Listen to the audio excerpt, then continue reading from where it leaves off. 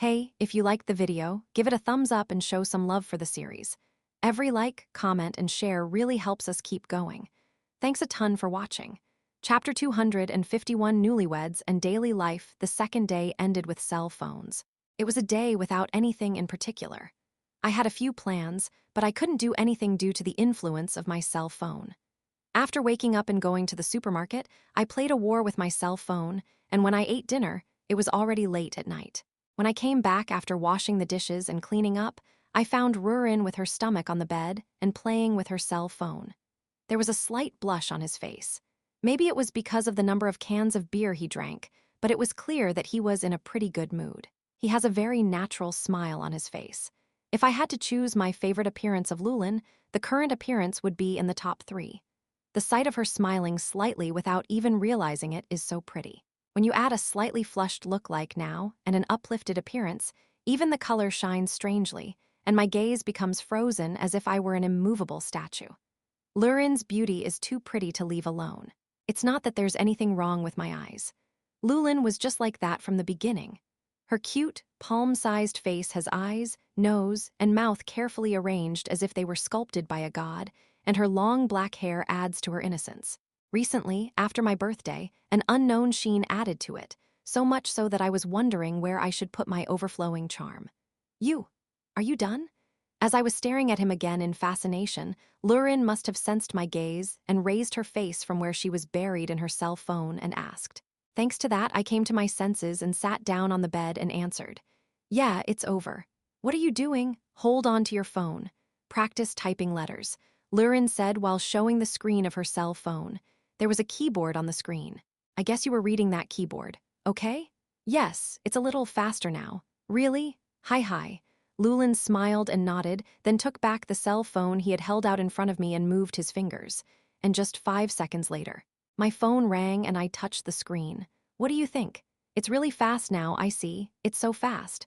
When did you get this fast? When Lurin was surprised to see the text message that had arrived, she drew a V with her finger. Because it's this body, that would mean showing off his white teeth and showing off his confidence. Well, it's worth it. It's already faster than me. By the way, is there actually more to tell? What do you mean? It means that the cell phone you are holding has one more hidden function. Who? When he heard that, he showed interest, raised his upper body, sat on the bed, and held out his cell phone in front of me. Then it seems like he wants me to teach him quickly. The sparkling eyes clearly showed how much interest he had in the cell phone. But Lurin, you shouldn't be too addicted to your cell phone. I heard that in this world, there are people who can't live without it. What are you talking about? The only thing this body can't live without is you. Even if I don't have anything like this, all I need is you. If only I could see your face right in front of me like this. Rurin withdrew her hand from holding out the cell phone, put her face close to mine, and declared that. I can't feel bad because it's just me.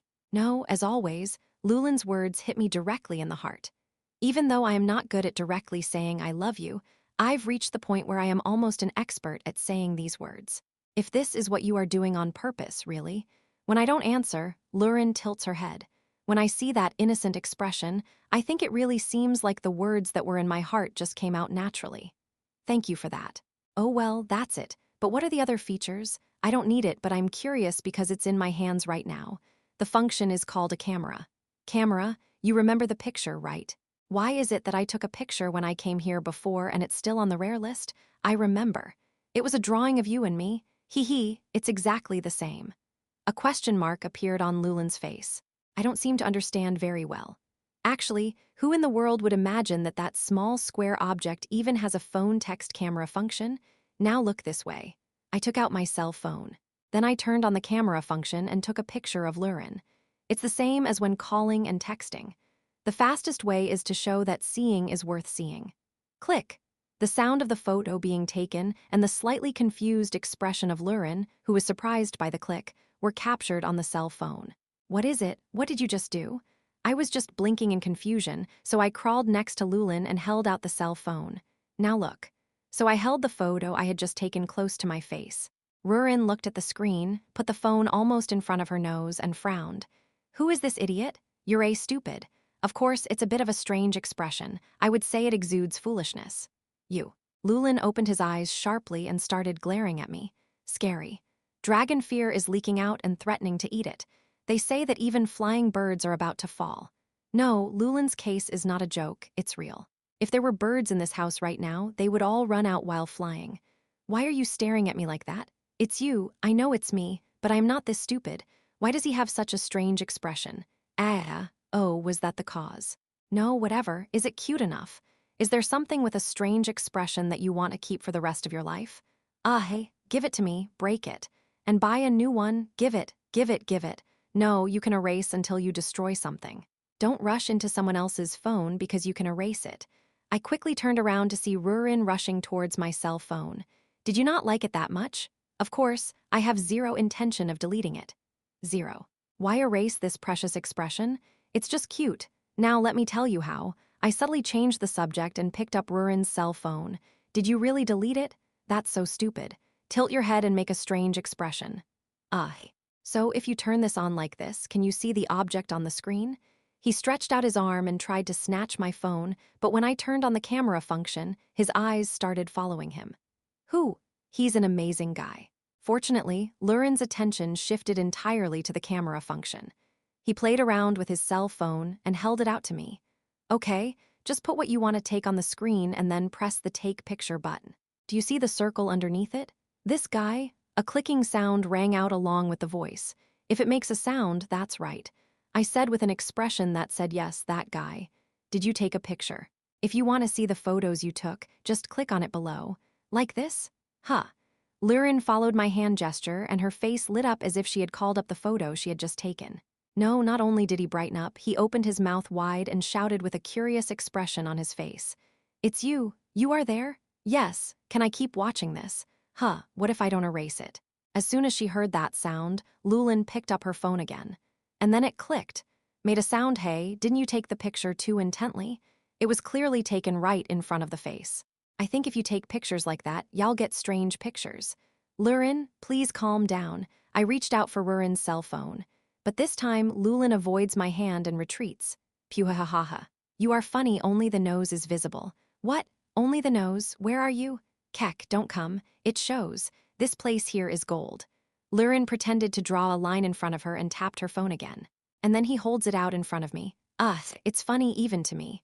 Why did you take such a dark photo? Lurin, give me that. Boo, but Lulin quickly flew away and ran to the corner of the bed. And then I pick up my cell phone. And then he laughed again. Haha, your nose is cute. Do not be ridiculous. Bring it. As soon as you say that sound, the clicking sound rings again. This time, too, the expression on his face was crazy. Do you specialize in taking pictures when you are defenseless? Hey, you're a funny again. Why are you filming only when that happens? However, if you try to catch it, it will run around and dodge you well. Moreover, while avoiding it, I started taking pictures while maintaining my posture. This is almost like a war correspondent avoiding artillery shells. Even now, the cell phone is pointed at me again. Since I couldn't be photographed in a strange pose anymore, I looked at the phone with a normal face this time. Then, with a clicking sound, Lurin let out an exclamation. Oh, why, what is it again this time? Stylish. Hee kiss. I just froze. This is because Lurin lightly kissed the cell phone screen. And then, wow, I bow my head. What is it? Hey, Lulin, what? I don't really remember kissing a real person like that, do you? Why do you show photography such favor? Photos are less embarrassing. I was so embarrassed that I jumped. Because of her slightly squat and shy posture, it was not difficult to knock Lurin down on the bed. Thanks to this, I was able to throw Lurin on the bed while holding her stomach, and as a result, we ended up on top of each other on the bed. Rurin is below, and my face is on Lulin's stomach. So I immediately raised my head and reached for Lulin's cell phone that had fallen on the bed. But it was Lulin who quickly grabbed the phone again. I've already taken a lot of pictures, so give it to me. I am not stupid. You didn't delete the picture you took of me earlier? So it's teacher, it's Melong, I won't give it to you. Oh really? I thought I passed it over quietly, but I didn't pass it up at all. At times like this, I am being sharp again. But I really like this. It's nice to be able to hold you in my hands. And I want to take a picture of you sleeping. So go to sleep. I don't want to take pictures of you looking defenseless like that, honey. I'm going to take pictures without you knowing while you're sleeping. You are? I just smiled. Wake up and do something. This must be the case for someone who always surrenders to sleep rather than being able to overcome it. There are many people I want to photograph. There is such a thing, this and that and this too. What did you imagine? Wow. If you cover your face with your hands while talking to yourself, what on earth is your brain imagining? I looked at that situation for a moment and then left it at that. If you're happy with something like this, you can take as many pictures as you want. To be honest, Rurin keeps it to himself and isn't the type of person to brag to anyone, right? This is a guy who doesn't treat other beings to the point where he completely ignores them. Chapter 252 Newlyweds and Daily Life This Bastard. Wow, a strong kick landed in the young man's body. Don't come near me again. It's an order from the boss. Pain to the point where I couldn't breathe. In it, the men trampled the young man several times as if to kill him. The good news is that he didn't intend to kill me, so he just gave me enough pain to make me lose my senses and disappeared. Wow, cluck, cluck, cluck. The young man who had been beaten staggered to his feet, breathing heavily. No matter how much you suffer, you can never give up before you die. Getting beaten was very common since I was young, so I was proud of my tenacity. So it makes no sense to give up like this. But where can I find Sionhai? It doesn't matter if you're right. It didn't matter what happened to this body, but the problem was different. I didn't sigh when I got hit, but I couldn't help but sigh when I thought about her. Phew. The night has already become dark. I feel like I want to search for it from now on, but what is impossible is impossible. The young man just sighed and trudged into the residential area where his room was. Click! Then suddenly the sound of a camera was heard. When I inadvertently raised my head, I saw a woman taking a selfie in front of a streetlight. Then he sat down and looked at his phone, then nodded his head as if he didn't like it. It was a scene that made you feel like there was something you didn't like, because the cheeks were puffed out even from a distance. Although he had black hair, he had a somewhat exotic appearance. The street lights made my features clearly visible. Was there anyone that pretty in our neighborhood? I don't think you're a Korean. That's what I thought of the young man, but that was it. If I was in a difficult situation, I would have helped, but that wasn't the case, so I walked back toward the house. However, since this residential area is quiet, I wonder if it would be okay to do that alone. He was a young man with a strong sense of justice from an early age. In a world where the idea that protecting one's own body is a priority despite seeing injustice prevails, there have been many twists and turns, including unnecessary beatings, due to a sense of justice. However, because I believe that thanks to his personality, he was able to live until now and begin a relationship with Sionhai. The young man was still upright even though he suffered many disadvantages due to his inability to tolerate injustice. Rurin, stop coming in, time has passed. At that time, I heard a voice from up the stairs. Ah, there's someone with you? The young man was relieved. Then, thinking that I had nothing to worry about, I walked again.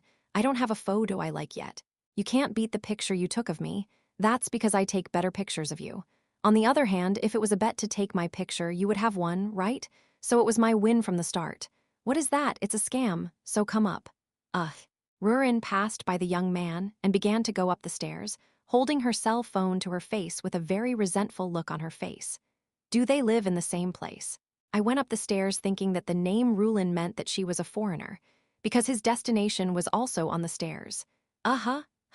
Yumma. Then the young man was surprised, because the woman started falling down the stairs. Rurin was so caught up in her cell phone that she stumbled while climbing the stairs and fell backwards. But falling for Rurin is a very common thing. However, the young man, who could not have known that fact, moved with the sole intention of saving the person. Cratting-tang, a loud sound rang out. Originally, he was going to support the falling woman from behind, but he got his balance wrong and the young man himself fell down the stairs. As a result, the young man was crushed to the ground, and Rurin was placed on top of him as if he were a cushion. A startled Elle ran down the stairs and shouted, "Are you okay, Rurin?" Then Rurin lightly jumped forward on her legs and stood up, shaking off her hands. Okay, something like this. No, it should be fine in the first place, but isn't the reason it's okay now because you're putting that person down? Huh. Who is this? Rurin looked at the young man on the floor with a surprised face. Elle grabbed the young man's arm with a puzzled look on his face. Are you okay? As I said before, I am a young man, and I have lived a life of perseverance. That's why I stood up with a shy face and nodded. Yes, it's okay. It's okay since he's safe. You helped me instantly and without hesitation. I really appreciate your help. It's meaningless to assume that because it's Rurin, she wouldn't have been hurt. Anyway, I am thankful for his willingness to help. That's why I'll bowed her head sincerely towards the young man. Of course I am grateful, especially since it was put on my behalf. Even if it didn't hurt, I didn't want even the slightest scratch on Lurin's body. Oh no. As a young man, the young man felt good about Elle's words. This is a world where there are many people who say things to you even if you help them. Actually, I've experienced a lot of bad things. So, it was true that I was purely happy when I received gratitude. However, Elle is stronger. In particular, Elle is a man armed with the logic that a favor must be repaid 100-fold. That's why he flew to a distant city and opened a restaurant to repay his old debt. And now that foolishness is starting to come into play. Do you live on the second floor? Yes. Oh, we got to stay for a while too. This is my wife.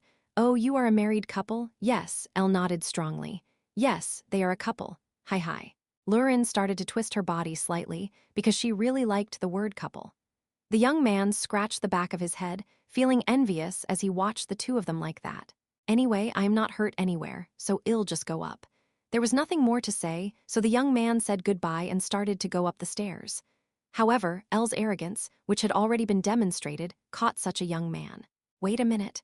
Receiving help from a remote place, but not repaying the favor is something that is not in Elle's dictionary.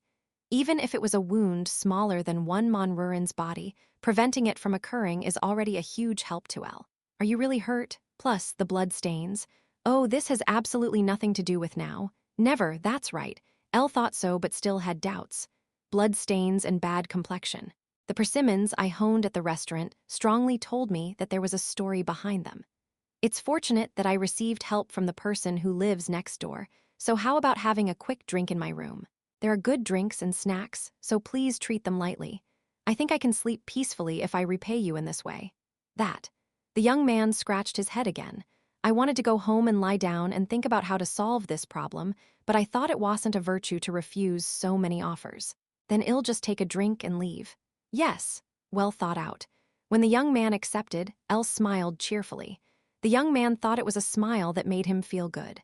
Among the people you've met so far, has there ever been a person who smiled like this and made you feel good just by looking at them? Bubble, bubble. The hot pot is boiling inside the pot. It was a stew made with leftover meat and mushrooms taken from the ruins.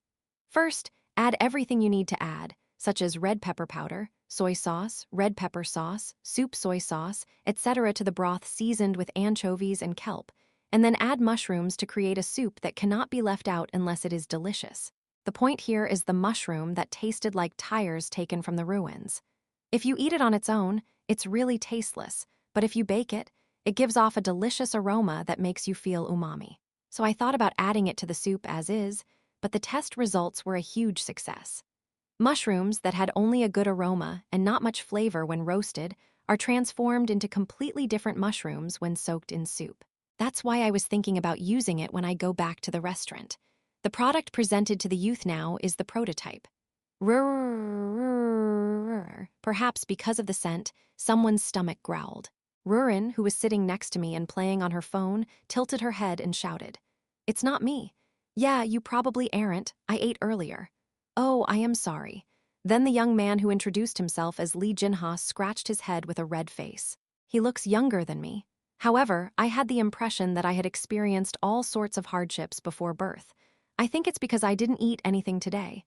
It smells so delicious that my stomach is going crazy. Wait a moment. The meat is cooked. Try it with the soup. When you're hungry, you just have to eat. I grumbled and handed the soup and meat to the young man on his plate. Lurin seemed more interested in her phone than eating right now. You already ate a lot earlier.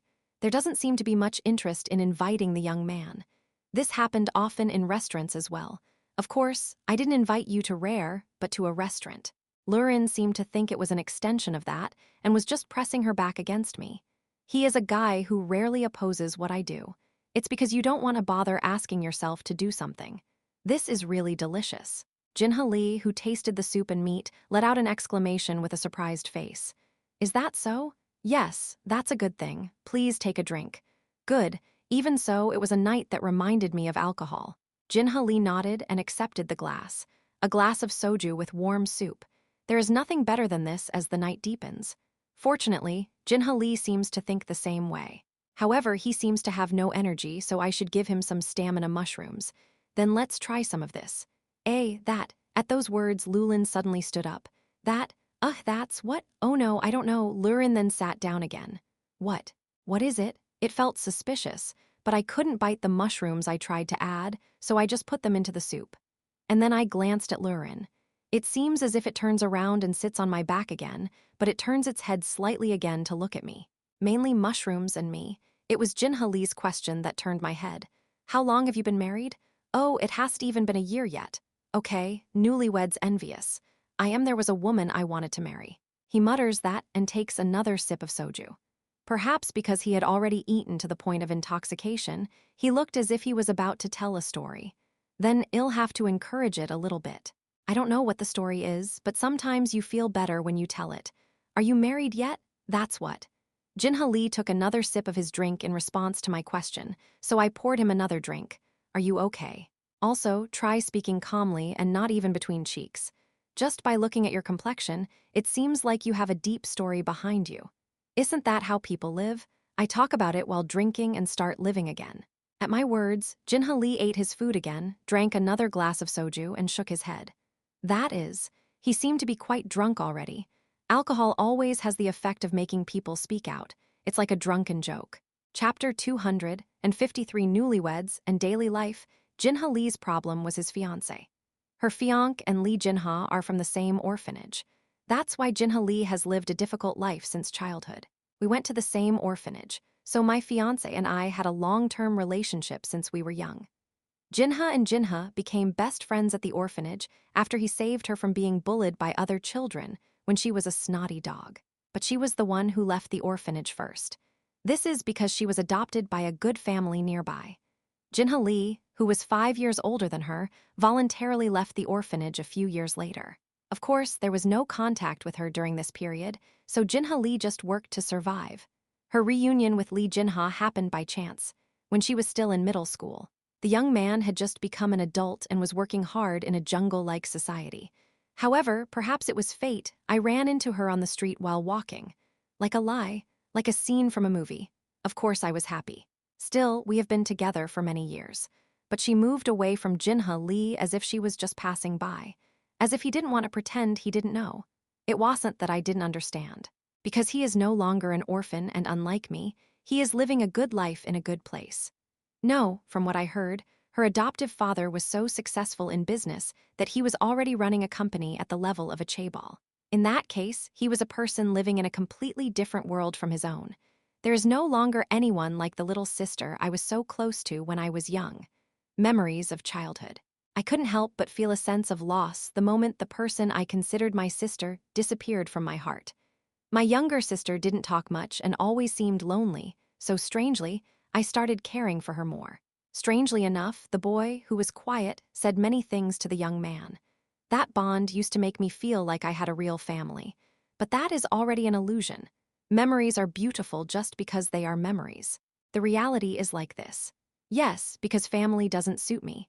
The young man scolded himself and returned home after the short meeting. However, the moment he took off his clothes, he found a cell phone that was not his in his jumper pocket. Just then the phone rang. I was so surprised that when I answered the phone, I heard her voice. It was a call asking to meet to return the cell phone.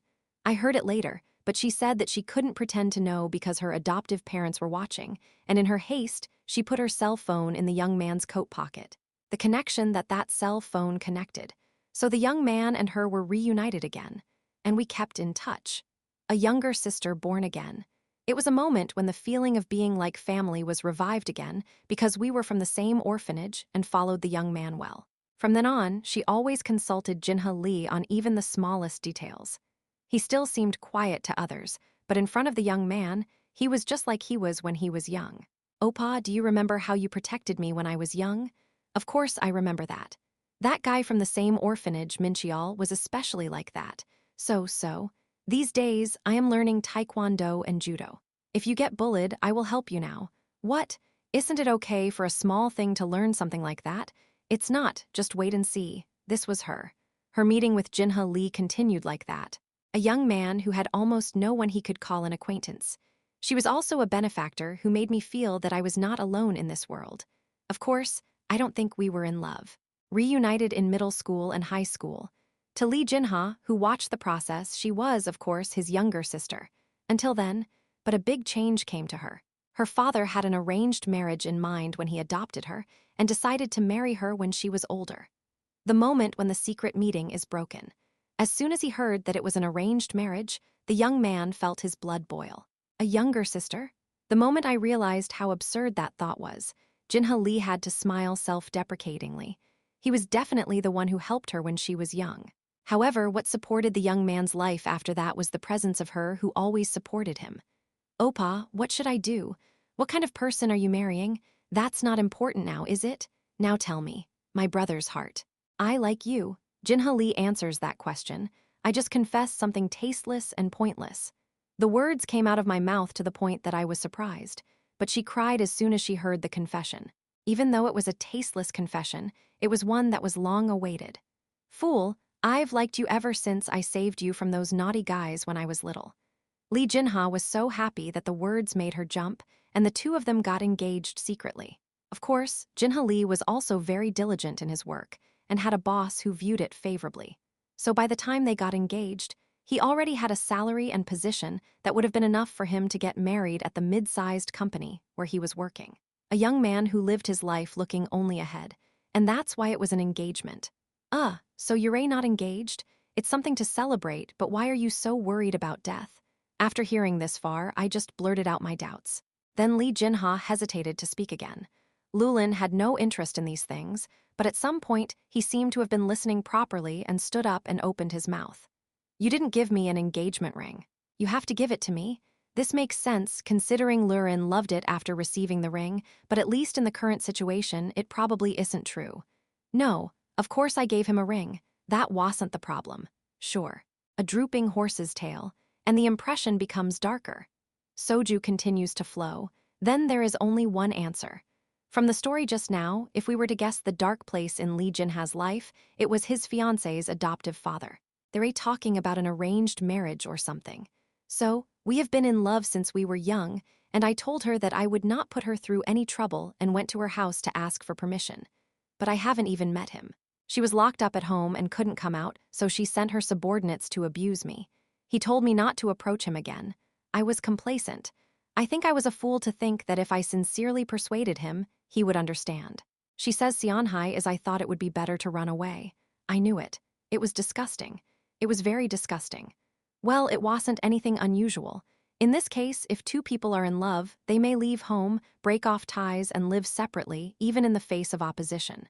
Then, later, when you have a child, you can use it as an opportunity to gradually become closer to the family you have lost touch with for a long time. This type of story was so common that it could actually be considered a repertoire.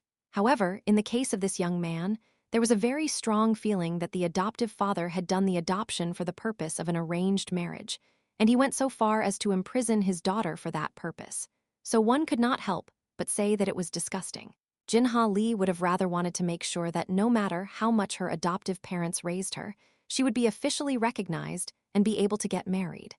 Without knowing that it might lead to this worst outcome. It feels like her adoptive father will hide her and force her to hold a ceremony before releasing her.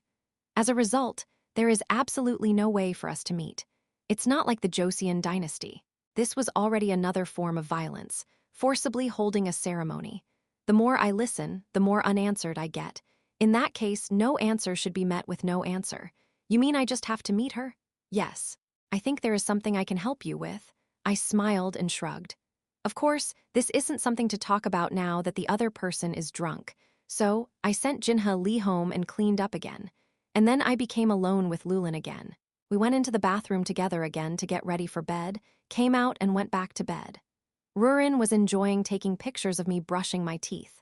So, I took a picture of Rurin brushing her teeth, or the way she was sagging because she was tired, and she went crazy when she saw it. By the way, Lulin, what was that earlier? I had put it out of my mind for a while, but Lulin clearly looked very suspicious, so it was impossible to forget it completely. The mushroom that Rurin personally brought from the huge room where the ruins were. When Lulin tried to boil and eat the mushrooms that Kundal said were good for male stamina, he clearly had a feeling that there was something there. That's it. That. Rurin slowly approached me, then he poked my forehead with his finger. What are you doing if you eat that? And if you take a picture of your forehead like this? I said I would be honest. Being honest? Nod. Lurin nodded with eyes full of anticipation. You have no choice but to answer all the questions I ask. And the best part is, he said he didn't remember the answer. How come there are all these ridiculous effects? No, before that, there was nothing I wasn't honest with you about. What do you like best about me? What? Where? That was a really blind question. And you won't remember this? I don't think that will happen, do you? Because, as we confirmed with the second mushroom, there is no mushroom effect for Lulin and I when we eat it. But if you really want to know, you have to tell me. Of all the things about Lurin, there is nothing I particularly dislike. Because I like everything, even the annoying aspects. I am if there is a part of you that dislikes me, I don't like that. So on to my favorite part, I want to know. Then it shows a lot of that part, without anyone knowing. Lurin suddenly shouted with a red face. Well, the best part is, I sat down on the bed and tapped my leg. Then Lurin understood and came up and sat on top of me. We ended up facing each other, in almost close contact. These eyes, nose, and mouth. Soft lips, shoulders, ears, chest, waist, stomach. As I moved my hand from my eyes to my stomach as if stroking, Lurin let out a soft moan. Oh, now that I think about it, it seems like the best time is to puff out your cheeks. Bow ball, you mean like this? Then Lurin suddenly puffed out her cheeks. This is the puffing of the cheeks that occurs when you are slightly pouting. Of course, this is also one of my favorite cute things. All of those things are good, so how do you rank them? Fool. The best thing about you is that you always give me strength. Yes, when I am having a hard time, I ask, who bullied you? You are the best. Lulin's heart, shouting together and always being on my side, pulled me in. To you, it's not. Isn't it? It's the opposite. And another thing I would say is that you have a good head. This hair, her hair. Do you like your hair? Then what should I do with my hair? What should I do? Lurin was in confusion, holding the tip of her head with her eyes spinning. And Lurin, what? Why hair? I do not know, what should I do? Actually, when I was eating meat earlier, you also ate these mushrooms. Lurin was startled and tried to jump up from above me, but I didn't miss and poked Rurin's forehead.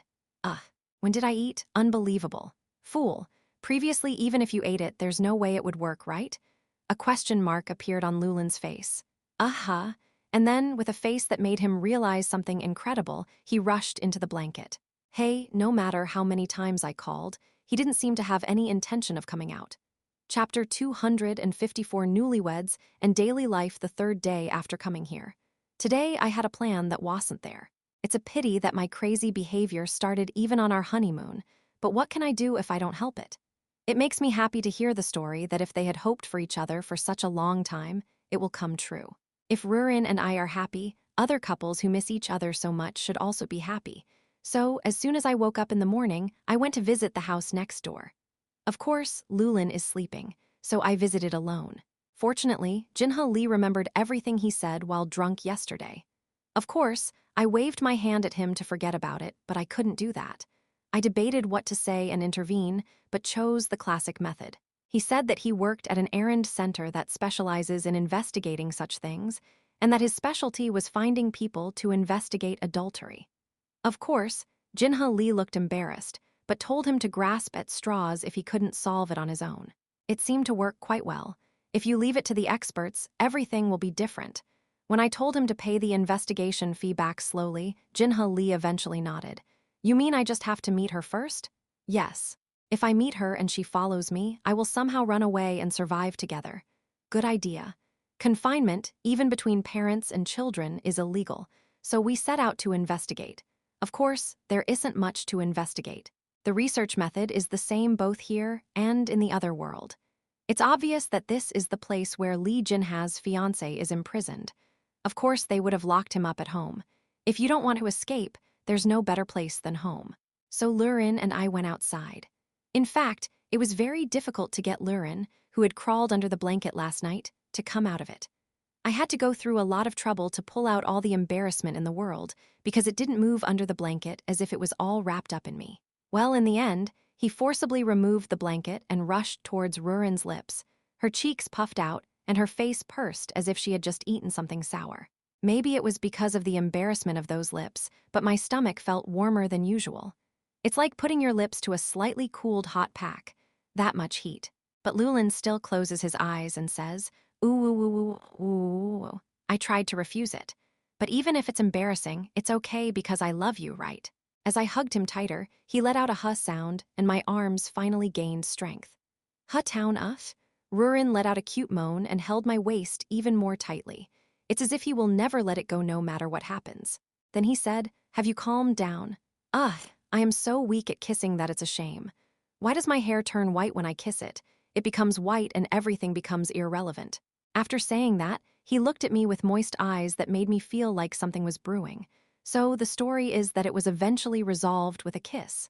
But today happened after that night. The pressure is still low. For some reason, I have no words. That doesn't mean they reject everything, but they follow along quietly. But it was low pressure. Lurin is here, let's sneak in there using teleportation. I get it. Jinha Lee's story about her biological family. The home of my adoptive father, who was the president of a company, was a fairly large mansion. However, it is easy to investigate further in a mansion like this. Xianhai isn't moving, is she? Yes. President. A man with white hair half down, who seemed to be in the transition period from middle age to old age, asked his subordinate, why are you trying to ruin the work by looking at the grace that has been nurtured so far? How dare you? I should bow 100 times just because I adopted a child from an orphanage who had no roots. Isn't that right? Okay. Is not it? The man took a big swing with the golf club he was holding. As if it had been deliberately targeted, the vase on the desk was shattered, with pieces flying everywhere. Yes, yes. I locked him in the room so he couldn't move, so there shouldn't be any problem. When I told him that if he doesn't get married, as the boss said, he could end up on an ocean fishing boat that can't return, or he could become a material for asphalt, he was speechless. He seemed resigned. I guess so. As I said, if you think about that man, it's bound to come out that way. Where did you learn about strange relationships? How much trouble did I go through to find the pretty little boy, and how much trouble did I go through to buy him? Isn't that right? Cancer. You can't do that, boss. If you have the support of that family, you will have an advantage in the upcoming large-scale bidding, so you must achieve it. Pick up everything that gets in your way from behind. Yes, boss. Okay. Go out. The man answered while continuing to swing with the golf club he had just swung and broken the vase. This was the scene that Lulin and I stole a glimpse of, in the room right next door.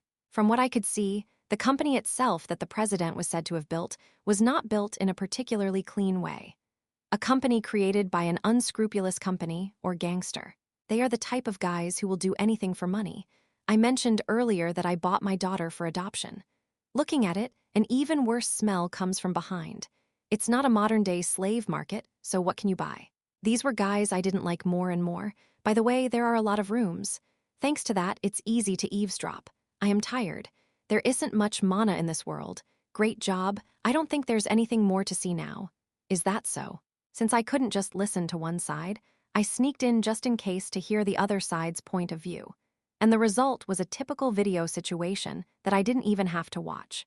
We teleported around the house to figure out the structure, then cast a Class 10 forgetfulness spell on the housekeeper we encountered to make her forget what she saw, and then teleported out again. I am using up all my mana. There isn't much left, okay? How many more times can you use teleportation? This much? Lurin spread out one finger. 5 times, there's more than I thought. Well, that's it, that's enough. I shrugged my shoulders and answered that way, and decided to attack when the boss wasn't around.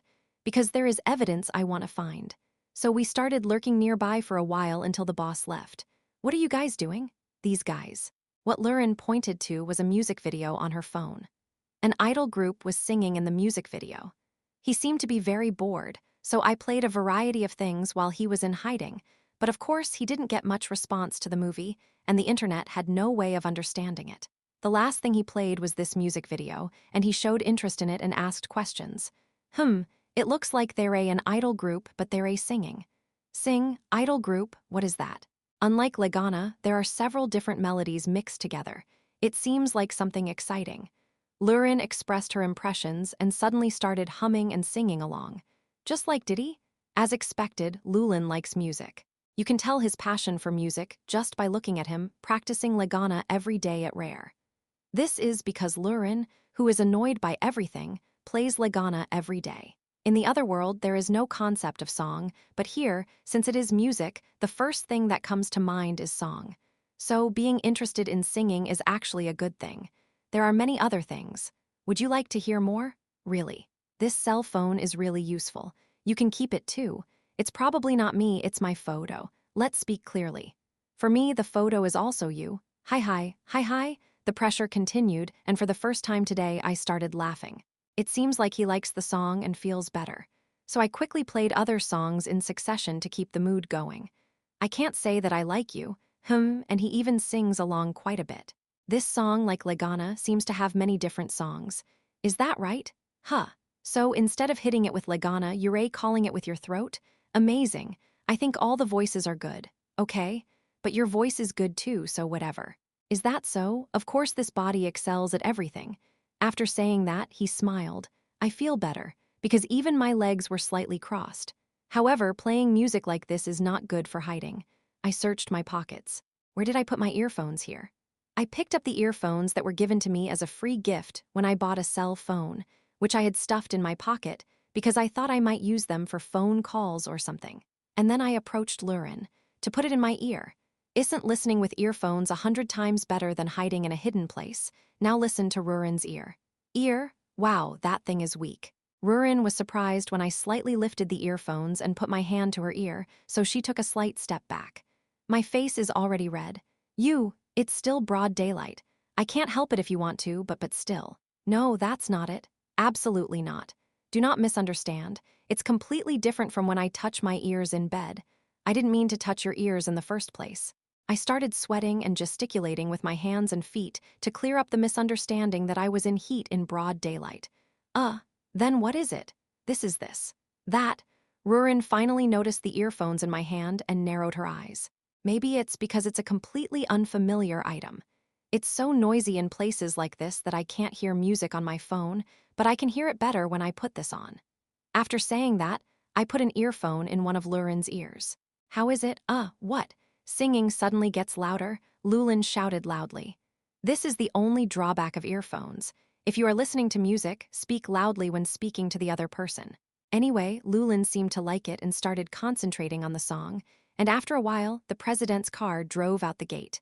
So I immediately called Jinha Lee. Lee Jinha rushed over. I was in such a hurry that I was a mess from head to toe. Well, do you think this would be good because it would make him look more like a desperate prince? To that person who is your fiancé. Jinha, listen carefully. Yes. Did you find out anything? Yes. It was even more trashy than the boss thought. I condensed and told Lee Jinha the conversation I overheard. Of course, I pretended that I wasn't eavesdropping and that I was investigating. Lee Jinha, who heard that sound, sat down in anger. I can die. To be so foolish as to throw away a lifetime of freedom like that. I shrugged my shoulders as I watched his face fall, his body collapse, and his lament as if the sky had fallen. Don't worry, you can just bring something out. It looks like they've messed up a lot, and there are many ways to do it. Let's just give them alimony for all the time they've raised us and take them out. But how to get into that house? There's a way to it all. Plus, my adoptive father just went out to do some business, so it's a perfect time. Is that so? If there is a way, I will do anything. If the cost is necessary, I will pay it back with all my life.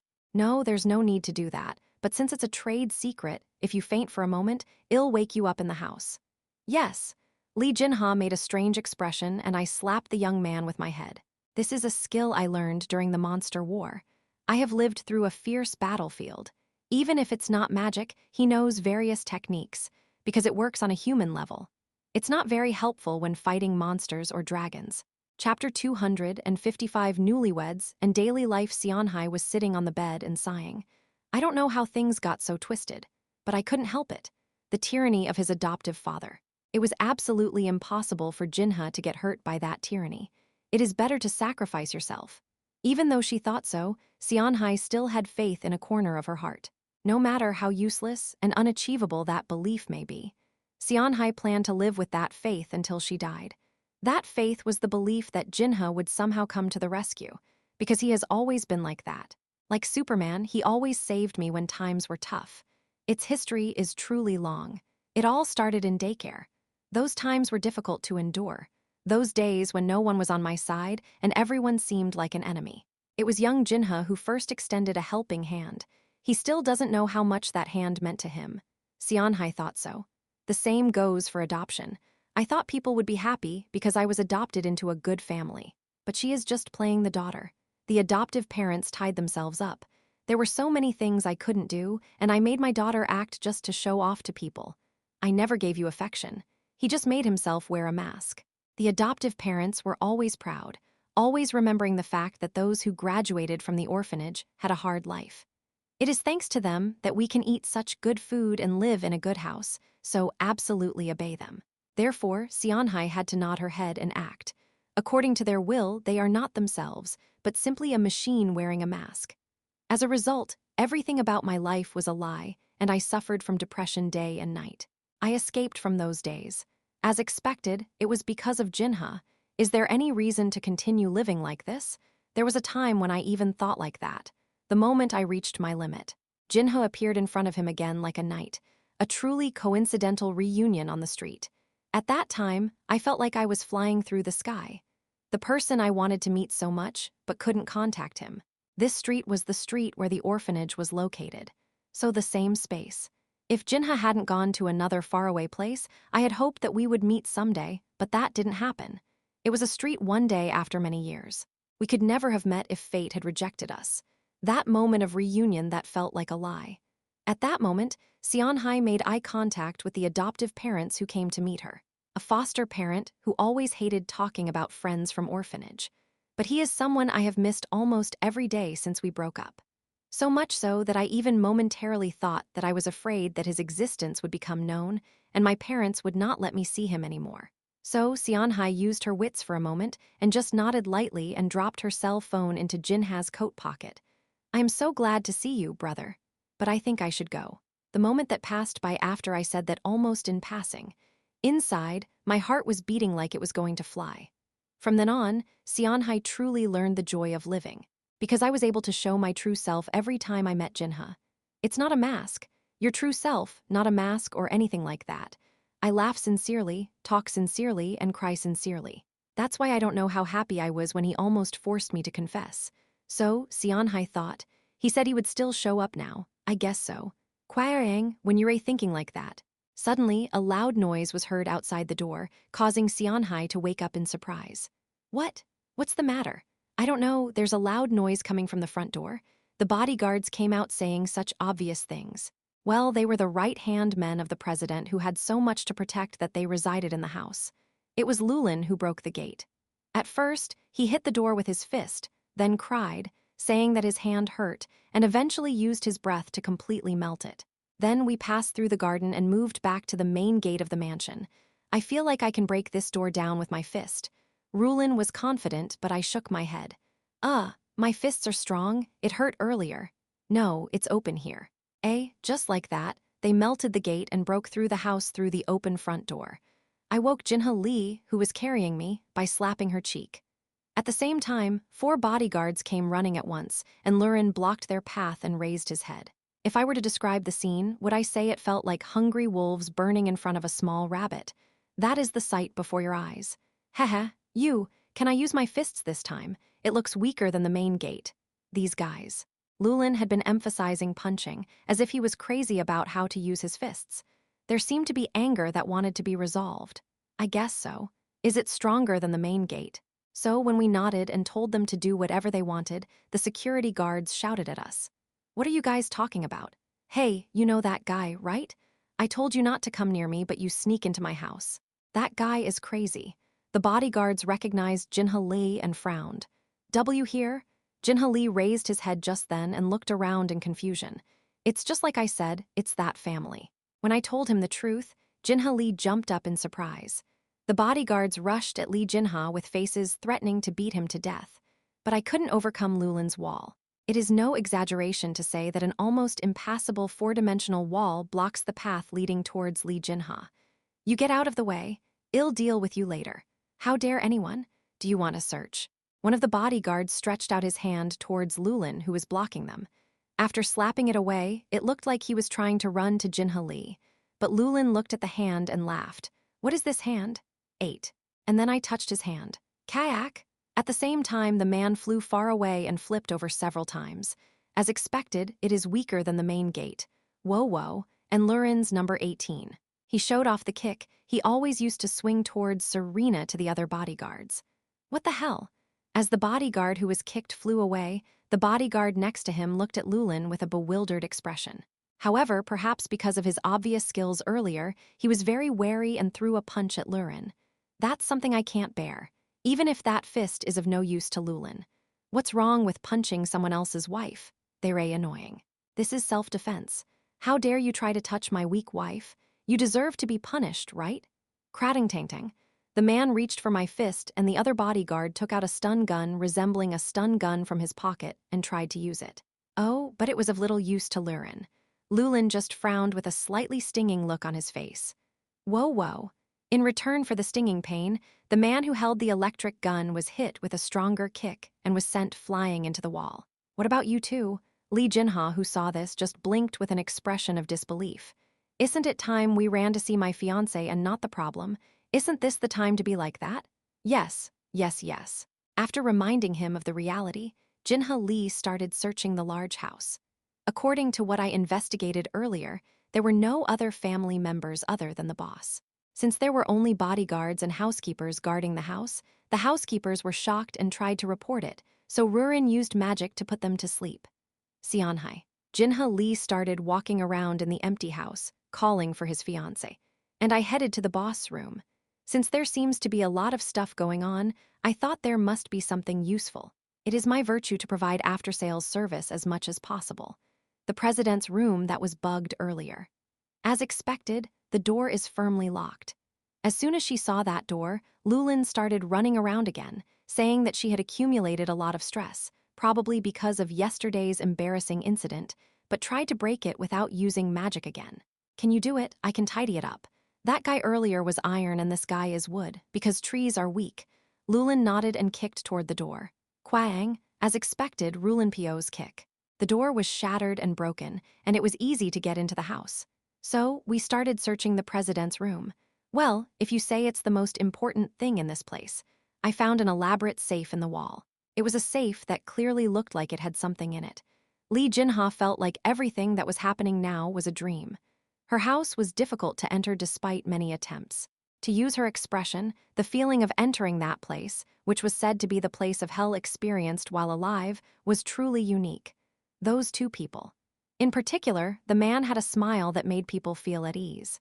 There was a charm that made you believe something even though you thought it was absurd. So when he asked me to grasp at straws, I nodded. The result is this. Although he had helped many people throughout his life, he could say with certainty that this was almost the first time he had been helped. Therefore, Lee Jinha swore that he would repay this favor by doing anything. His uprightness was even stricter in these matters, but not now. For now, seeking favor comes first. Xianhai, brother. While he was calling for her, Lee Jinha heard a voice calling him and came closer. Now the only thing stopping them is a locked wooden door. The door was locked from the outside. It seemed like they had made it so that not even the housekeeper could open it. Brother? Are you my brother? Yes, it's me. Stay still. I will save you. Brother, Jinha Lee started to open the door by hitting it with his body. Bang, bang, bang. Lee Jinha's desperate struggle. As a result, the door began to shake little by little. And finally, the door opened. Xianhai jumped towards Jinha Lee, but what made those two people stop was the man who returned. It was the other bodyguards who returned with my adoptive father. Xianhai was startled and blocked Jinha Lee's path. My own hero who once again made the impossible possible. So, I absolutely wanted to protect it this time. From that devilish father. You guys, how on earth do you handle things? The president looked at the fallen bodyguards and shouted at the bodyguards who had gone out with him. The bodyguards didn't know what to do and approached Jinha Lee, grinning as if they were pouring all their anger into him. Oh, don't come. Then Xianhai took out a blade and held it to her neck. Lee Jinha, who was behind him, was so surprised that he tried to stretch out his hand. Oppa, stop too. I don't want to make my brother unhappy anymore. If you come, don't come, you're going to die. Is that crazy? What changes if you die? Do you believe that threatening with your life can change this situation? It seems pathetic until the end. Quang, but at that moment, for some reason, more than half of the ceiling of the house blew away. The wall next to the president was completely shattered by some invisible force. Dust flew from the shattered walls. Elle and Rurin appeared from the dust. If it doesn't work out with your life, how about this? I think this is 100 times more important to you than a human life. Elle spoke to the president while holding a wad of paper and a USB in his hand. Where did you get that from? In the safe somewhere. Elle smiled and handed the USB to Jinha Lee. I'm not sure about this, but Jinha, I think Yao'll be able to use it well, so keep it. As long as that exists, I will never be able to touch Xianhai. It will also speed up the divorce process. This wad of paper is probably the original copy of the USB, but it is truly corruption itself. Give it away right now. These guys, don't move. I took a picture. Should I send it to the internet right away? The president's body froze at Elle's words. The bodyguards were the same. You saw it, right? That's it. How on earth can I do this? It's a trade secret. Elle spoke again, emphasizing the secret once again. Those guys will be gone for a few days, so when they come to their senses, you can use that to find Xianhai's freedom first. From now on, Jinha Lee has to make a move. For your marriage, so again, it's because of corporate secrets. Would you like to go inside the room for a moment? I am also happy to be reunited. Yes. Yes, trade secrets. If it is a secret, it must be kept. To Li Jinha, Elle was already an unrivaled benefactor in the world. Li Jinha held Xianhai's hand and entered the room. He still had a puzzled look on his face. Xianhai rushed towards her husband. Brother, Xianhai. I don't know what's going on, but is it okay? I think so. So the two hugged tightly. The president and his bodyguards were moved by Elle to the middle of the cool Pacific Ocean. Put it in a very small boat. The plan was to let Elle come to his senses for a few days and then release him again. Well, you may not be able to come to your senses, but don't you realize that you shouldn't touch Li Jinha and Ryu Sunhai? Even if that's not the case, Jinha Lee will be ready to fight them with the weapons he has by that time. Elle thought so, just like it did to the Grey Boy. As expected, the final decision must be made by the parties involved. Then, when he came back, Lulin opened his arms. When I saw the scene where Li Jinha and his fiancée hugged each other with tears in their eyes said, "Me too. You said you don't like it in broad daylight? Hugging is something else." Lulin said that, and only after I hugged her, she hugged me again and said she was happy. If you're going to do that, please hug me first. Anyway, a happy ending in the end. The third day was coming to an end. Chapter 256 Side Story Summer in Gray City. Summer in Gray City is very similar to Korea. The same goes for the high humidity and the fact that it is hot. In terms of absolute temperature, it is of course cooler than the Korean summer, but considering that it is a world without fans or air conditioners, I wonder if this season would be more difficult. The restaurant gets rave reviews because it is hot. After all, the beer at our store is refreshing. Soju is refreshing too. Why is the beer so cold here, unlike other stores? That's right. That's because I know a wizard. The secret to staying cool in hot weather. That's magic. If you just say it's magic, no one will ask any more questions. However, the weather has been so hot these past few days that fewer people have come up the hill. There is nothing we can do about this. No matter how cool the drink is, if you don't have the strength to come, there's nothing you can do. Master, is there any food that gives me strength? When the weather was like this, even the Grey Boy came with a tired look on his face and grumbled. Citizens all seem to have no power, and I don't know why the weather is like this. It was as if some kind of volcano had erupted. Inno, right? I haven't heard of a volcano erupting nearby, but the weather sure looks crazy. So, as the boy answered like that, the ice in the water cup in his hand continued to clink. After the Grey Boy left grumbling like that, this time Mr. Knoll came with a completely dead look on his face. Hey, this damn weather is killing me. I am dying. Not only was the face dying, but the lines were already dead as well. I was so used to this guy making a fuss that I just shrugged my shoulders. Are you doing well? The day of death seems very far away, doesn't it? Isn't that what you say? Words. No, but there will actually be people who die while climbing up here. The weather is hot and the hills are high. Anyway, Mr. Knoll's topic was the weather, just like the Grey Boy. It's a complaint about the weather. It was definitely hot. The difference between the heat you feel in a restaurant and the coolness of a rare meal is so great that you feel the heat with your skin. Since Rain would be in trouble if I gave him alcohol in broad daylight, I handed him a cool glass of water filled with ice, just like I did to the Grey Boy. Then take it and drink it right away. Click, click, click. Unlike the gray boy, who sat still and sipped from his water cup several times, savoring the water while slowly cooling off the heat in his mouth and internal organs, Mr. Knoll took a shot of the water cup as it was, chewed on the ice, and held it out in front of me again. More. If possible, it would be better if you give it to me with beer. No, isn't it time for Mr. Knoll to open business yet? Shit, that's it, just one drink. It won't work, right? I will give it to you if you bring me a handwritten letter from Mr. Lane giving permission. Give me some water. At my words, Mr. Knoll calmly took another glass of water and put it to his mouth. Then he took another shot, and this time his shoulders slumped and he started crying. He had this same expression when he came in earlier. His expression softened for a moment while he was drinking water, but then he looked like this again. By the way, that Riani. This means that Lane is the problem. Rianega, why Mr. Lane? Did they even issue a ban on alcohol? Did you get into some kind of accident again? I asked if there had been an accident again because it was a problem, but Mr. Knoll just shook his head. That expression was somehow familiar. It was a very earnest face that I had seen before. Yes, this is the same as then. That time when I lamented my situation with a face full of all the misfortune in the world, saying I thought Mr. Lane was cheating on me. This was the second time an expression had appeared since then. The fact that Mr. Knoll is doing this means that something is really going on with Mr. Riani. Of course, it was ultimately Mr. Knoll's misunderstanding at that time, so what happened may only be effective within Mr. Knoll's brain. Then what happened? However, I wasn't just excited, something could really happen, and even if it was Mr. Knoll, it would be difficult for something to happen to the kind and sincere Mr. Riani, so I asked him seriously. Then Mr. Knoll's hands even began to tremble. There definitely seemed to be a problem. Mr. Knoll? First, I came out of the kitchen and approached Mr. Knoll, who was not responding.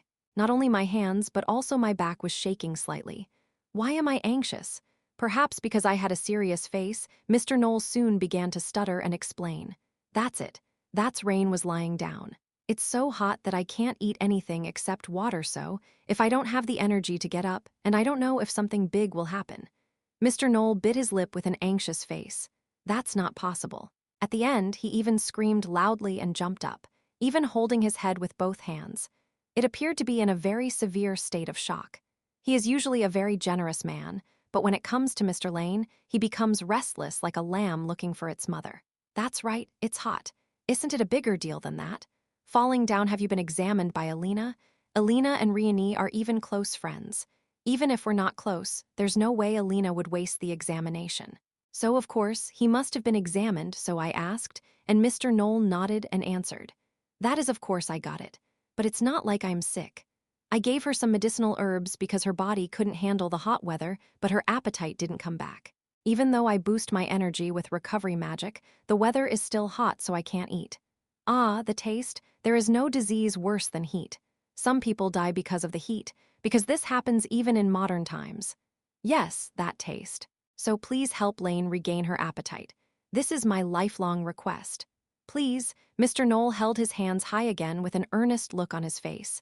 And until I bow my head, you are a dude. I have created miracles many times. Seeing him fold his hands and bow his head as if praying, he seems to be desperate. Of course, even if you don't do that, it's natural to help. Even if it's not a lifelong request, of course, it's Mr. Lane's job, so I have to help. Is that so? Then thank you. Is there some way? It's about taste. In a world where bread, meat, and greasy food are staple foods, it is inevitable that if you are a bit weak, you will lose your appetite in the heat. So what is better? Neat pasta? Mr. Lane also liked noodle dishes such as pasta. So, wouldn't a garlic-type pasta that uses a lot of garlic for strength be good? Or maybe towards the cooler side. When it's hot, something stimulating might be better. Since you're a patient, wouldn't it be better to cut out anything too spicy and go for something sweet and sour? Then, there is some very good Korean food. Yes, in this weather, there is no food better than cold bibimbap noodles. There is no concept of cool food in this world. Food is usually hot. So, if you make bibimbap noodles, will this be the first time in this world that you have introduced a refreshing dish? Yes, there is something. I'll cook and come down, so go back first and take care of Mr. Lane. Really? Is there really a way? Really? Mr. Knoll held both of my arms and repeated the same words with his eyes wide. So I nodded seriously. Mr. Knoll said he understood and ran down the hill. I can feel love in the way he complains about being hot and runs away quickly. I think they are a good couple, so I need to help. So, shall we try making seasoning sauce? No matter what anyone says, the life of bibimbap noodles is the seasoning. And the noodles are buckwheat. Among cold noodles, there is nothing like buckwheat.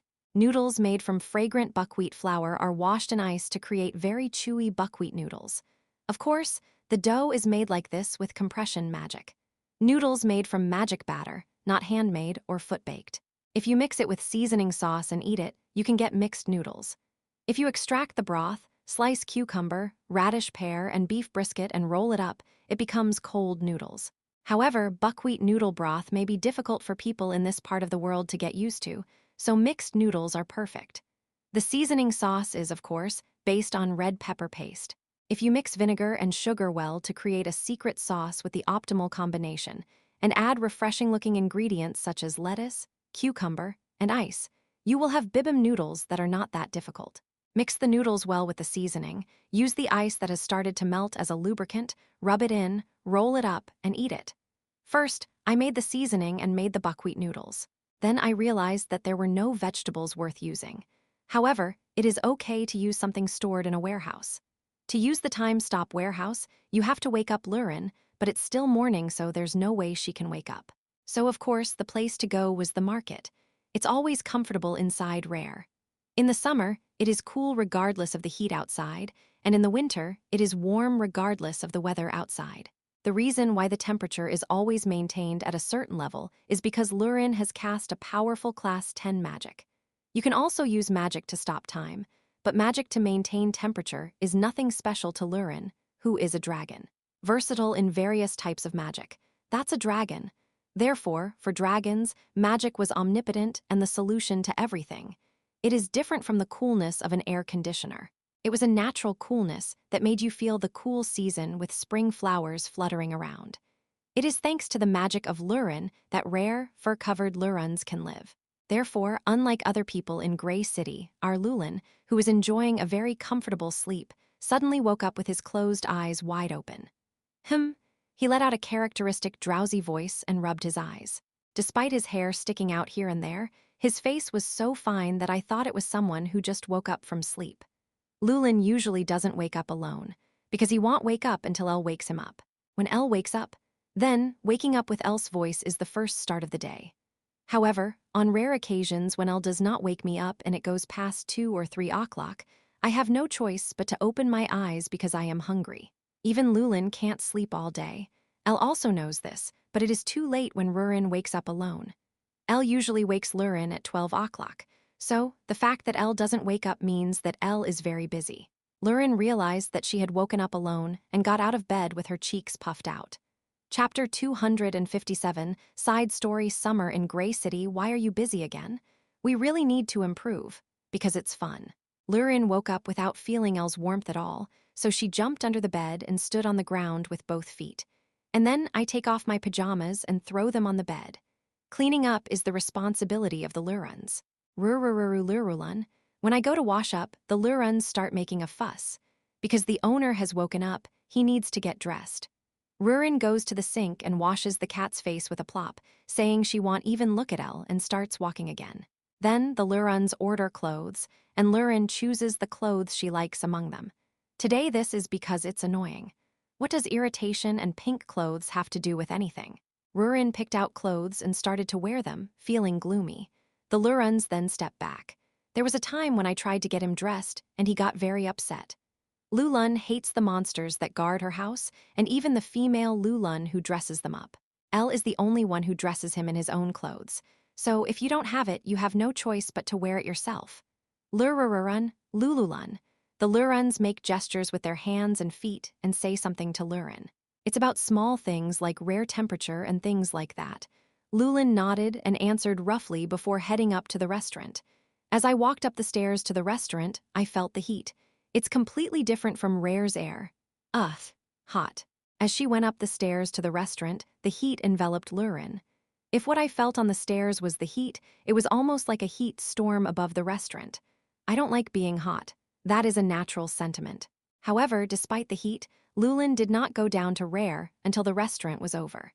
This is because watching my husband work helps me overcome the harsh conditions of the heat. Now that I am up, I am puffing out my cheeks so I can see Elle's face, but I look around the restaurant anyway. But Elle is not in the restaurant because he went to the market. Hot, hot, hot, hot, hot. It's hot. Where's my husband? Us. Llewellyn grumbled once again, drooping like an orchid leaf shriveled in the heat. Since he didn't come to wake me up, I thought he had gone to the market or the castle, but when I confirmed that he wasn't there, I guess it was just an expectation, and the puffiness in my cheeks only got bigger, like a balloon about to burst. Bad. In the end, Llewellyn kicked the soles of his feet on the floor and took a deep breath. Then there is nothing we can do. I have to go back to the cool rare again. Rurin thought like that and moved. But soon he stopped and stroked his stomach. It's hot, so I am going to go to rare and have a beer. No husband. She's a drinking wife. Lurin spoke loudly as if she was complaining directly to Elle, even though no one was listening, and stomped over to the refrigerator. Llewellyn approached the refrigerator, burning with a desire to make him pay for his displeasure by bringing a bunch of beer, but stopped before opening the door. I found something to eat in the kitchen. Since I was going to be gone for a long time, I didn't prepare a meal like before, and the bibim noodles that I had left behind while I was making them were sitting there. Lurin was very interested in the fact that she was going to eat, so she moved to the kitchen. What is this? Lurin's eyes caught the sight of red sauce and freshly made buckwheat noodles. There are no vegetables, meat, or other toppings, just seasoning and noodles, but to Rurin it just looks like a dish. However, thanks to the red seasoning, Lurin was a little startled. This is because I have been hit by red things a lot. In the past, there was a huge fuss over the Buldikbaki O noodles. It was so spicy that my breath blew out. Elle even called Buldikbaki O noodles the ramen that kills dragons. Therefore, Lurin showed a wary expression. However, the memory of how delicious the red one was also revived in my brain. Therefore, for Llewellyn, red dishes are always polar opposites. Anyway, I can't figure out what's red. The red one is the problem. Lurin shook her head and carefully smelled the marinade, as if the red thing reminded her of a red dragon. Sniff. There wasn't much of a spicy scent to smell. So, are you mixing this red stuff with these noodles and eating it? It's similar to that ramen thing. Grumble. Besides, I was hungry to think about this and that. Still, because I was so afraid of spicy chicken noodles, I didn't let my guard down completely and carefully dabbed the seasoning with my little finger. Oh, the seasoning, which was salty yet well balanced with the sourness of vinegar and the sweetness of sugar, woke Llewellyn up from his still dazed mind. Lurin blinked at the effect and looked at the sauce where her little finger had been stamped. It's not spicy, it looks delicious. Is it my food? Being kind, I eat it. Lurin nodded to herself, then turned around and walked back to the refrigerator, and then he put a beer can in his mouth. I'm going to eat something, and since I feel the heat, I can't miss a cold beer. Then, holding a bowl of seasoning sauce in one hand and a plate of buckwheat noodles cooked for the experiment in the other, Lurin walked down to Rare very carefully so as not to let the plate fall because she was hungry. If it's not hot, it's okay to eat it stretched out on a restaurant table, but now it's different. A restaurant without Elle, or even this hot world itself, is a place where Rurin does not want to stay even for a second. Lurin came down to Rare after gathering food and walked to the main room of Rare, satisfied with the cool air of Rare. Coincidentally, the Lurons who had finished their work were eating there. Are you going to eat? Lurulun. Luron and others nodded. They looked embarrassed because once they went to the restaurant, they didn't come down until dinner, but Lurin shook her head. Okay, eat, because I am going to eat it too. Elle went somewhere today. Rurun. Lurons nodded and Lurin sat down next to them and opened a can of beer. And then he took a gulp first. Wow, it's cool. It's really hot outside. You must never go up there. Lurin was once again fed up with the heat and took a sip of the beer can next to her and picked up her fork. Haha. Smiling, I pour the seasoning sauce onto the plate. First, I added just the right amount and started stirring it with a fork. I tasted it, but I still have a fear of red things, so I won't do something stupid like throw all the seasoning on it. Thinking to myself, however anything else, he's a boring guy. Lurin expressed doubts about the existence of other famous names. That was all there was, so whatever. Lurin, who mixed it with a fork, created unfinished mixed noodles. Next to me, the Lurons are eating truffles. It is an expensive mushroom called the diamond of the mushroom world and is also called truffle. It was already discovered in the northern lands that Lulans were monsters specialized in finding truffles. Therefore, the Lurons who were eating with their mouths open as if they were cutting black truffles with their teeth tilted their heads in response to Lurin's question. Of course, they were talking to themselves, but it was because they thought they were talking to themselves. Lururun, anything else? What? I didn't tell you, I eat this. After saying that, Rurin opened her mouth and slurped the mixed noodles into her mouth. It was very appropriate to add only half of the seasoning sauce, because that sauce was definitely not for one person. It's good. Oh, what is this? Sour yet sweet taste. However, this side still has a firmness. This is also noodles made by El Hai Hai. Lulan, the only person listening is Lulan. Those Lurons are just putting question marks on their faces again. No. After yelling not to worry about it, Rurin started inhaling the noodles again. After eating more than half of it, he looked at the truffle that Lurin was gnawing on with a look of regret. It doesn't taste good if you just eat it. I think it was definitely good when added to pasta. Recalling the memory, Lurin stretched out her hand toward the Lurons. Is there anything left? Truffles are something that Lurin people pile up and eat. Thanks to Lurin, I teleport to the northern plains once a week and collect a large number of truffles. Lurulan. He answered that there were Lurons and approached Lurin with a truffle. Rurin withdrew her hand again and pointed to the spicy noodles. I wish you could cut it into pieces and put it in here. Lulan, whose order is it? This is the Order of Dragon, the king of monsters. The Lurons quickly brought out a knife and began to slice the black truffle and throw it into the spicy noodles. The black exterior and white interior are sliced and fluttered over the bibim noodles. Thanks, there's something that's bothering me now. Oh, something smells better. Rurin put the truffle mixed noodles into her mouth with a look on her face as if she had made an amazing discovery. The truffles growing in this northern region are a bit different from those on Earth. It's a little blacker, a little whiter on the inside, and the taste is much better than the one that Lulan likes to eat. That's why bibim noodles were born, which are incomparable to just eating them. The buckwheat and seasoning sauce began to come alive in my mouth as the unique scent and truffle came together. This is how the truffle-mixed noodles were born, which helped Lane, who had been bedridden sick, wake up in one go, boosted the strength of the Grey Boy, and was distributed free of charge in the square to the citizens of Grey who had lost their energy. The person who developed the dish slurped up the bibim noodles without thinking, without even noticing that the originally attractive lips of pink and red mixed together were turning even redder. Then he ate all the buckwheat noodles in an instant and brought the remaining beer can to his mouth. Oh, it's still cool. And big. While repeating, he drank all the beer left in the beer can and jumped up. I want one more can. But when you go up to the restaurant, you have to fight the heat. After thinking for a moment, Lurin quickly went up to the restaurant again. For some reason, I felt Elle approaching. I am going to pick up a beer. Considering the heat, I am having a hard time deciding whether to go or not, but the fact that Elle is coming back is a completely different story. Rurin goes up to the restaurant. Thanks to the running, sweat trickled down my forehead, but I wiped it away and ran out of the restaurant. As expected, Elle was coming from far away. I wanted to beg for compensation for letting her wake up alone in the morning, but once I saw Elle's face, I started waving my hands wildly. Honey, when did you wake up? Elle answered from afar, and Lurin began to laugh, not noticing her lips that were still turning even redder. Chapter 258. Lurin and Song Lurin woke up with blank eyes. A bed that is more uncomfortable than a rare bed will make you wake up faster. Yes, it's 2 p.m. Normally, Elle would have woken me up around 12 o'clock, but she wasn't there now. Lulin, unaware of that fact, looked around blankly and then suddenly got up. It's completely different from my usual moody mood. That's because there's nothing that should be there. You, where have you gone? Even if you yell at the house, there is no return. Right, there was something comfortable about it. Lulin suppressed his anger for now and picked up his cell phone. In this world, there was a means to contact Elle. I like that very much. I touched my smartphone. There was a text message. Call me when you wake up. It was a simple message. I'm calling you even if you don't have to. You really are a bad person. Lurin grumbled and touched the smartphone. Immediately afterwards, Elle got a call. Tiririri. Beep. Lulin doesn't like this sound that much. I heard it was a waiting tone, but I had to receive it as soon as I made a call. I don't do that myself.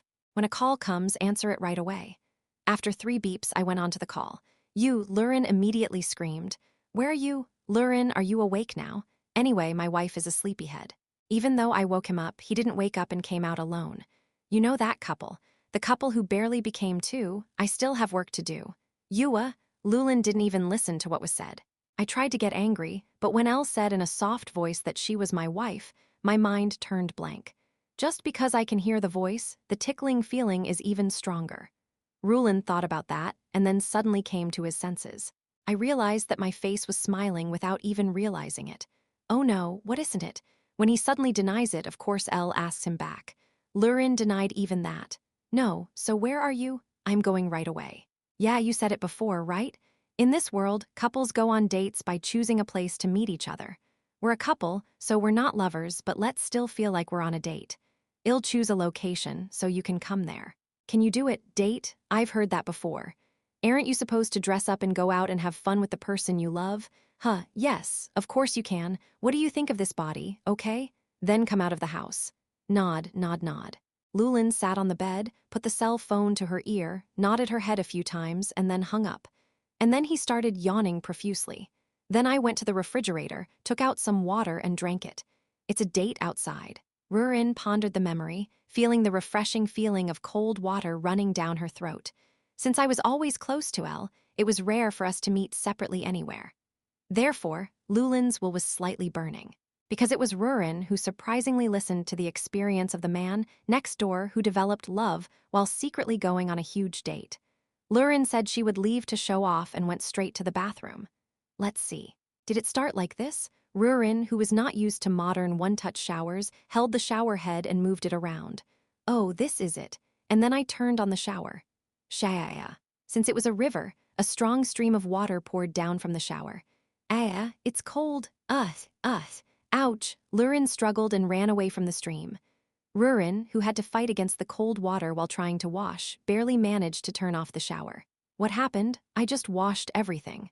Lulin said that and started wiping with a towel. I was going to pass on everything else, but I picked up the toothbrush first.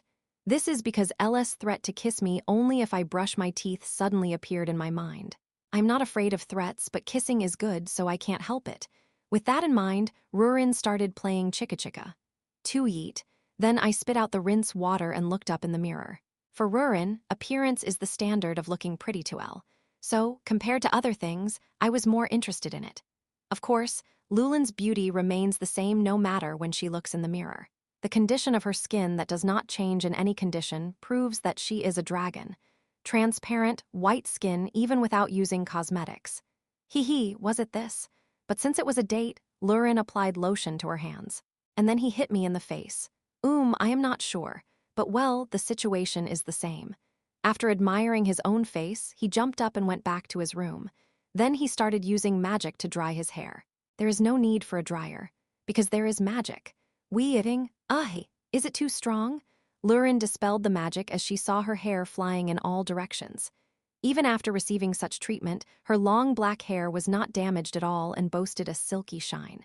Due to the dragon's superiority, Lulin, who had managed something completely different from humans and unbecoming a manager, stood in front of the mirror again. Elle usually does everything, so it's not common to dry and wrap it with your own hands. That's enough. I can do this on my own. Of course, it's good to do it, so it's better not to do it, right? So which is better? Should I not be able to do it? Lurin, who was in a moment of dilemma, raised her finger to her forehead and frowned. And then I came to a conclusion. Oh, I don't know. Lulin fell away from the mirror again and this time began to choose clothes. Rurin likes one-piece dresses, so of course she took out a dress in the color she liked. These are clothes that Elle bought in large quantities after I started living in this world. An environment where you can choose any of them and wear them. Since the dragon doesn't wear much makeup, Lulin's preparations for the date went by simply. Is this enough? Rurin, who had put on all the rings and earrings, stood in front of the mirror again and attempted a final inspection. The white jade-like skin is still the same. The eyebrows are slightly raised as anticipation is expressed at the word date, and the dragon's hormones become more active after the coming-of-age ceremony, and after that, the dragon's hormones become more active, and somehow, the beauty becomes more intense. I don't know much about it, but anyway, by myself. I nodded and went out to the front door. If it were anything other than Elle, Lurin wouldn't even look in a mirror, because it doesn't matter. No. Besides, there would be no way to go out and come back like this. I think Elle preferred to have her hair done like this, because I always unconsciously brushed it like that. As she was leaving, Rurin suddenly became concerned about a very minor problem, so she ran back to the mirror. Is it like this? I don't think so. What did Elle like? From there, simple date preparation takes away the word simple. Rurin spent a long time adjusting her hair in front of the mirror. In fact, it was a very minor difference to others. More than anything else, Rurin liked the way Elle always touched her, because I thought that was Elle's favorite style. Ugh, which one is it? Lulin's worries continued. Rurin came out into the street. I don't like tall buildings and cloudy skies. Also, that car moving around. There is a teleport, so why bother using something like that? Of course, in this world, mana is limited, so you have to save it when you need to. At best, the carriage has only evolved. Compared to Great City, the large number of humans was also one thing that Lulin did not like. You can't kill everyone you encounter. However, Lulin absolutely hates bumping into others, anything touched by a being other than Elle, because you're a dragon who can't tolerate that. Therefore, Lulin had no choice but to compromise with the world. If you kill everyone that touches it, the Elle explodes. So, I had no choice but to choose to walk carefully. There is no need for Great City or the world beyond, because the population density is completely different. However, this world requires caution if you want to walk without bumping into one, especially in the downtown area at this time. 8. Dodge to the side, avoid moving forward. Lulin, who was dodging and dodging while walking, was overcome with the desire to fly in the sky, but that was no choice since he had to free the polymorph. I hate both this and that, so in the end I have no choice but to keep walking like this. They say that dating in this world means meeting at an agreed-upon location. For now, Lulin was holding on with that anticipation. So, in fact, the meeting place is just a short walk down the hill where the house I live is located, and it is the exact opposite of where I was. Since it wasn't that far away and we came here often, we thought this would be enough for Elle and decided on a meeting place. But for Rurin, that alone was a great adventure. It's an adventure where you have to be careful because you don't want to kill anyone. If you hit it, you have no choice but to kill it. This was the sound in Lurin's heart. Oh, here it is. Rurin managed to find a familiar place in front of the station. So you asked me to meet you here. Rurin ran in front of him and looked around, in front of a pillar in front of the station. The reason this place is memorable is because we kissed here on the 4th day.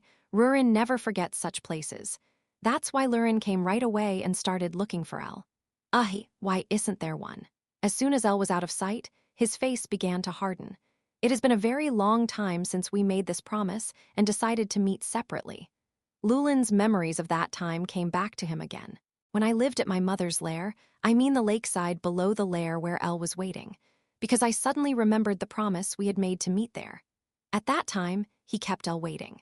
Thinking back now, Lulin scratched his head thinking that I was stupid and decided to endure it for now. Hello? I forgot you the moment I saw you, so I started humming while listening to a song that I've been liking recently, and as I was trying to hold back the irritation that was rising, the phone rang. What, you? Where are you? Well, where should I go? What are you doing? Where should I go? Did the frustration I had been holding in explode? Lulin shouted. But thanks to yelling like that, I realized that the voice is heard twice. What? What are you talking about? Kayak? The reason Rurin let out an unusual scream was because someone hugged her from behind. Although I was so used to those arms hugging me that I didn't make a fuss. Lulin's face immediately brightened. Rurin suddenly turned around and looked up at Elle's face. So did you come to the right place? I am glad Mo came to visit. Late. Sorry. Rurin looked at Elle for a moment and then suddenly started to fall slightly. Rurin, when Elle called, Lulin spread his hand and made a stop sign as if telling him to stay still. Stay there, girl. Haha. What's the matter? I met you here. You are gorgeous from head to toe. Why are you so cool? You, what? Rurin nodded and muttered, that means I can't get angry. Haha. Then he started laughing brightly, so Elle couldn't help but laugh too. It was a happy laugh that was contagious. Chapter 259 Rurin and the Song Woof. A dog barked next to the man. The man just quietly petted the dog. There is absolutely no life in the man's eyes. A beard that had not been shaved for several days occupied the man's face. Sorry. The man said that to the dog, myself left alone, and the one left alone. The man truly thought that he wanted to live the rest of his life with this guy. But I found out the truth. The truth is such a cruel truth. Deep and wide ripples were rippled in the heart of the man who had accepted everything and vowed to go down to the countryside and live quietly in honor of his daughter's soul. Now that I know everything, how can I remain silent as a father? What bothers me is the dog in front of me that was suddenly taken away. That was before I knew the truth, so there is nothing we can do. The man started writing on a piece of stationery. To some couple who might take care of this dog. Strategy: if this is not possible, I am enclosing some money, so I would really appreciate it if you could find someone else to take care of it. A labor fee is also included. Please accept it. The couple who were with us when we brought this dog. The couple was the only person who would ask a final favor of their lives from a man who could not think of any other acquaintances. The man looked up at the sky, briefly recalling his encounter with the dog. Rurin was standing in front of the crosswalk. Cars were speeding along the road, and the traffic lights were pointing red. Rurin is standing calmly in front of the sidewalk because it is red. It seemed that he had become somewhat accustomed to seeing traffic lights, which is one of the basic common sense in this world. Of course, it must be said that even though Rurin didn't like the idea of those things blocking her, she had no choice but to accept it because Elle's nagging was so great. When I first came to this world before getting married, I walked ignoring the cars, and thanks to that, a rare scene was created where the car that hit Rurin was smashed, but Rurin was fine. The effect of Elle's nagging to prevent such a thing from happening was so great that Rurin stood there staring at the red light. Anyway, the red one is not allowed. The color of the stop sign is red. Since it was the color she hated, Rurin grumbled as she thought of the red dragon. At the same time, in my head, I thought it would be funny if other dragons were destroying the city and then stopped because of a red traffic light, and I laughed a little. Because that's funny. Licking. Right then. While Lulin was making a strange expression, going from angry to laughing due to anger about the red light and funny thoughts, a dog standing in front of the sidewalk started licking Lulin's shoes, while making some kind of groaning noise. The green light that says to turn on does not turn on. From Lurin's perspective, she thought it was a dare to lick her shoes, so she tilted her head and glared at the dog. Why are you licking your shoes? Is it an oath of loyalty? I don't accept that. Crying. Then the dog sniffed, made a groaning sound again as if something was wrong, and turned its head to look at the road. What did you do? Changed. I'll look after you because I am busy. At that moment, the long-awaited green light finally turned on. If she didn't cross now, she would have to wait a while again, so Lurin started running. The dog that was left behind continued to look at passing cars, people passing by, and people stopping in front of the crosswalk, and each time it did so, both ears stretched out and then flopped down. On the way back after the date, a street at midnight, a main road with an alley leading up to the residential area where Rurin and Elle live, the last crosswalk to cross. Lulin and Elle were walking towards the house, holding each other's hands tightly. Why do you stop when you have nothing? Does that red light have to stop even if there is no car? Annoying. Buah. Elle answered Lulin's question by pointing to cars passing by at very high speeds. There are cars speeding like that in the early morning. Since you are here, you must follow the laws here. Honey, well, since I have you now, it doesn't really matter if the red light lasts forever. Hi. Rurin spun around while holding Elle's hand, then poked Elle's arm with her free hand and started playing with it like that. Because Lulin says it doesn't matter if he's trapped as long as he has Elle. At the same time, Rurin happened to look across the room and slightly pursed her lips. Suddenly, what happened earlier came to mind, so he slowly lifted his shoe-clad foot toward Elle and spoke. That guy licked my shoes earlier. He's a strange guy. They don't accept oaths of loyalty. Rurin pointed exactly at the dog on the other side. Elle answered while taking a quick look at the dog. Shoes? Those dogs probably don't know about the existence of dragons, so what does the oath of loyalty mean? It must be an expression of friendliness. Normally I don't even notice shoe licking, because only you are allowed to lick it. No, it's not even licking, it's licking. Only you can do that with words. So all the bare skin is only for you, huh? When I think about it, that guy won't work. Lulin was speaking well, but suddenly, on his own, he jumped in a strange direction. His eyes were filled with confusion, and he started to point at the dog again and huff and puff. It's okay. What are you imagining all of a sudden? Dogs lick something. It's their nature. If you don't let them do that, they will use it. Now that the light has changed, let's cross. Honey. Elle grabbed the hand of Lulin, whose twirling eyes and ears were turning red for some reason, and dragged her across the crosswalk. Then, he approached the dog that Rurin had talked about, because I felt something was off. If we say that we met when Lulin came out, quite a long time has already passed, and it is now close to dawn. But it was very strange to still be in the same place. Even if Rurin didn't see it during the day, it's strange that a dog would be sitting alone guarding the crosswalk at a time like this. If I had seen it at the district office, I would have been taken away right away. Elle thought like that and looked at the dog again. There was a leash around his neck. The collar is slightly damaged. When I looked closely, I saw that it was wearing a leash with only the owner's information damaged. Moreover, the dog's appearance is not good. I thought it was a mixed breed, but it was about the size of a medium-sized dog. But it was very skinny. It was clearly an abandoned dog. Elle sat down in front of the dog with a sad expression. It was also clear that it was a dog that lived with someone, as it was not afraid of humans. When the dog saw Lulin, it barked and came running. But soon, with a chirping sound, he dropped his ears again and trudged back to his original position. Then, perhaps because I was hungry, I lost strength, fell down, got up again, and started walking again. Elle didn't think it would work, so she told Rurin. Rurin, I'll go to the convenience store over there. I'm watching over you for a while. What? What does that mean? Are you okay?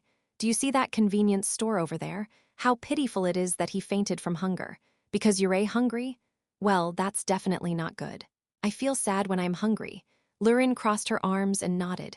Meanwhile, Elle ran to the convenience store. Rurin, who was alone, watched the back for a moment and then sat down in front of the dog. Are you hungry? That's too bad. I am not hungry because I have LO, of course. Sometimes I still feel hungry. Of course not. As Rurin was nodding to herself, Elle rushed over to buy bottled water and dog food. Elle, who sat down in front of the dog, held out the bottle of water to Rurin and put her hands together.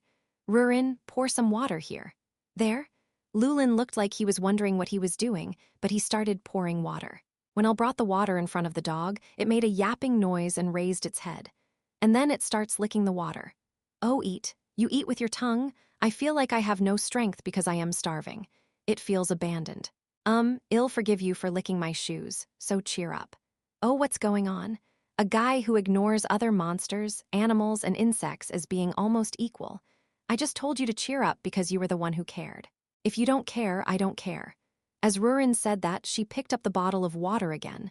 Then he looked at Elle's hand and said, Your hands? Huh, do you want me to feed you more? When Elle suddenly put her hands together, Lulin poured some bottled water into them again, lowered her head, stuck out her tongue, and started licking. No. I'm going to try the same thing. But it's uncomfortable. Rurin, who had been sitting down, lowering her head and sticking out her tongue, raised her head with a sigh. My chin was covered in bottled water. Why have you experienced such a thing? The tongue has a completely different purpose. Elle shook her head, shook off the bottled water in her hand, and petted the dog. Let's take a look. It is Dung written on the leash. I think Dongi is the name. The dog named Dong drank some water and got up again as if it had gained strength. And then I started staring at the road again like a dead stone. Elle, who saw that, began to explain with confidence. It looks like he abandoned it right here and drove away. This dog doesn't go anywhere, but waits and seems to have reacted when it sees a similar person or car. Please tear off that food and feed it to me. If you decide to live together, you have to take care of him until the end. It was mean, really. At those words, Lulin opened the food and put his hand in it. Then he picked up a handful of food and handed it out to Dungy. Eat this. And he took one into his mouth. Tusk, what is this? And he frowned. Of course, he spat out all the food he had chewed and purred while blowing on a bottle of water. Of course, the dog started licking the food carefully. Rurin, seeing him eating well, tilted his head. It's a face that says it doesn't understand. Is that delicious? He's like Kun. By the way, what you're saying is that it's like they brought the Luruns with them and then abandoned them again? That seems bad. Poor Lulun. No, Dongi. What a strange name. Now eat more. Rurin identified Lurun and the dogs as dogs and started picking up more dog food with a pitiful look on his face. Right then. Excuse me. In the very situation where Elle and Rurin were sitting down together and the dog was licking the food, someone spoke and Elle turned her head. A man in his 50s was standing behind him. Yes. When Elle answered, the man hesitated a little and then cautiously opened his mouth. Are you by any chance the dog's original owner? No, I saw it for the first time while walking down the street. Are you someone in charge of the shelter? No, I watched him for several days. When I go to work, I get something to eat when I get home from work. I got off work late today. Woof woof. Dongi, who had been quiet, also seemed to recognize the man and walked up to the man's shoes and spun around. Maybe it was a greeting, but after that he went back to his original position. Chapter 265 Lulin and Song Aha, you said so. When Elle answered, the man nodded and lifted the envelope. Perhaps, like Elle, the dog brought food. Yes, actually, this is my last day off from work. I submitted my resignation. I plan to receive my severance pay and move down to the countryside. There is no reason to live in Seoul anymore. Meanwhile, this guy keeps catching my eye. The man walked up to the dog and started stroking its head. Hey guy, do you want to come and live with me? You've been waiting for a few days already, right? It seems that your master has no intention of coming back. To Elle, the eyes were very sincere. I wonder if they show sincerity that they really want to spend the rest of their lives with him, rather than just taking him away because he feels sorry for them. That's why Elle stood up feeling relieved. You. Then Lulin followed suit and stood up. Do you want to take me with you? That's a good thing, especially if someone with eyes like that takes you there. Or it could have been the fate of having to be taken to a shelter and eventually die.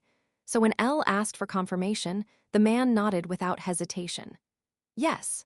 However, it doesn't seem easy to change this guy's mind, and he doesn't seem to have any intention of following along on the first day. Still, I kept feeding him and stamping his eyes. If you knew I wouldn't come back, wouldn't you follow me? The man continued gesturing for the dog to come with him. Lulin saw that and looked into the dog's eyes and opened her mouth.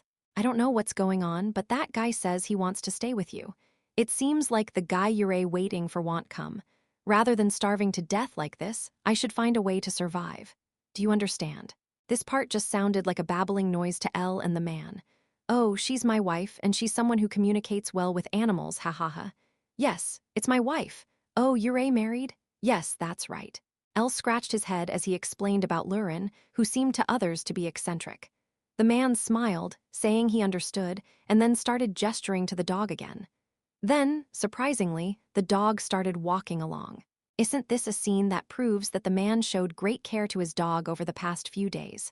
Otherwise, no matter how much I understood Lurin's words, I wouldn't follow him. However, the dog seemed to have no strength, fell down while walking, and started walking again. Since I was eating poorly, it would have been natural. Elle couldn't bear to look at that and spoke to the man. If there is nothing urgent, my house is just around the corner. Would you like to stop by? I would like to feed him something softer than kibble, but even so, I am confident in my ability to cook. I am sorry, Dong. This man is petting a dog and crying with a sad look on his face. The man's name is Jinseong Lee. Jinseong sent his wife first when his daughter was young, and then, without even thinking about remarriage, she raised her daughter alone. So, it is no exaggeration to say that she lived her life solely for her daughter. Jinseong was satisfied with that kind of life. He said that since he had raised his only daughter so kindly and beautifully, what more could he wish for? Therefore, the moment a problem arose with his daughter, Jinseong's daily life completely collapsed. Originally, Jinseong planned to accept the collapse and live a normal life, with this guy who happened to come into his house and become family, with a new family that calls him Dung, just like the name written on the leash. However, he faced the shocking fact that the truth he knew and the hidden truth were different. Jinseong couldn't stay still. Jinseong's daughter was an aspiring actress. He has appeared in minor roles in several dramas, so he is definitely not an aspiring actor. It would be more accurate to say that he is a new actor. But that was it. There were more and more days without work. Of course, this does not mean that Jinseong's daughter is withdrawn or depressed. He appeared on many small theater stages and was always busy with his life. In particular, he lived without showing any signs of hardship, fearing that his father, who raised him without a mother, would be worried. The relationship between father and daughter was very good. Would it be said that the intimacy of a normal mother-daughter relationship appears in the father-daughter relationship, as is the case with daughters raised by their fathers? Should I say that we have lived and planned to survive by relying on each other? Knowing that he had gone through a lot of hardship on his own, the man's daughter was full of thoughts of becoming even more successful and helping her father improve. However, the end of the path of an actor who failed to rise became increasingly bleak. Then an opportunity came to my daughter. The agency provided a good opportunity. That's why the daughter boasted to Jinseong that this time it would be different. Really? Yes, that's right. So this time, is it okay for my dad to brag to his coworkers and friends to watch my daughter in a drama? Huh, that's right. Hee guy. However, what came back was not the drama in which my daughter appeared. What came back was my daughter, a cold corpse. The police explained that it was suicide. Jinseong's life ended that way, based on his suicide note saying he would commit suicide because things were not going well. I couldn't understand why he committed suicide because he couldn't work, because it was clear to everyone that he had committed suicide. But he was the kid who said that if things didn't work out, we should go to the countryside together and farm. Why did you choose suicide? Was it that hard? Is it okay to brag about seeing my daughter in a drama? Jinseong suddenly remembered saying those words, and then the world collapsed. Aren't those thoughtless words driving a nail into my daughter's heart? In the end, I didn't get the chance this time and chose to commit suicide because of the pressure.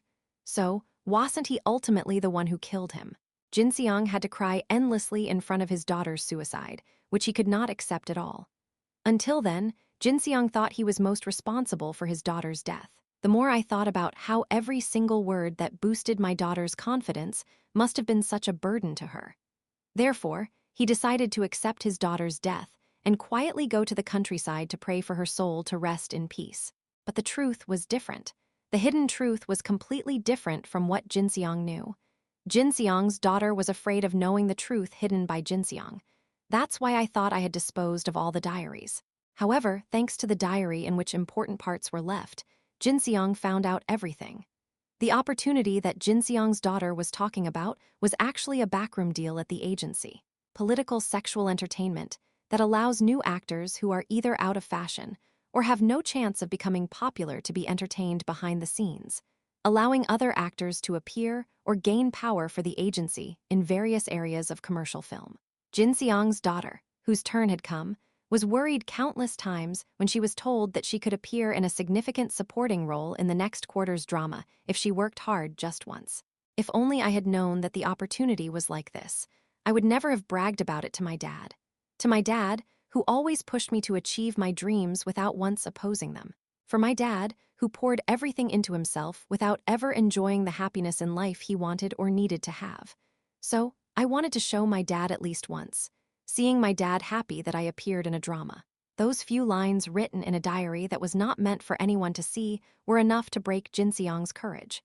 Jinseong's daughter, of course, did not consider suicide in this situation. If your dreams come true even just once. I thought that I would no longer want to live in this world and go down to the countryside to live with Jinseong. The wish to show Jinseong as an actor at least once, because of that wind. However, the agency did not keep its promise. All I did was try to make it up by giving him money. He then repeated the words, next time, once this entertainment is over. Jinseong's daughter was frustrated, a sense of shame about what he had done. Yes, if it weren't for that, I wouldn't have chosen suicide. However, the final choice for Jinseong's daughter, who could not complain anywhere, was death, when Jinseong found out. When I found out that the agency gave my precious daughter an excuse to commit suicide. When I realized that he had provided an excuse that was almost on the same level as myself, my eyes rolled over. However, the diary could not be accepted as evidence. No matter where I complained, no one would accept me, and even when I questioned my agency, they just remained ignorant. Their only answer was one word, her delusion. All they say is that it is a delusion created by the depression that the child suffered to the point of committing suicide. However, Jinseong knew very well that his daughter was not the type of person to write nonsense in a diary. Even though I know that revealing this to the world means killing my daughter twice. I wanted revenge on those who made my daughter like that. It was revenge that included death for the person who had cornered his daughter. So, I can no longer handle the new family I was trying to welcome. After completing all preparations, Jinseong moved towards the house of the kind couple he met early in the morning when he brought Doongi to the house. He cut off all his connections because of his daughter's death, and they were the only people he could ask for. I knew the location of the house well, thanks to what happened early that morning when I cooked a soft meal for Dong, who was not feeling well. Rurin was watching a dancing idol on her smartphone. It was my favorite song recently. You don't like ballads or rock? It's good to be active. Dancing like this, please. Even though Elle suggested another song, Rurin seemed to prefer this one. And that's only songs by female idols. The reason is that he judged both dancing and singing based on whether he could do it or not. That's why Rurin often hummed alone in bed at home. Maybe we should go to a karaoke bar. So Elle came up with a karaoke room in her head. I thought it was the furthest date spot from Rurin, but that hasn't been the case recently. What is karaoke again? Rurin, who was listening to the song, looked up as if she was interested. It's a place to sing. What? Is there a place in this world where people sing? That's really annoying. No, it's a song. It doesn't matter if you sing it anywhere. As long as it doesn't cause inconvenience to others, it's hard to explain. Anyway, you will find out when you go. Who? Rurin shook his head with an expression that he still did not understand. Then he sat down on the bed and pouted his mouth.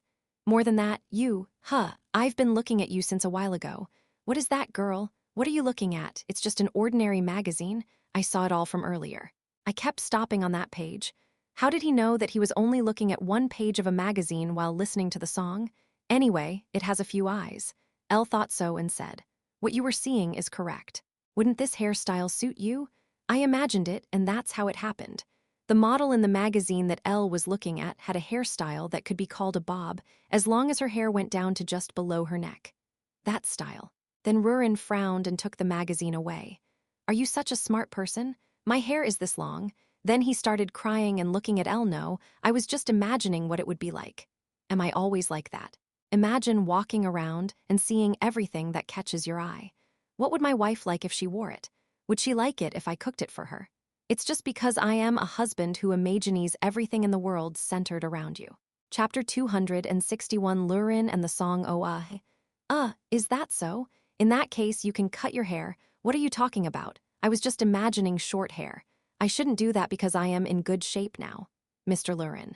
Is that so? Then don't cut it. Rurin started twisting her hair. The ends of the hair are rolled up like a twist, and then something like this, he said, and threw the magazine he had snatched away. But stop looking, and don't even imagine. Just say it, just tell me, and it'll do anything. Because she didn't want Elle to lose her attention to the magazine, Rurin unknowingly sat on Elle's legs and made that declaration. What? Really? It's true. If you want to see your hair cut, cut it. If you grow it back, you will have long hair. And if there's anything you want to see, it doesn't matter. What do you want to do other than what you want to see? Elle smiled and asked the question back. Then Rurin slightly narrowed his eyes and declared firmly, "What I just said is what I want to see. As you just said, I imagined it would be like this. Clothes like this, hair like this, and things like that. You said you would wear everything and do it for you, but what do you want to do? There are a few things. What is it?" Rurin narrowed her eyes slightly and looked up at Elle. "I miss you. Since you haven't changed your style, I think you've done everything you wanted." It was shocking to see how many there were. A few. Although he received that glare directly, Elle still smiled and nodded. "What is that? Tell me." Rurin jumped up and shouted. "I don't remember refusing anything Elle asked me to do." Not only did Rurin not kill any humans, but he did everything as Elle said, even the trivial matter of following traffic lights. Of course Elle knows that. Of course, that's not what I'm trying to say now. Therefore, unlike Rurin, who was angry, he still smiled and continued speaking. "I wish I could hug Rurin first, right? And kissing me first. Because I always think it would be great if he suddenly came up to me and hugged me when I was just reading a book or cooking something. You've never done that before, right? This was real. We kissed first, although it was a headbutt. I did it anyway, so even if I did, I never hugged myself first." So, when Elle brought up the story in an attempt to cure her chronic illness of not being able to initiate skinship, Rurin immediately started looking at the ceiling and acting the other way. That you, why is it so hot today? I think we need to open the window." Then he turned around as if he wanted to go towards the window. He even poses as if he's about to run. "What's so hot?" "Just a comfortable temperature. You are the strange one." But Rurin couldn't go to the window. Rurin was sitting up on the bed, and Elle was sitting on the bed, and in that state, Elle raised her hand and held Lulin's hand tightly. Thanks to this, Rurin was unable to move and was stopped with his arms held. "Honey, you said you would do everything, and you said you did everything." When Rurin had nothing to say, she closed her mouth. There is a moment of silence as I hold hands with Elle, who is sitting upright. This body saying something like that? When did you do it? Just before? Then silence again. Then, for a moment, he nodded as if he had made a very big decision. "Good night." "Oh, really? When Elle looked at her wondering what was going on, Rurin turned and sat down in front of Elle as if she had no choice. However, it is not in a state where it is sitting on Elle's legs and tightly pressed against it like before. It's true, this is the only time I've said something. Just this once. Moreover, he continued to emphasize just this once. Even though it had already been a while since their first night as newlyweds, Elle had to laugh at the sight of his wife emphasizing that this was the only time she could not do something as trivial as hugging him first. Even that is cute. Still, there are times when I wish I could hug you first. For Elle, this was the moment. So, approaching like this, don't look at me like that. Rurin measured the distance to Elle and began to think about how to approach her. Seeing that, Elle shook her head and asked, "We were pretty close until just now, but are you thinking about a new way to approach me? I am embarrassed, but I also have other feelings. You don't know that. Now it's a little different because I asked you to hug me first, so I'll show you my courage, even courage, yo." This, Rurin really started to gain courage. Little by little, I approached Elle. Thanks to this, the distance was reduced by about 1 cm. It was a huge step forward. Because of that 1 cm, everything from my ears to my face started to turn red. These days, I don't get that red when we spend the night together. As Elle thought about that, she suddenly realized that there was a huge gap between how she looked now and how she looked in bed. That gap was so secretly lovely. At that moment, I had a strong desire to just pull him in and hug him, but since Dragon said he would be brave first, I decided to hold back. Wait, we're almost there. Rurin finally succeeded in advancing about 10 cm further. Of course, it is absurd to say that the distance reached so far is almost 10 cm, because there are still 20 cm more left. Hey, honey, I think I have 20 cm more left. Wait, this side is putting in a lot of effort. It would be different if you were asleep, but you are awake and looking at me, so your eyes are directed at me. How can you quickly, Rurin seemed to want to emphasize that she was making an effort, so she raised her hand and began to explain in detail. That's why Elle just gave up on answering. I guess I decided to just quietly watch. Anyway, since we have progressed 10 cm, do you think that 20 cm will be reached someday? As time passed, Rurin finally arrived in front of Elle. Immediately after that, Rurin took a deep breath and raised his finger toward the window. You look over there, I keep looking at you and I am so nervous that I can't do it. Is it even a problem to look now? It's a problem, it shouldn't be a problem, Elle nodded. Okay, all right. What can I do if I give you a hug? Since I gave up arguing, I obediently turned my head to the side and Rurin finally began to open her arms. Now is the moment to just embrace Elle and hug her back. Whoa him. Making a strange sound that could be either a deep breath or a moan, Rurin closed her eyes and hugged Elle. It's like the expression on a celebrity's face when he or she is afraid of heights and is forced to bungee jump for a broadcast. As a result, Elle's face was buried in Rurin's chest, and in that state, Rurin hugged Elle's back tightly. Finally, the historic first moment when Rurin first holds Elle in her arms and hugs her tightly. As she was hugged against Rurin's soft chest, Rurin's warmth, which became so hot probably because of her embarrassment, enveloped Elle's whole body. The feel of Rurin's arms tightly wrapped around her back also felt very new compared to when she did it herself. I feel like I am going to faint. Because I held you this. Before she knew it, her eyes began to roll, and she felt like she was going to collapse due to the rising heat, so Elle had no choice but to open Rurin's arms again and change the position to hug her. Then this time, Rurin's body was hugged tightly to Elle's chest. Great job. It would be nice if you hugged me often. I think I still need a lot of practice, so is that all for now? Really? Hee, I almost died. Rurin begins to laugh, expressing joy at completing the hard work. At the same time, I also hug Elle's back. If you hug her first, you will always receive a hug from Rurin, although it is limited to if you hug me first. Anyway, in this case, unlike when Rurin hugged her, her breathing sounds regular and her body temperature is normal. For else, this is just astounding. It's the same as holding someone, but it feels better when you hold them. It can't be helped. What can I do, since that is also one of Rurin's charms? With that thought in mind, Elle threw Rurin down on the bed while holding her. Then he went up and kissed Rurin's forehead, then came down and kissed Rurin's nose. You kiss me twice, and at the end, a kiss on Rurin's lips. Of course, when Rurin was attacked first, he actively got involved with Elle. And with his tongue removed, Elle's lips moved down to Rurin's neck this time. It's still bright. Rurin said that while hugging Elle like crazy. In this situation, Rurin hugs Elle without any hesitation. Why can't it be bright? Lulin didn't answer anything. I just shook my head furiously. Harness. To the point where I wonder if I am stirring too much. After a while, the couple who had been lying in bed taking a nap suddenly woke up. In particular, Elle immediately stood up. Woof woof. This is because I heard a sound outside that would not normally be heard. Elle looked toward the door. Then woof woof. The sound became louder once more, and after a while it started to continue. This woof sound is clearly. This sound is that dog from back then. Why are you stopping by my house? Lulin also seemed to have noticed and tilted his head. Elle shrugged, lightly kissed Rurin on the cheek and stood up. I'll check it first and come back. Huh, Elle went out. It's a situation that can't just be left unattended because it's so stupid. When Elle went outside, the same dog she had seen back then was there. It was also tied to the doorknob. I'm sorry for tying you up for a moment, but if you don't, y'all come after me, so I have no choice but to tie you up. Please release it quickly.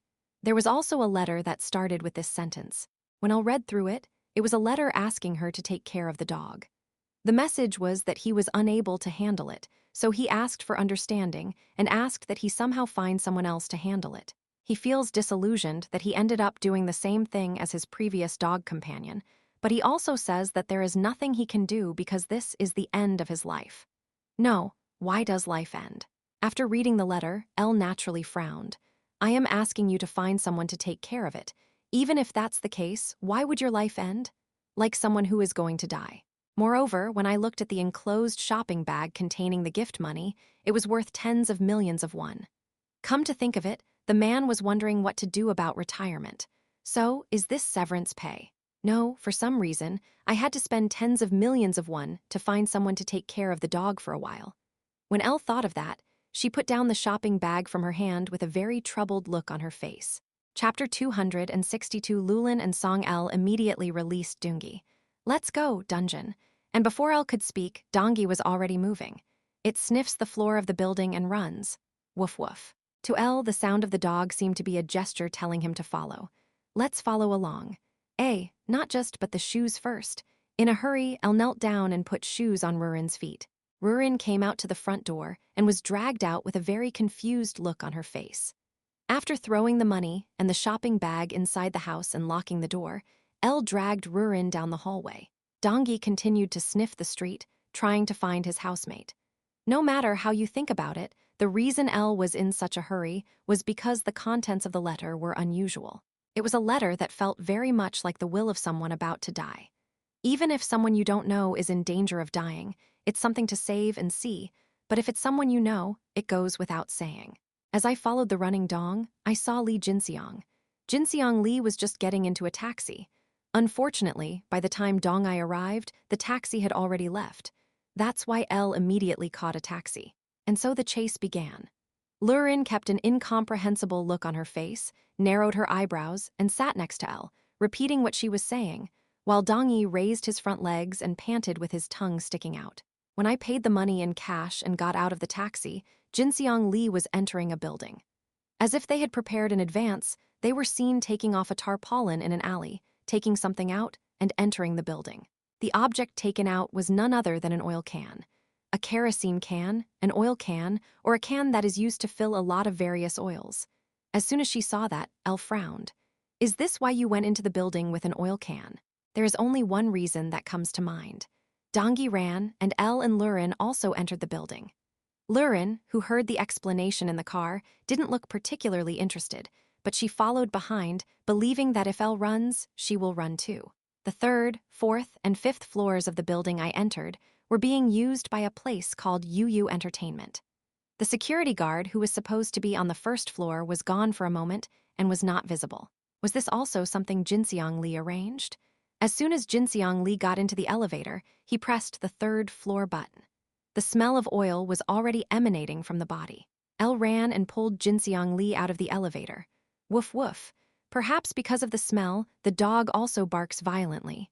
Jinxiang Li looked at Dungi and Elle alternately with a surprised face. Elle looked.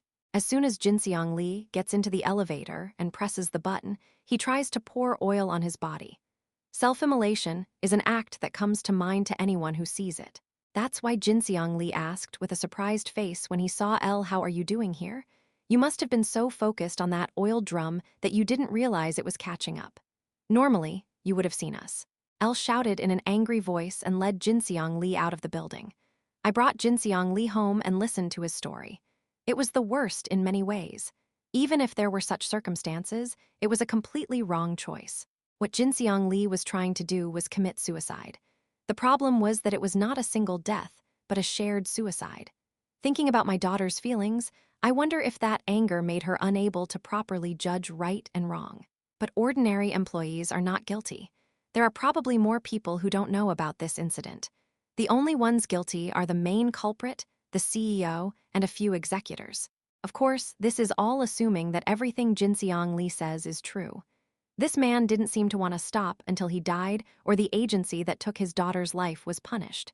If so, we have no choice but to force it to stop. Anyway, Jinseong Lee is the victim, and that's why Ojiran is triggered again. No matter how much I do, there is no sense of mission to correct all the absurdities in this world.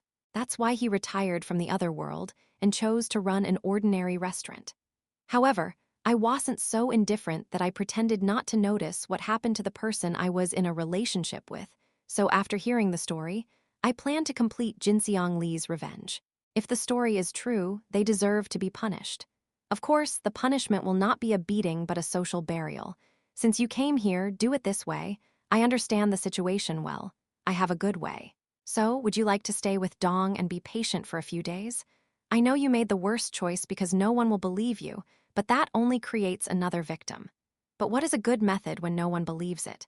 This world is the world of the internet, right? Then you can use that to punish them. In response to my answer, Lee Jinseong knelt down and looked up at me with a puzzled expression. I didn't make you kneel down. I am just doing this because I am frustrated alone.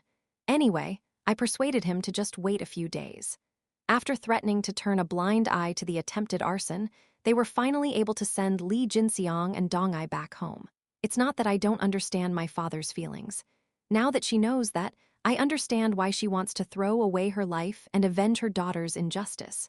So, I'm trying to help. So I made a plan. To catch a tiger, you have to enter the tiger's den.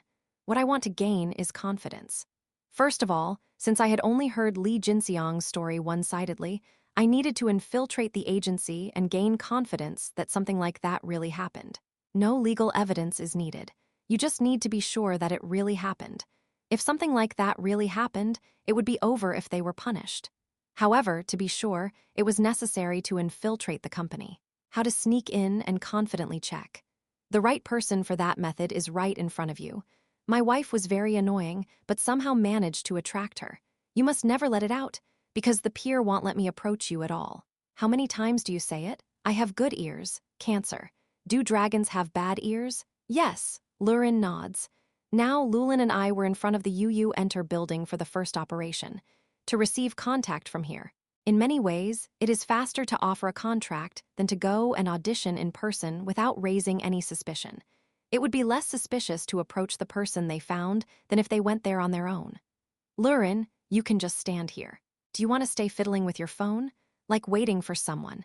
You're the only one I am waiting for, so I am telling you to act like you're waiting for me. Although it is quite funny to do this right in front of the agency building. Unless the people in charge have eyes full of holes, it would be absurd to just pass by Rurin, who does not exude fear. I am not doing this because she's my wife. It is simply a beauty that is superior to anyone else's eyes. It's not a bean pod. When it comes to beauty, Rurin can outsmart even elves, who can never be outdone. If you pass up a goddess who can attract advertisements just by smiling, that agency deserves to go out of business immediately. Filled with such confidence, I watched Rurin from a distance. Rurin got irritated as if she was bored and sent a text message every time. Wait just a little bit. Just a little bit. It's already happened a few times. But just a little bit. Rurin narrowed her eyes and began to look at me with an expression of resentment. In the end, he started kicking the proprietary ground and making noises. At a time when Rurin was reaching her limits, a change finally occurred. A man approached Rurin. The question is whether it is just general hunting or casting at the agency building right in front. In terms of probability, wouldn't the latter be higher since it's in front of an agency anyway? If it was just hunting, I had to chase it away right away, so I ran towards Rurin. Director Lim of UU Entertainment ran into the CEO's office in a fuss. Representative. It's awesome. Oh my God. Representative Park, who was displeased with the recent low ratings for dramas featuring new actors, shook his head as he looked at team leader Lim. This isn't the first time I've made such a fuss about something that was nothing special and upset people. What else? I don't believe your fuss anymore. Today is different. Look at this first. Team leader Lim very proudly handed over the cell phone photos. It was a photo I had just taken. Huh. Well, it's ambiguous, isn't it? Don't you have an agency? Well, it's kind of pretty. It's not pretty. It's because my phone is broken and doesn't work well. It's no joke. The aura was truly different. Also, you're completely unfamiliar with this industry. He didn't know anything, but he seemed interested. However, his tone is a bit cocky. Team leader Il couldn't finish his sentence. This is because Representative Park started attacking team leader Lim's head with a folder. Hey, dude. Then, should I just bring them in and make them sign a contract? Should I just send it to them? Are you kidding? Do you do business for a day or two? How many times do I tell you that once you sign the contract, it's over? If you just get a business card, people will look everywhere and try to go to a bigger company, you idiot. I don't know about his aura, but he definitely looks like he can make money. Oh, am I kidding myself with money right under my nose? Is being cocky your problem now? Can you see how cocky the kids are for a day or two? But I have urgent work to do right now, so I couldn't bring him here. I was going to bring you too, but he said he would contact me. It's true. Representative Park grinned as he loosened his tie.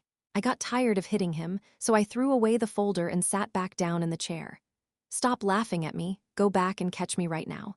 If you sign a contract when you don't know anything, y'all get ripped off, you bastard. Oh my gosh, how much money was spent trying to put the father down because of Lee Yoon-jis' anger? Why would you commit suicide if you could just take the money? Faced with violence and swearing, team leader Lim lowered his shoulders and ran away from the representative office. And when I tried to make a call, my cell phone rang first. The calling number is the person you were trying to call. Hello, this is Lim Jeonghan from UU. Team leader Lim, who received the call, was startled and immediately ran back into the representative office. What? Why did you come crawling in again when I told you to work? Are there not enough rods? No, that's not it. Team leader Lim waved his hands wildly and opened his mouth with an excited expression on his face towards Representative Park. He's coming. He says he's coming now and wants to meet me. If you really look at it in person, you won't hear anything wrong with it. Okay? I am done with your fuss, but since it looks useful, I'll definitely grab it. The group I was planning last time didn't have a center, but it worked out well. Even if you can't sing, you need someone who can help you stay focused. While Representative Park and Team Leader Lim were talking, Team Leader Lim's phone rang again. Team Leader Lim immediately ran down to the first floor and met Elle and Rurin, and Team Leader Lim guided them directly to the representative office. Rurin entered the representative office like that. For some reason, his gait was slightly different from usual. Thanks to this, the atmosphere in the representative office changed instantly. CEO Park, who thought he had saved the girl group center, started cursing himself internally. Should we say that team leader Lim was right to make a fuss this time? From girl groups to acting to commercials, it felt like money was pouring down from the sky. That's how he looks. Moreover, what a celebrity needs is not just looks. You need an aura that shines on its own. Top stars tend to have things like that. That's why such top stars take on numerous commercials as actors, even if they can't act. Bring it here. Representative Park also made a fuss and gestured to team leader Lim. This was a big catch that should never be missed. Whatever it was, there was no doubt that it was a piece of gold that would make money, and CEO Park was sure of it. Chapter 263 Lulin and Songyu. Huh, I listened to what you say, but I don't like talking to humans for a long time. It doesn't matter if it's just 1 or 2 words. Please, yes. Before entering the agency building, Rurin shouted with a stern expression. I took a low-key stance and tried to persuade Rurin right in front of her. Still, please, Mr. Rurin, honey. Of course, the purpose is to help with revenge, but I'm also curious about how much the pretty entertainment industry will praise our honey. Do you want to feel superior? Sense of superiority? Huh. You are superior even when you stay still. What kind of superiority do you have? Rurin began to shake her head at my drip of superiority. It doesn't work. So should I use the last resort? If all goes well, I will make it a reality to be by my wife's favorite person 24 hours a day. Staying together? Really? Lulin's grumpy face bloomed like a flower that had just bloomed. Would you say it's a bright expression, like when you discover a pretty gem and your dragon instincts surge and your eyes sparkle? Stay together 24 hours a day. It's different from normal sticking. If we are together 24 hours a day and not working at a restaurant, we still do it, because we were together during the trip. But it is different from that. Staying together for 24 hours here refers to the ultimate special move, an ultimate skill that is rarely used.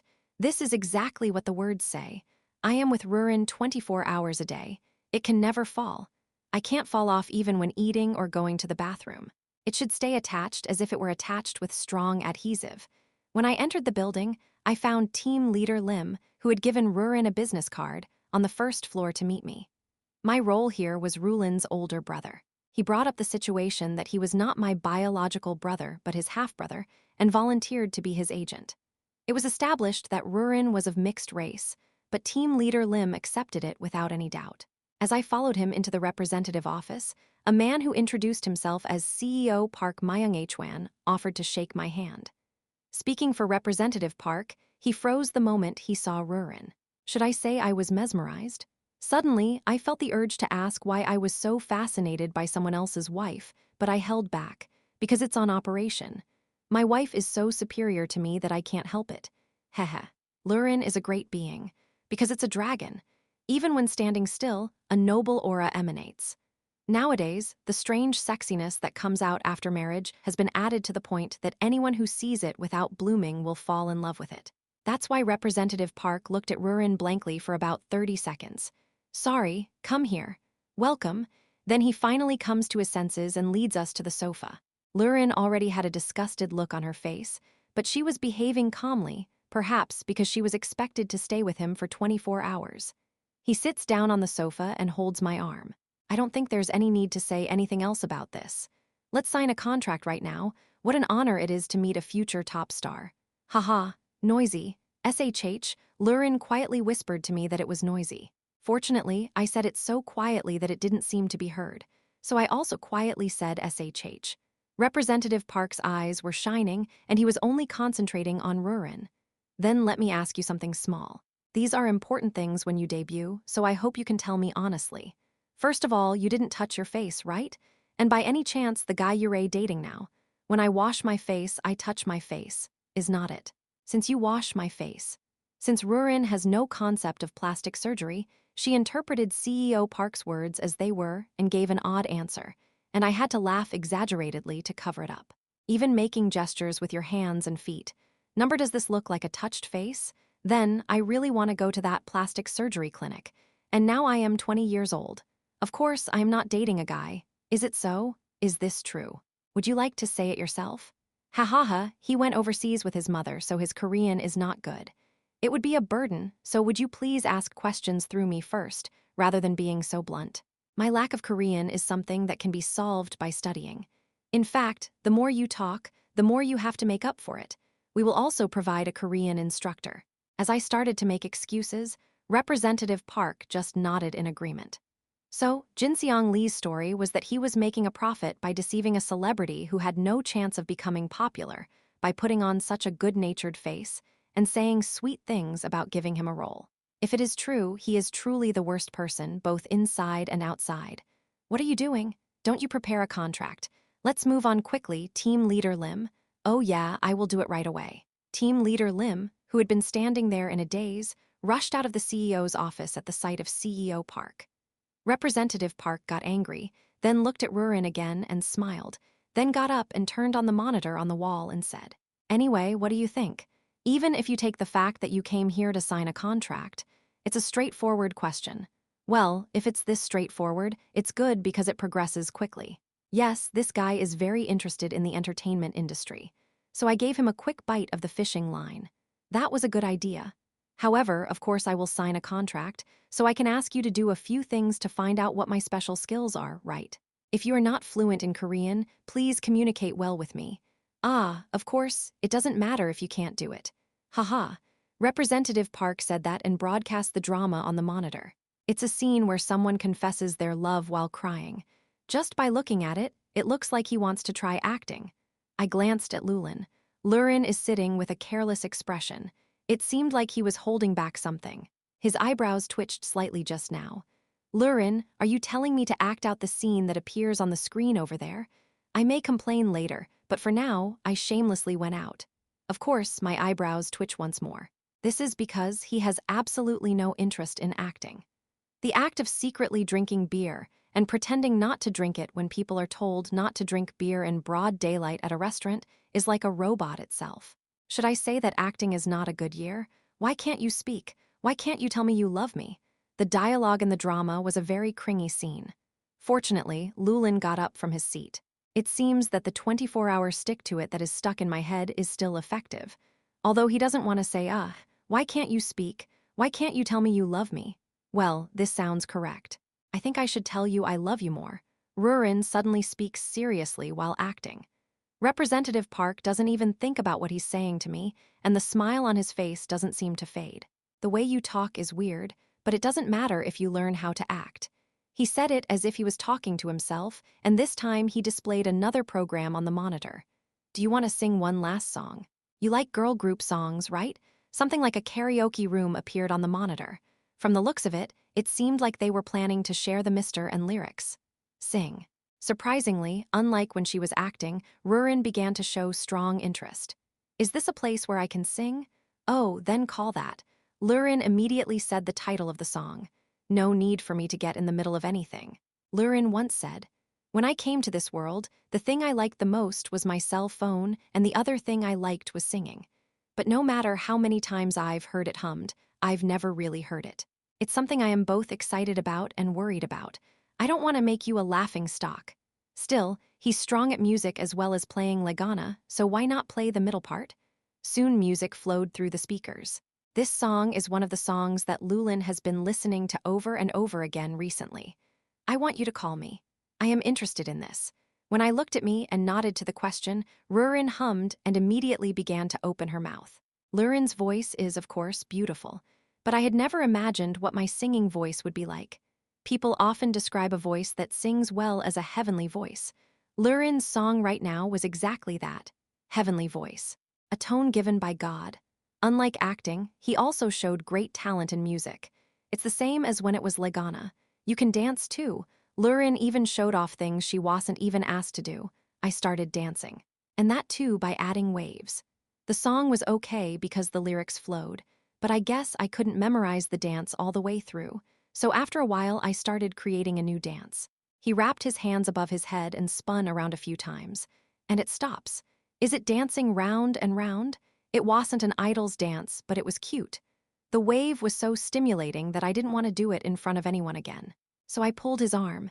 Then Rurin spun around and said, wow, he was pulled to me. I glanced at Representative Park. Representative Park was shaking with his mouth open, looking like he had hit the jackpot. Of course, I have no intention of giving it away. Rather, I had to seriously think about blocking the ears that heard Lurin's song. What are you doing? As I was pulled along in the middle, Rurin said something with a sullen expression on her face. It looks like they don't like the discontinuation.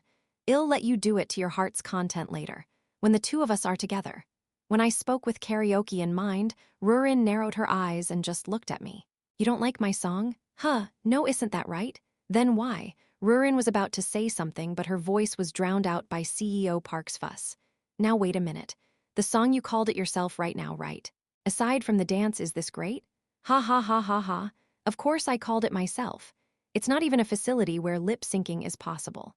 When I answered the absurd question with common sense, CEO Park blinked a few times and took out his cell phone with a dumbfounded look on his face. Hey, team leader Lim, where are you now, okay? I am going there, so take the contract and wait there. After talking on the phone like that, he scratched the back of his head and said to Rurin and me, I will leave for a moment. Is this because of a contract issue? Could you please wait a moment? Please make yourself comfortable on the sofa. Oh yeah. When I answered, CEO Park ran outside, so our conversation continued again. We got cut off while talking about the song earlier. You sing, it's a face I don't like very much. It's not, I was quite impressed. Couldn't you have called me sooner? Really. Lurin's expression immediately brightened, as if the reason she was sullen was because my reaction was strange. Hee, there's nothing this body can't do. I heard you can't act. Not only your usual acting, but your acting a little while ago was also the worst. Well, I didn't really point it out. It seems that Representative Park was passed over thanks to being so good. Anyway, the purpose of coming here is not to brag about my wife to others. The purpose was slightly mixed, but anyway, now I have to move for the real purpose.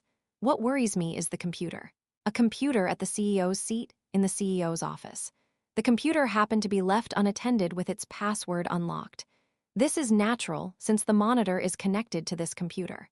It seemed like he was so absorbed in Rurin that he forgot to lock it again. Usually there is a lot of data in places like this. I immediately started looking through my computer. I saw a lot of ledger-like things. I only searched for Excel files. And I also found something like a schedule table. The schedules of actors and groups were written in full, but there were some that just drew names in circles and did not say what the schedule was. I had a schedule scheduled for tonight as well. The name is Lee Yusion, and the schedule circled for tonight. Other schedules have detailed information, but are just circles. There was something I heard from Jinseong Lee that caught my eye, so I looked at last month's schedule. And after a while, I found it without difficulty. The name and circle of Lee Jinseong's daughter Lee Yoonjae. Bingos. I nodded, and Rurin was sitting on the sofa with a look on her face as if she was bingo. Then she walked next to me and grabbed my arm. For these matters, the CEO will personally accompany you, and then the two of you will have a conversation. Well then, the story is over. All that's left is the mess. Chapter 264 Rurin and the song by the way, CEO. You won't commit suicide again, right? Hey, that's something special about him. What kind of person commits suicide when they give you a hush drink like that? Representative Park answered Team Leader Lim's question with a straight face. What about the role? Of course I can't give it to you. How many giant tears can you fill with kids like that? Well, the roles should be filled with kids who make more money. I think it's a good statement at the right time. Team Leader Lim nodded in agreement. That's it, Yoonji Lee's father is still around, right? If you still come to me, let me know. There is a way to deal with it without even the mice or birds knowing. I don't think that's necessary.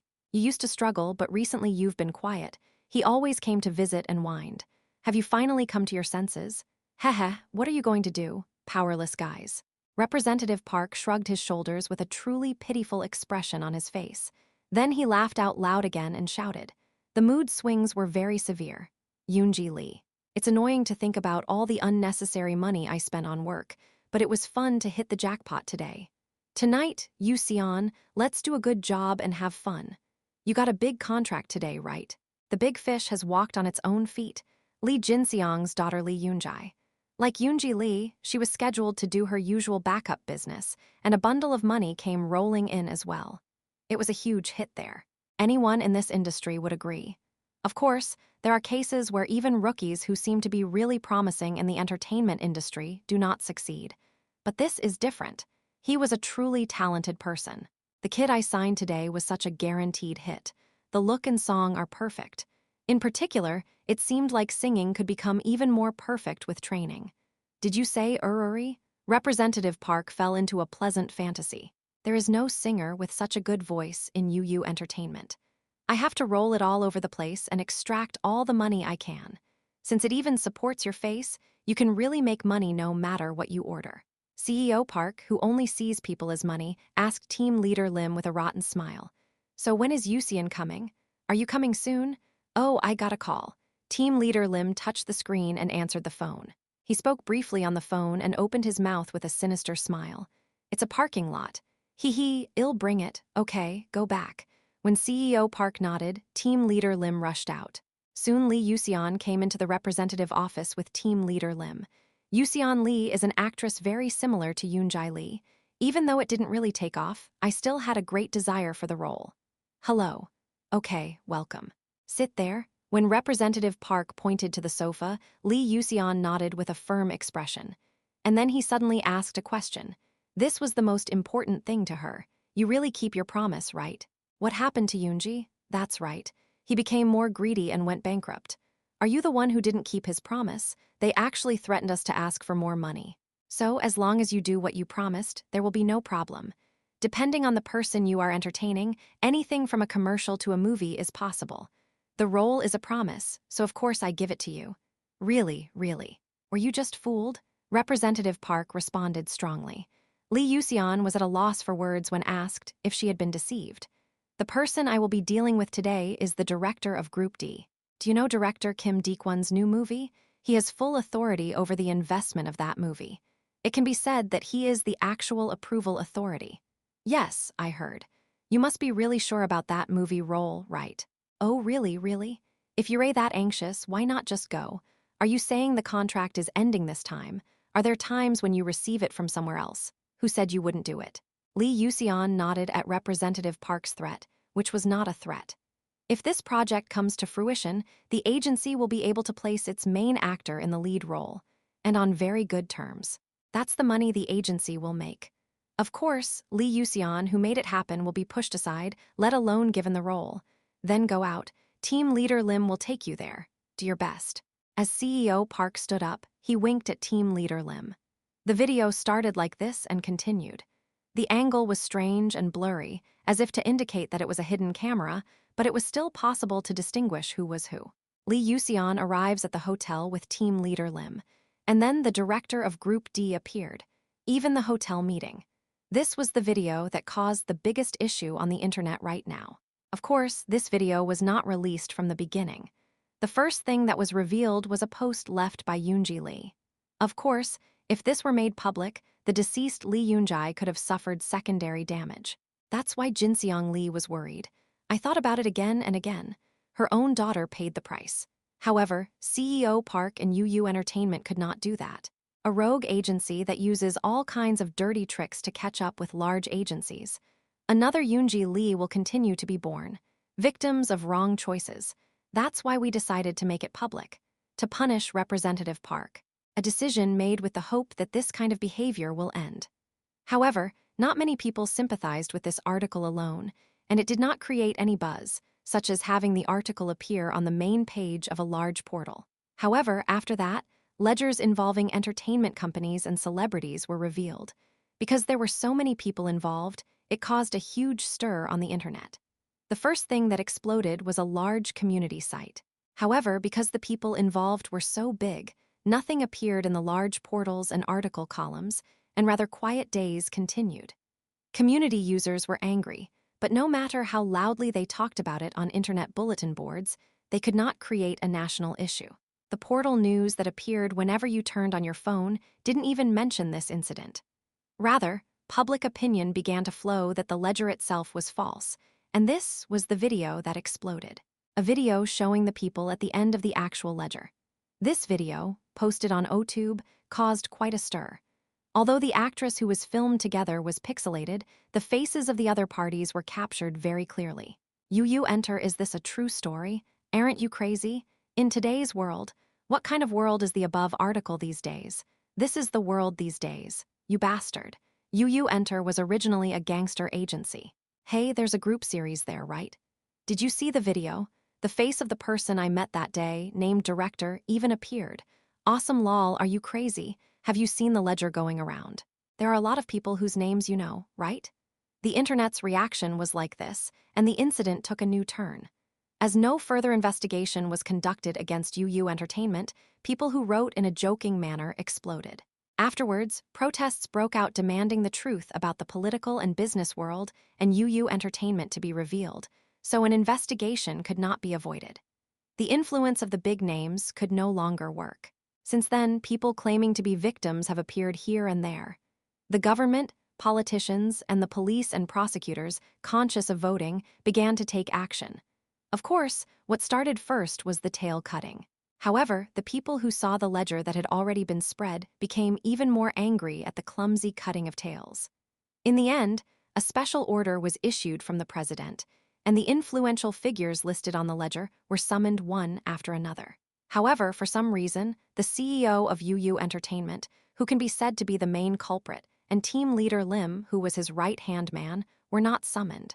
Because they have been missing since yesterday. How on earth did this happen? Is it a dream? What the hell? I don't know. Shut up and give me some water, you bastard. Water? I don't have any. There is nothing. I saw everything you drank earlier. Wow. Representative Park's fist hit team leader Lim's face.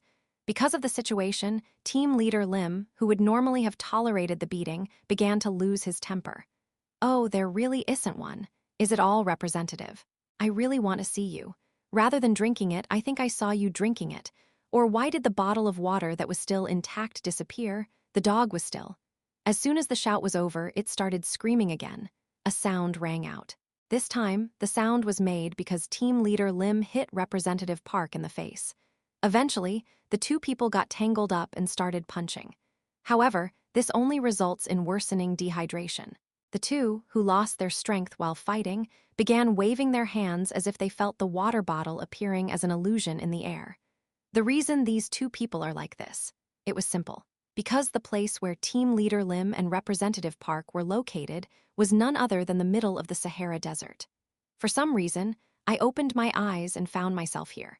The day before, CEO Park, who had been sweating while trying to sort out the ledgers at the agency and was staring blankly at the video, lost consciousness for some reason. The same goes for Team Leader Lim. At first I thought it was a dream, but it was in vain. It was so unrealistic, but they were clearly in the middle of the desert. The only way to think about it is that someone kidnapped him and dropped him in the desert. Of course, that thought was correct. However, this does not mean that they were kidnapped and dropped here using a helicopter. I just used a very simple method, teleportation. The bottle of water they claimed they drank from each other was also an illusion. I guess it's a fantasy created by Rurin. Punishment that makes us doubt each other and weakens our strength further. I was experiencing the hell of doubt created by L sponsorship is Lulin's magic. Ha ha ha. Stop that. This is not the time. Representative Park and team leader Lim stopped and gasped, feeling as if their throats were burning. A situation where you realize that you are in danger of survival. In that very situation, Lurin suddenly appeared before my eyes like a mirage. Lulin, who they knew would come true. You are. Team leader Lim and Representative Park pointed at Rurin at the same time. However, Lurin looked at Elman as if she didn't care about the two people, or in fact, didn't care at all and shouted once again. Huh. What are you doing? Sorry, I was just thinking about it for a moment. El shrugged his shoulders and answered. The two people, who were also surprised by El, just looked at Rurin without paying any attention. I asked to visit for a while and showed up in front of those guys. But I was just thinking about something else. What were you thinking? No, I didn't think much of it. It's hot and the sand sticks to your hair. Do you think it would be better to braid your hair? Then upload it. Lurin quickly turned around, her long hair waving at El's words. No, but if you think about it, you put a protective shield around it, right? That's right. Then it's okay. Is it? What are these doing? Is it you guys? What brought us here? As the two continued to talk, CEO Park could not stand it anymore and continued to point his finger at them. Then Lulin slightly tilted his head and lifted the bottle of water in his hand.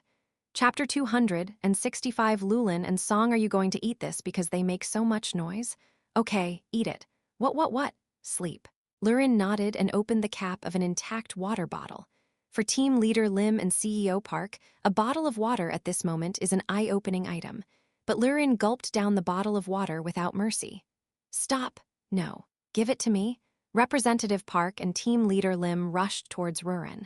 But for some reason, the two couldn't even get close to Rurin. It feels like there is some invisible wall. No, there was actually an invisible wall blocking the gap between the two and Lurin. Wow, it's so cool. It's too hot here. 8. Lurin threw the bottle of water she had finished drinking. The water bottle passed through the protective shield, fell round and round behind team leader Lim and CEO Park, and became lodged in the sand. There was some water left at the bottom of the thrown water bottle. The two of them were so eagerly looking at the bottle of water Lurin was drinking that they knew about the little water left. Two people simultaneously jumped onto the sand with a water bottle stuck in it. It's mine. It's mine. The two, holding water bottles in each other's hands, eventually started fighting again. Of course, Lurin paid no heed to the two fighting and asked Elle with an expression of boredom. Anyway, why is it so hot here? It's all sand. Sand here and sand there, sand all the way to the end. Anyway, the world you were born in is amazing, but there are too many of them. Is it? Well, it seems like there was no desertified land in that world. At that time, CEO Park and team leader Lim were entangled again, raising their water bottles to the sky, dropping the water, and opening their mouths to drink at least a few drops. Lurin took out the bottle of water again. Then are you throwing this away? Okay, throw away, you ate a lot earlier.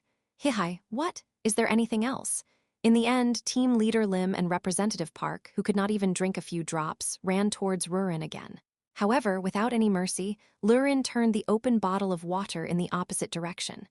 Water gurgles down onto the sandy bottom. Nuo, as you bastard. Even if you rush to the bottom, you cannot drink the water that has already been absorbed by the sand. This thing, what can you do to the person who tried to raise you? When the bottle of water died, CEO Park went berserk and pointed at Rurin and screamed, "How do you raise this body? I think that would be impossible even if you were reborn 3,000 times. And I grew up alone. That's right. Moreover, it is true that Rurin grew up alone. Even though he was a nuisance in the corner of the room, no, he was a nuisance in a rare corner. No, I was honoring my mom." Rurin raised her hand and denied Elle's annoying drip. "But what is the person in the corner of the room?" But soon he asked a question with a questioning look on his face. "You went on a rampage without even knowing what it was? I don't like the tone. It definitely means something bad." Rurin expressed a very reasonable opinion. Elle smiled slightly. Then he pulled Rurin into his arms and spoke to CEO Park. "Oh, and you too? Because this is our honey. So, since you guys dared to ask me if I had a boyfriend, that included punishment, so try to hold on a little longer. It's cold again at night, so be careful. Those trashy guys who sell people by exploiting their weaknesses. The boldness to continue even after committing indirect murder or other unreasonable acts. What's wrong? Yes, Nenuum. You and me, how dare you make our Rurin sing and act?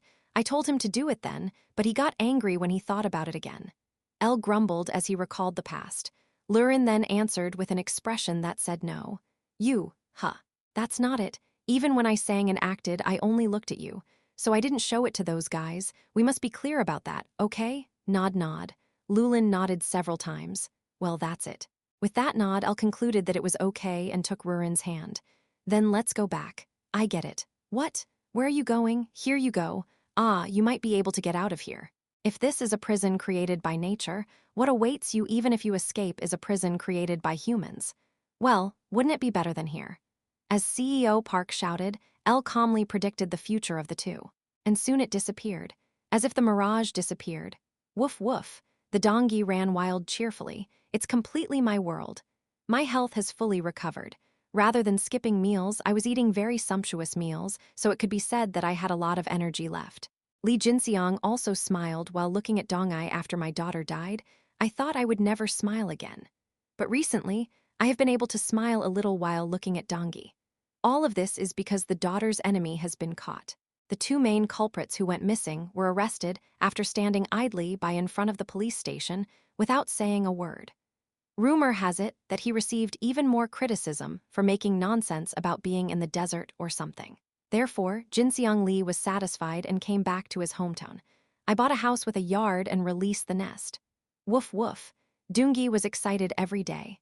I didn't know how he got it, but it was Li Jinxiang himself who produced and uploaded the O-tube according to Elle's instructions. The reason why the actress who appeared in the video was pixelated until the end was because he identified his daughter with the actress.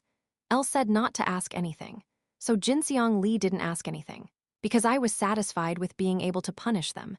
How a mysterious couple spread the truth to the world. I decided in my mind that it was just because the couple was mysterious. Dunga, let's eat and thank the couple, you and me. Jinxiang Li said that and handed out a bowl to Doongi. "Oh, is this the karaoke room? Okay. In this world, if you want to sing, you go to this karaoke room. It's a place that people of all ages enjoy. Everyone. So now dragons are included in those men, women, and children. It's a karaoke room that even dragons use, regardless of gender or age. This karaoke bar should be honored with that. Yeah, well, that could happen. Hee. There's something cute about this room.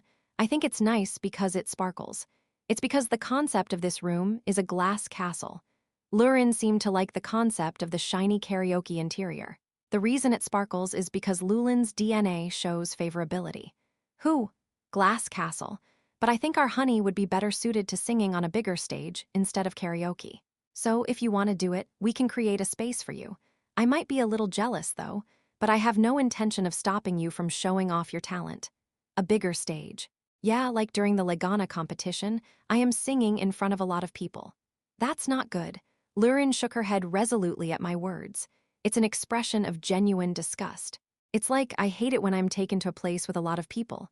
Hug me, while making an expression that shouts, basically, I don't like other people, so I don't like crowded places. No, it's not that bad, I don't like it. Why? When asked the reason, Lurin immediately raised her voice without much hesitation. The only person I want to sing to is you. I don't want other people to hear it, so all I need is you by my side. I sang hard and played Legana hard because I wanted you to hear it and like it. Did you? Aside from Legana, what about singing? Regana because you saw another human playing Legana and said it was cool. And didn't you show me the song and say that singing is good? Oh, I said it in passing. Did you look at the song on your phone for me instead of just ignoring those passing comments? Our honey's specialty was revealed again. It's a specialty that sometimes secretly makes your heart pound. Kaya, so I hugged Lurin. Rurin was standing and I was sitting on the sofa in the karaoke room, so I hugged her stomach and waist area. Thank you for that, honey. Okay, hug me more, your face touched my stomach, your cheeks are cute. Hee hee, it's kind of cute, your face, that's it, that's right. The words stuck to my stomach. Hee hee, it's so cute, stick with it more, hey hey. Rurin placed my head tightly against her stomach and gave me strength, so that I can't breathe. So I left with a sigh and hit the seat next to Pang Pang. What if you pull like that? That's okay, just sit here. Why are you falling? It was cute, boo. Rurin sat down next to me while grumbling. No, I asked him to sit next to me, but he sat on my legs, so I put the microphone in his hand. Lulin looks at the microphone in his hand and draws a question mark on his face. What is this again? It's called Mike. You have to sing with that at karaoke. With this? After explaining, Lulin started a snowball fight with Mike. It seemed like he had no idea how to use this. What did you say you were singing? That. Rurin shouted that she would sing the girl group's song, which she also sang when she went to the agency. So I searched for it with the remote control and immediately played the song. When the music started, Lurin nodded. Oh, this is it. Okay. The way to sing is to sing into the front of the microphone like this. After I helped Rulin up, I stood up and demonstrated. Lulin follows suit right away. Like this? Oh, your voice resonates. Yes, that's right. Isn't it amazing? What a funny guy. Lulin treated the microphone like a funny guy, looked at it carefully, and started singing with a knowing look on his face.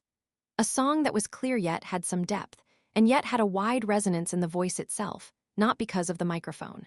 It's a very touching tone. If I close my eyes and listen, does it feel like I will fall in love with the sound of the song all over again? And when the interlude came out, Lurin started dancing alone. Looks like he's excited. Take steps. Front, back, and side. He held a microphone in one hand and bobbed his head. My hair is shaking. That look was sexy again, and, as if he had learned something from the video, he made a wave in front of me. Yay. He kicked the floor violently, raised his finger, and stopped with a screeching sound. How do you feel? Are you in love? It was similar to what I saw at the agency, but it was a more natural dance. Lurin asked if I was in love with her, and the answer in my heart was, of course, yes, I do, but my mouth slightly protested. I know, you must have fallen in love. Girl, what the hell? It was hard to learn on the small screen of the cell phone. Clap, clap, clap, clap. When I tried to clap, Lurin narrowed her eyes and glared at me.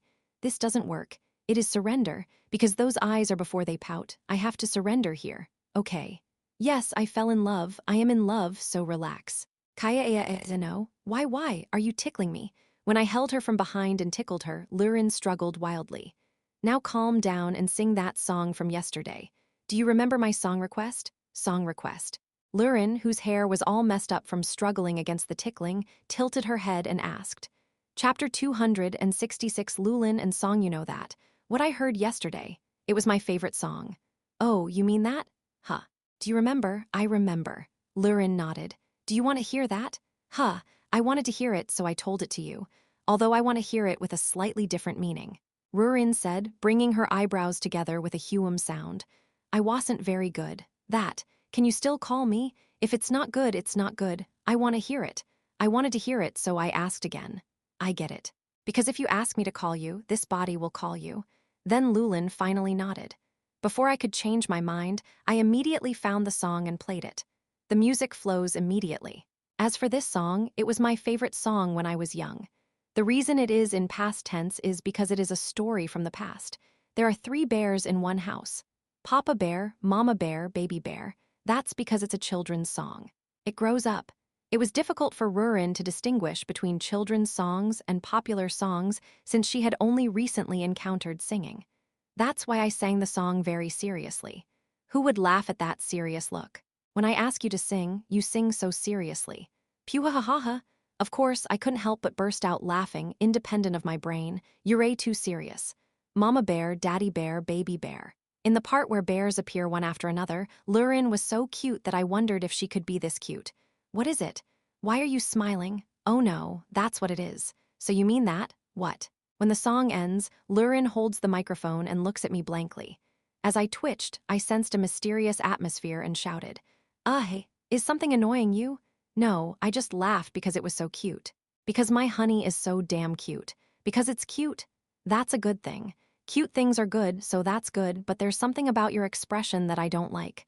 Sorry, that might be true. Actually, I have to confess, the song I just sang was a children's song and was sung by little kids. Kids? If they're kids, what about those little guys like this? Yes. A moment of silence began, just about 3 seconds, and immediately explodes. What did you order me to do? I am not a kid. What are you doing? Lulin was blown away. He tried to fly towards me and kick. After barely avoiding it, he landed on the sofa and pouted. It was a joke. It was a joke. Now come here. He hit the seat next to me again. Then, while grinning, he approached me. If it was red, you'd be dead. Because it's you, I won't attack you again. Okay. So calm down, and since we're at a karaoke bar, let's make a karaoke-style bet. A karaoke-like bet? If you sing at karaoke, you get points, right? It's simple. The person with the higher score wins. If I win, how about canceling the 24-hour stay that I mentioned earlier?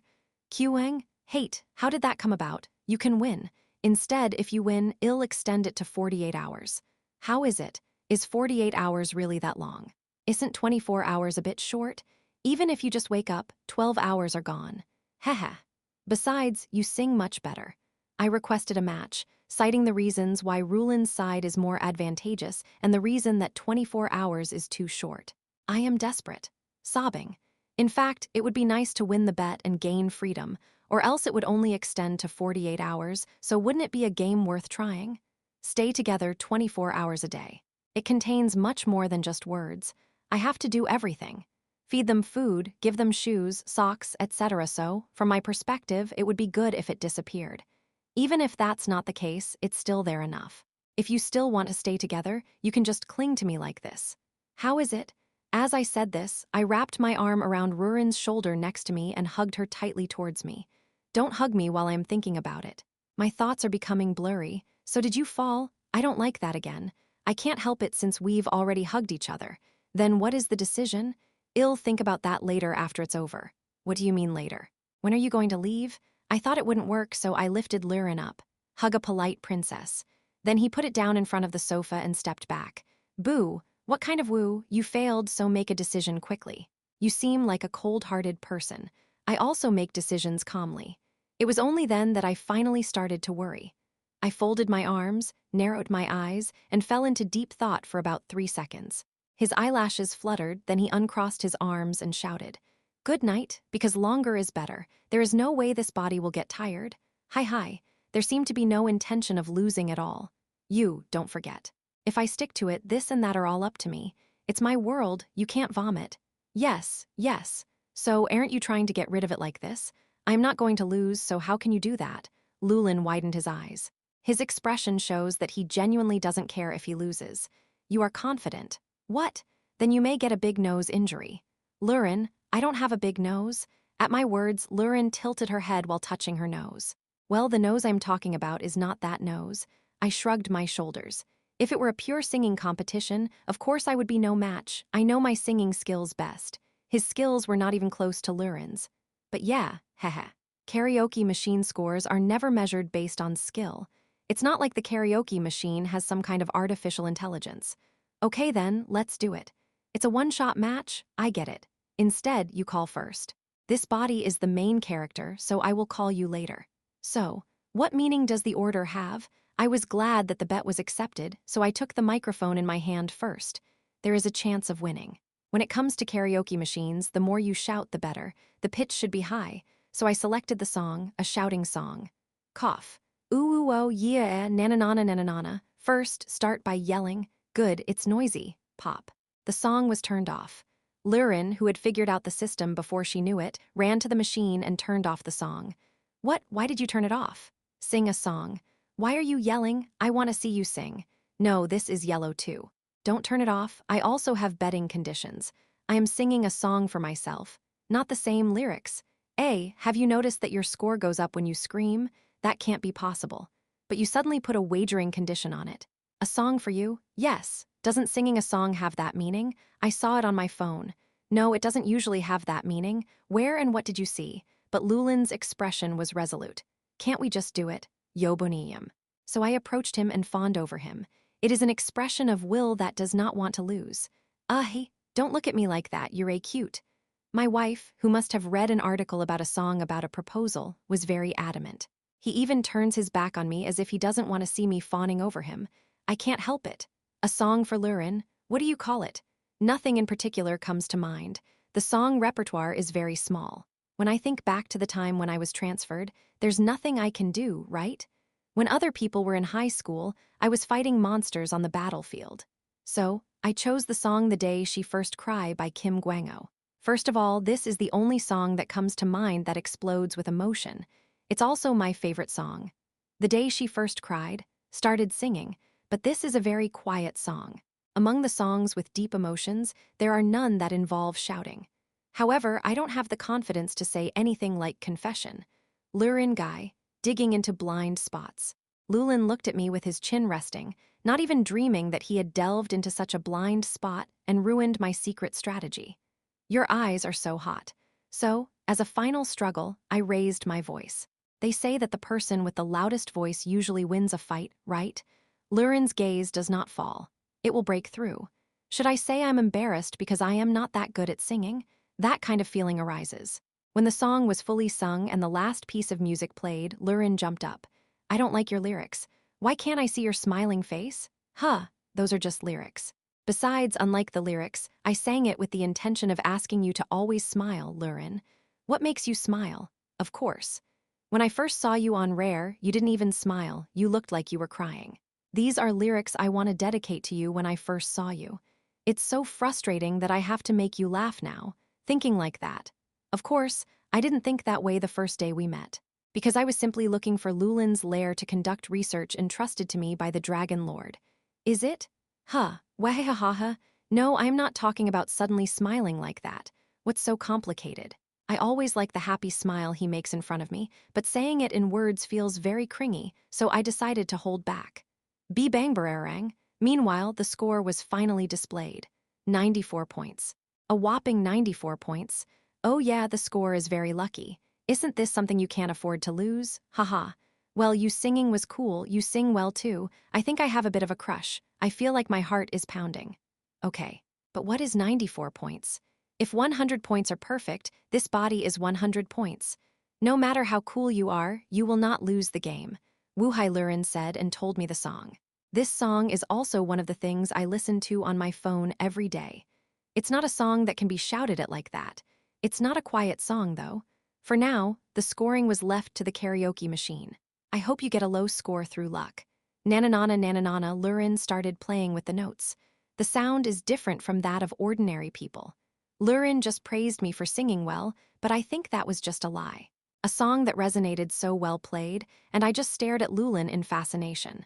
Then, Lurin, who was singing while holding the microphone, sneaks up to me, and he poked my cheek with one finger. Hi, what is it? I took a picture because the lyrics of the song say to take a picture of someone you like. Lurin shouted that during the interlude. And then he starts singing again. As Lurin's lively song ends, she smiles and makes a V sign. It is a smile that is certain of victory. I do not know yet. Is there anyone who has more of a do-or-die mentality than a karaoke machine? I glared at the screen. I approve of Lurin's songs and just about anything else, so please give me a low score. The moment when you pray and pray with that kind of wish in mind. A karaoke machine displayed the score, 100 points. A whopping 100 points were obtained. What is this? I don't even like Lulin. I just stood still and nodded as if it was very natural.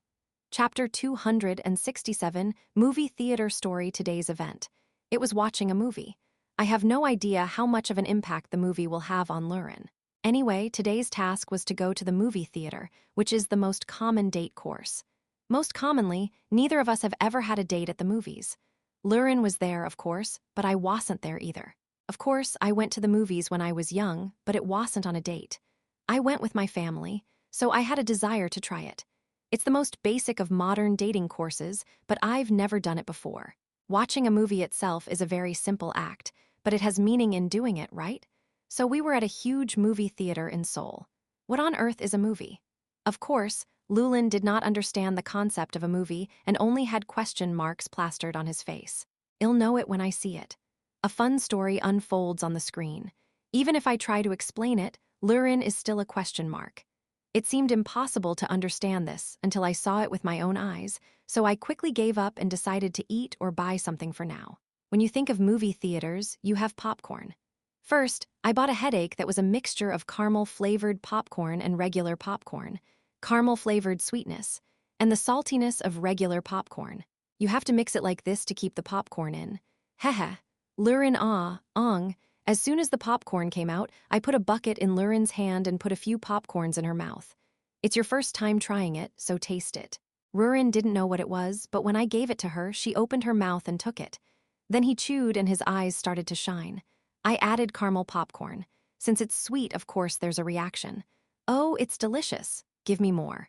After saying that, he stuck his head out and opened his mouth to cast Aya An. Again, but there was nothing more to give. That fact was clearly reported. No, I'm going to eat this after going to the movie theater. It will be difficult if you eat it first. Honey, go in?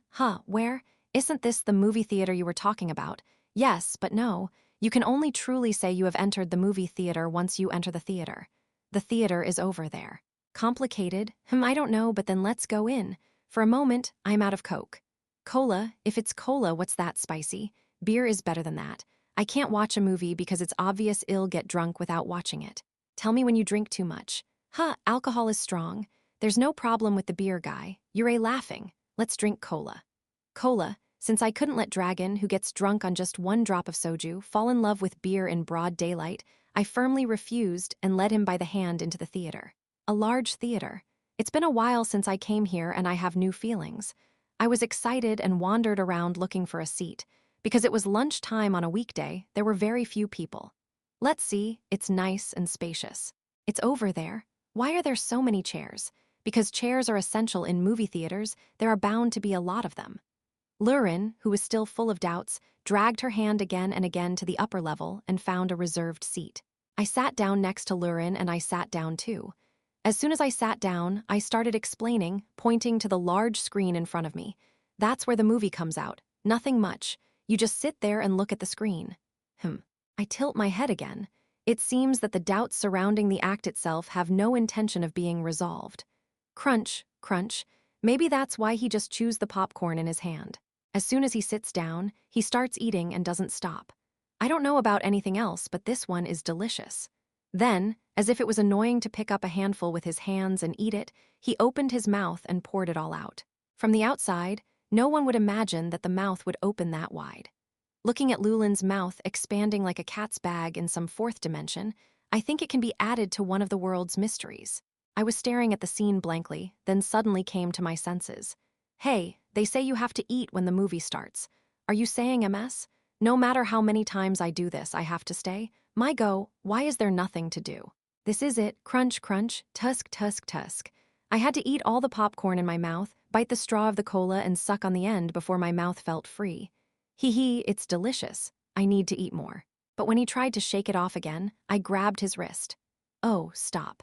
He lifted Lulin's wrist with a look in his eyes that had arrested a gambler who was losing money. Why are you like that? I have nothing to do, but I have to eat. Or at least give me a kiss. What kind of kiss? If you want a kiss, do it first. A really shy person who doesn't change speaks well. No, what kind of kiss is this in a movie theater that isn't even dark yet?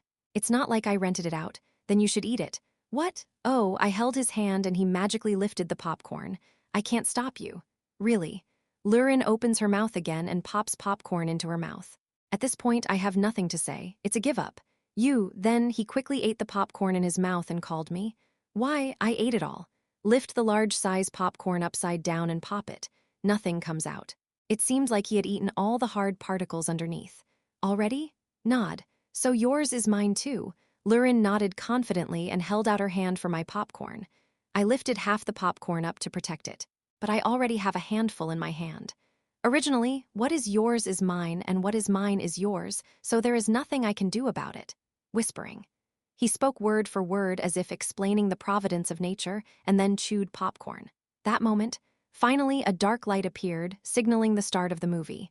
Rurin looks at me with a puzzled look on her face. It's a face that says you can't stop it. Why are you turning off the lights? No way. I didn't turn it off, and movies are usually watched in the dark. What kind of nonsense can this be? Is that so? Finally, the movie started in a completely dark movie theater. The movie I chose was a full-blown blockbuster. A blockbuster Hollywood action movie that costs a lot of money, has a lot of explosions, big kills, and is extremely flashy. It was a choice for Lulin, who was watching a movie for the first time. To show that this is what a movie is. Oh, is this a movie? It's like a cell phone screen, but it's big. Yes. Fortunately, the voice is very small. The result of having to speak in a whisper throughout the movie theater until my ears were worn out. But after about 10 minutes, Lulin began to doze off. The more flashy the action scene is, the more annoying it is. He was so sleepy that I handed him the whole popcorn to wake him up while eating it, but he dozed off for a while and eventually started to sleep soundly, leaning on my shoulder. Eating popcorn together at the movies, holding hands at the movies. I just dreamed of a date at a very simple level. But what came true was my wife sleeping on my shoulder. The flowing saliva is a bonus. I guess leaning on my shoulder at the movie theater and stroking my sleeping wife's head wasn't on your bucket list. At some point, I gave up trying to wake him up. Rurin slept soundly, and since money was tight, I also focused on the movie. It was fun to watch a movie after a long time. It was fun, but I also felt like I knew why Rurin was asleep. Would you say it's somewhat dull? The action scenes, scenes with explosions, and scenes of people dying were all dull. To check, I forced myself to wake up, and with a blank expression on my face, grabbed my arm by the shirt and trudged out of the movie theater and asked, "Rurin, why are you sleeping so soundly? Wasn't it fun?" "Yes, not funny. Why are you seeing something like that? It's so fake." So I had no choice but to sleep. Well, all the movies are fake. Fighting with dragons is 100 times more fun. It explodes even more. As expected, it was this. Lulin and I experienced the battlefield. It's not an ordinary battlefield either, but a battlefield filled with magic more spectacular than a video, and even falling into meteorites. The real explosion caused by magic was 100 times more spectacular than the one in the video. Even after experiencing it in real life, you will feel sleepy only after watching a video of it. It was a poor mistake in choosing a genre. The first challenge ended with Rurin in deep sleep mode, and after lunch, he took on the challenge once again. I learned a lesson from the consequences of thinking too much and being obsessed with Hollywood when I was young, and changed the genre this time. I carefully chose the movie to watch this time. Unlike action, I have to choose something that is very unfamiliar to Rurin. So what I chose was a melodrama, a movie filled with deep romance. If this is the case, Rurin will be more interested in action than action, right? Try again with such expectations. Lulin showed interest in popcorn again, even though she ate it and ate lunch. As soon as I entered the movie theater again, I remembered the popcorn stand and ran over to it and shouted, "If you're not having fun again, buy me something to eat. Many, Garda." Our honey makes a big sign with both hands that says she is full. Yes, eat a lot. I am too full to eat, so eat it all by yourself. What can I do if I want to eat? I bought 2 large jars of regular garlic caramel mixed as I wanted. It's all Rulin's fault. And then go back to the movie theater. Today I decided to go to the movie theater to see if I could compete. To win, not only am I happy, but Lulin must also be happy. If Rurin isn't fun until the end, it's a lost day. Since they decide to watch the battle at the movie theater, the only outcome is that Rurin finds a genre she likes and wins, or the day passes by without finding it. The battle has begun now. Weekday afternoon. There are still a lot of empty seats. If it's not during vacation and it's natural, it's natural. It won't be until later in the evening that people will come in. Maybe that's why it's still in a comfortable state. This was very fortunate for Rurin, who disliked crowds of people. Thanks to that, there are no complaints at all from that perspective. All my mind is focused on popcorn and cola. The movie started soon. As soon as I started, I observed Rurin. At first, he narrowed his eyebrows and said, and made a bored expression like before, but he seemed to become more and more interested and focused. He seemed to be very immersed in the part where the main character was a married man, and then he suddenly glared at me and then went back to watching the movie. The story was a story that could be boring if you were reuniting with someone you liked as a child, but they got married and ended up having an affair. Even the ending was that he got tired of the dullness of his married life and started marrying his ex-wife again. But the ending ended with the ex-wife meeting someone else again, which was kind of absurd. Rurin did not sleep. My posture was very different from when I was watching an action movie. The amount of popcorn I was eating was almost gone. The proof is that one container was already poured out before the movie started, but the remaining container was still intact. At this point, you've really seen the movie. I was curious about that feeling. Chapter 268, Movie Theater Story. How was this movie? You seem to be looking at it quite seriously. I've seen it all. So when I asked the question, Rurin coolly admitted it. It was fun. Fun? No, it wasn't fun. It was better than before, though. I just yawned earlier, but what I saw now was still worth staring at. Yes, this is what a movie is. You're watching a story. But the people who said that were all bad guys and pathetic. If it were me, I would have already killed them all. If I were that first wife, us, thinking about it makes me angry. In fact, I was so angry that I kept looking at it. Okay? Rurin huffed as if the contents of the movie suddenly occurred to her. But since humans are idiots, I concluded that it could be so, and I lost any appreciation for it. Of course, he was so different from you that he laughed at me. If I'm going to get married, I have to do it with you. Hee, you don't even care about other women besides me. Well, that's right, I don't care about other women. Hi, no. But still, I might have had a first love as a child, right? Only you know now, but in the past. Rurin's smiling face froze. I regretted it momentarily. What kind of nonsense were you talking about? It seems like I am stupid. In reality, my childhood was a darkness filled with nothing. There was no such thing as first love. When I was in elementary school, I had no interest in such things, and when I was in middle school, I opened my eyes to the opposite sex, but I was a boy. There was no one to love, and it metastasized when I was in high school, to the battlefield. Who are you? I'll kill you in advance. Calm down. What are you going to do by killing me? I am the only one who knows about you, but it still feels uncomfortable. Don't feel uncomfortable. Cannot be done. If such a thing exists, I will kill your first love. My eyes are spinning. It's in chaos and running wild. He even tried to use magic. The little mana that Rurin had stored condensed and gave off a blue light. The look in your eyes that makes you want to cause a meteorite to crash into the earth. Are you saying you're going to destroy the earth because you don't know who your first love is? That was difficult, so I whispered the truth into Rurin's ear. For peace on earth. Are you saying you're going to kill my first love? Yes, that's you. I never liked anyone in the past, but I liked you after I got to know you, so you are my first love. So, honey, did you kill yourself? Again and again. I talked about my first love with strength. Then the feet and hands that had been running wild stopped suddenly. In that state, it moved its head as if it were a robot and looked at me. Am I the first love in question? I am also my first love and my wife. So based on the movie I just saw, I am two people. In the movie I saw earlier, the wife I married with my first love was someone else. But why me? Then do you have to kill me?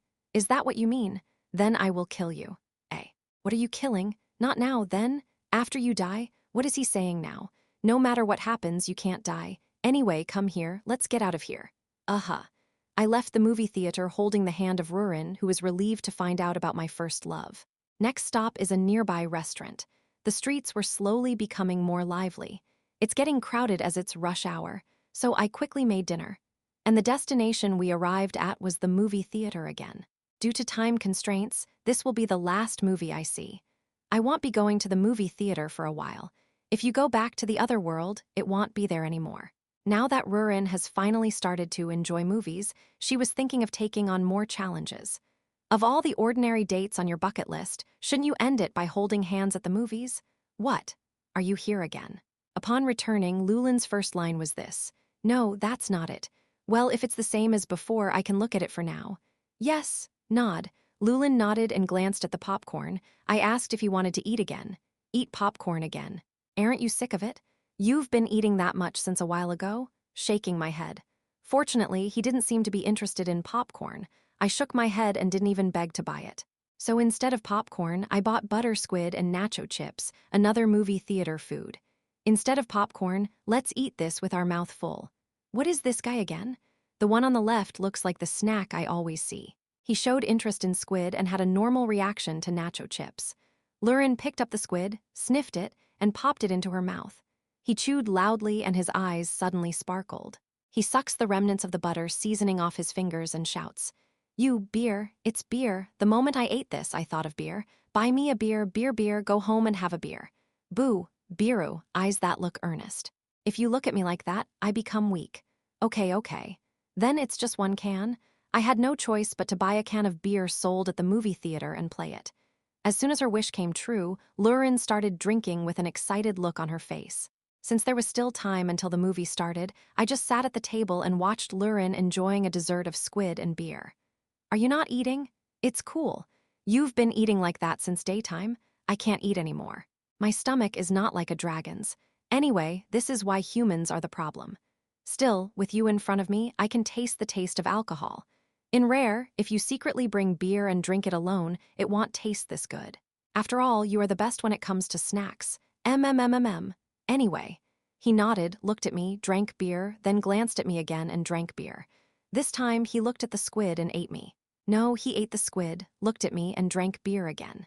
Kaya, do you know that it's Jeringobai over there? What is that? I am someone who hung a fish and looked at it while eating bear food, but now I feel like I overlap a lot with you. Of course, it comes from the spirit of saving, and Rurin has nothing to do with saving now, but the way she takes me as her comfort food somehow overlaps with the hardships of self-sufficiency. What is that? Because you are the best snack. I want you to give me a kiss. Suddenly, I think it's because you didn't give it to me. What are you saying? Are you already drunk? I wasn't drunk. Okay, stop laughing. It's time, let's go into the theater. I get it. I just finished drinking it. After downing a can, Rurin and I went into the theater. It's the third time. Lulin was already used to it, so finding a seat was very quick. On the contrary, he found his own place first and called me. You are here. Oh, it's fast? Because it's this body. I sat down in the reserved seat that Lulin found. Soon darkness came and the movie started. The movie I chose this time is also a melodrama. It has become clear that this is the movie that Rurin is most interested in watching. Because he's not interested in anything else, but he's interested in this thing called love. As if to prove it, I didn't doze off this time either. In fact, it seems like they are more immersed in the movie than before. The theme of this movie is love and forgetting. It was a movie that well expressed the frustration of forgetting. This is a movie where the female protagonist suffers from a disease that causes her to lose her memory, even though they are in love very much. The first part was about growing love for each other. Rurin showed great interest in this part. It was a romantic scene, so I thought it was a good time, so I placed my hand on the back of Rurin's hand. It's a bucket list fulfillment. Rurin is just staring at the screen in the dark, and then glances at me as if she feels a touch. And then he held my hand tightly. The raised hand is completely overlapped with Rurin. Something about that warmth was touching, so I used the darkness as a shield to cover Lulin's lips. At that time, there was a kissing part in the movie. Lulin looked surprised and instead reached out and tried to grab my face. The tongue is already slightly sticking out, as if to give a real kiss rather than a kiss. No, just on the lighter side. There are a lot of people, right? It's a public place. Can I go lightly? Then again, no, actually, that doesn't work either. I got my wish and it was so lovely that I couldn't help it. No, be quiet and look at the screen again without looking at me. Ugh, I like kissing myself better than watching other people kiss. The kissing scene is over, so look at the screen. We are whispering quietly now, just be quiet. But no matter how much I whisper, it will be a nuisance. Put your finger on Rurin's soft lips and shush. Did it so we focused on the movie again. As the story progresses, scenes of forgetting a loved one finally begin to appear. Rurin was very immersed. In the darkness, Rurin's eyebrows, reflected in the light of the screen, are gradually narrowing. It feels like my eyes are wide open. Proof that he was very focused and immersed in the scene. Boo! In the end, a little crying sound came out. It was such a sad scene that everyone else was crying. The male lead is shown just looking at the female lead who has forgotten everything.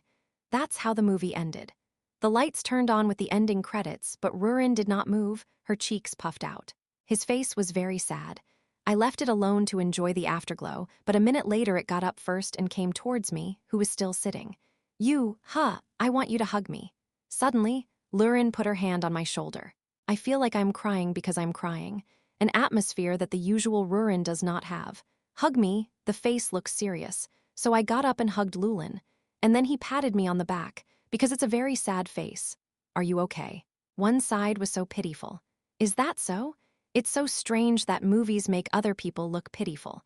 Before, I couldn't empathize with you at all because there was no way you could like another woman, but this was somehow scary. Are you okay? Lurin, since you are a dragon, you have a lot more brain cells than humans and you will never forget anything. Then you, it can't be because I am healthy too, right? But you don't know because you're a human. I don't like it. Why human? Be a dragon? Lurin said something ridiculous. Well, about half of them are dragons, because my heart belongs to a dragon. So then you won't lose your memories? You're a stupid. What are you worried about? Even if I forget you, I can make you like me again, right? Again? But how do I get you to like me? You fell in love with me without me knowing. You idiot, you just have to stay still to make someone like you again. Still. If you just show yourself as usual, you can't help but get better. What's so easy? Yes. It's so easy, right?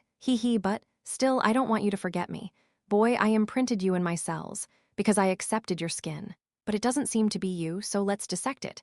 They dissect it, put my cells in it, and then seal it again. Wow, that's nonsense again. Y'all die before then, I won't die. I ran out of the theater to avoid the black-faced Lurin, who suddenly tried to open my body and insert her biological tissue. Stand there. Of course, Lurin follows. The day passed safely today, although he is about to be dissected. Chapter 269 Throw at This is the season when Rurin made bibim noodles with truffles. It was a summer day when the heat was still there. Going in? No, please let me in. Okay, I am going in. Let me in, I am going in. Let's go in, you bastard. I don't know, get out of the way. What? Red is not allowed. The way from the restaurant to Rare. Serena made a fuss in front of him. This part shows that Serena's mental state is very desperate because she said to Rurin, please let me in. Stand there. And the voice that comes. Could it be that Serena broke through Lulin and entered Rare? Rurin chased it down and went down. Serena, I heard Alina's voice again. When I moved from the kitchen to the entrance of the lair to see what was going on, I saw Alina standing there with a confused look on her face. What happened? There was a lot of chaos, crying, screaming, and fighting. When I approached and asked, Alina gently scratched her cheek. It's a face that looks embarrassed. Serena came here to say that it was too hot to take a vacation. And then they said they couldn't stand it because it was so hot and they stormed in. Is it Rare? Sorry, Alina suddenly lowered her head. Of course, it's nothing for Alina to apologize for. Well, that could be the case. Rare is cool, so Alina comes in too. Really? Certainly, if we were to choose the best place in the world to take a summer vacation, it would be our lair. In Serena's case, it would have been possible to make a specific space in the clinic cool with magic, but it would have been frustrating because the clinic itself was so small. The reason Serena used her body to charge was because it was impossible to teleport to lair. To teleport to a lair, you must break through the barrier created by Lurin. That means you have to be stronger than Lulin. That was impossible because Lulin became stronger with the dragon beads. It's cool as expected. It's hot because of you. Go to your Rare. My Rare? Inside the lair, Lurin was already strangling Serena. It's just full of cobwebs. It makes me hot just thinking about rebuilding. Then I will completely destroy it. You're laughing. Two dragons who fight like children whenever they meet. When the two of us meet, I get confused as to whether I am in a kindergarten or an elementary school.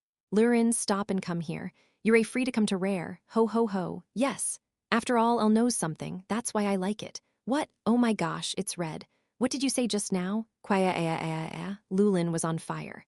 I couldn't help but explode with anger and let out my breath. Are you stupid? I am not talking about likes. I am talking about friendship. Anyway, there is a lot of jealousy. So, do you want other humans and dragons to just hate Elle? That's not it because Elle is cool. At Serena's words, Lurin suddenly stopped firing his breath. That's right, you idiot. Well, if that's the case, there's nothing we can do. I will look after you. Lurin was fuming, but finally calmed down and came towards me. Then he grabbed my arm and declared, but Elle hates you. Cultivate friendships on your own. Hi, what dude? Who is this? Lurin gets away from me again and runs towards Serena. Serena's hand also rushed toward Lulin's head. I am sure they don't want to grab each other's heads and start a dogfight. Dragons? Stop. Before I did that, I grabbed Rurin and pulled her towards me. Red dragon, how many times do I tell you not to touch Lurin's head because it is precious?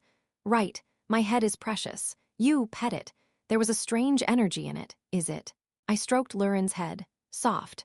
The scent of the recently changed shampoo irritates my nose. Serena looked at that and closed her mouth. And then he shakes his head.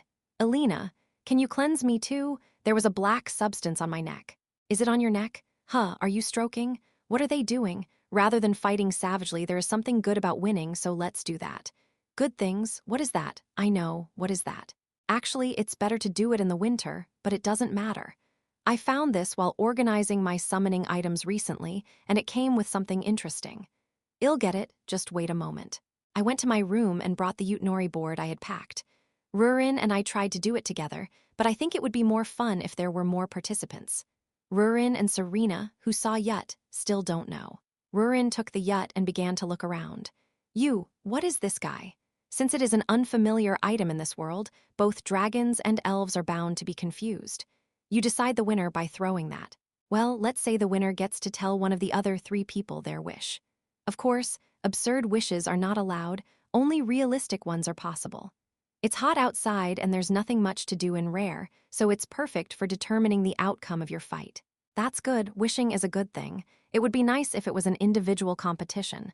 If you 2 team up, you're cheating, so I won't do it. Yes, you can do it as a solo exhibition. Okay, how do you do it? Serena, who said she hated the couple's scam group, showed interest in the idea of a solo exhibition. I want to do it too. Elena also raised her hand. Since everyone expressed their intention to participate, the rules were explained. Utnori is not a very complicated game, so I quickly finished the explanation and moved to the main room to start the game. Lulan, Lururun, Lululan. As we were setting up the Yut game in the main room, Lurin shouted to the Luruns. I couldn't understand, but Serena immediately opened her mouth. Huh, bring beer. Oh, how did you know? You are a dragon and I am also a dragon, so it has to be that way. Any complaints? Annoying, don't be annoyed and take care of mine too. Yours too, Lururun, Rululan.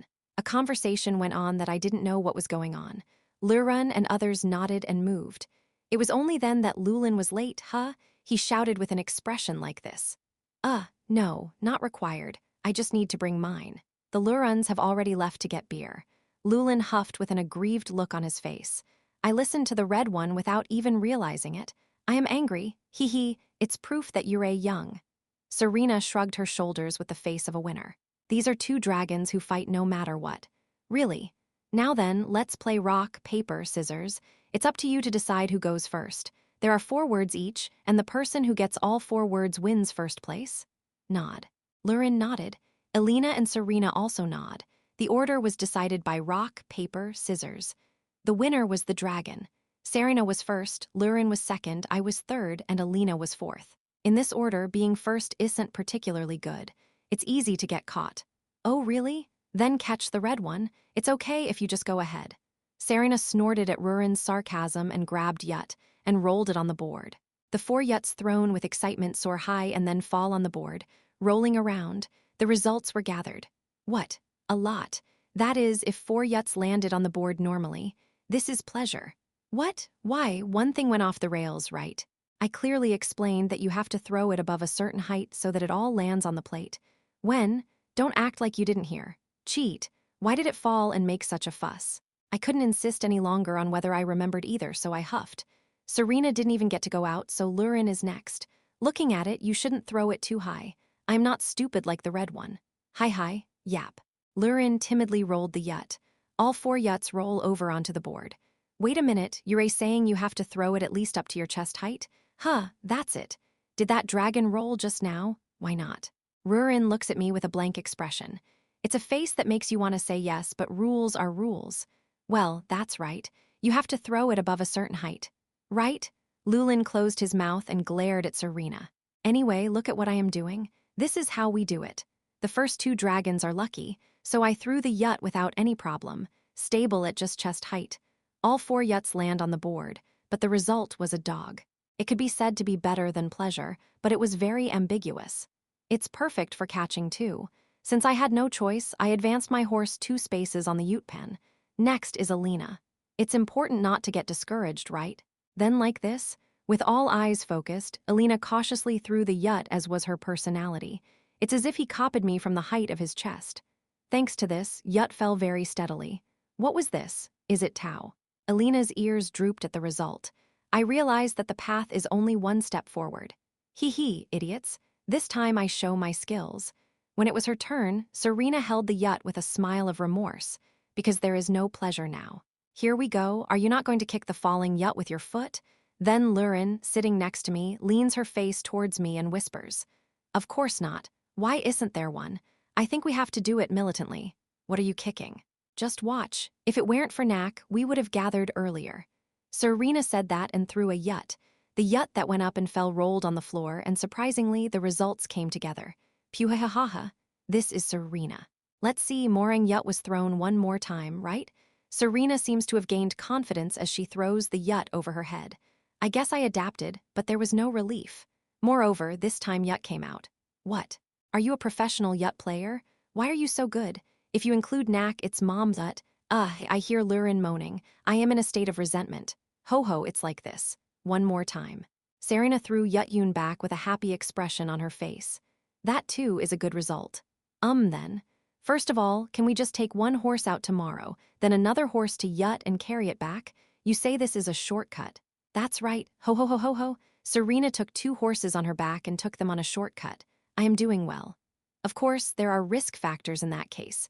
You did well, but you know that if Rurin, I, or Alina come out, they will both be taken, right? I heard it's the hardest to come out with rice. Then it's a winner. Is it a game of victory? The red one came out, so I come out too. Rurin cried out for Serena to be overthrown and caught yut. Previously, he timidly yutted and rolled the yut, but this time he did the opposite and excitedly threw the yut high. To the extent that I wonder if I may have thrown it too high. Fortunately, it wasn't a failure. The results are not bad either. It's really yut. Oh, well done, Rurin. This time Serena frowned. Hihidoya, I get it. Rurin threw the yut cheerfully again. Again, it is not pleasure.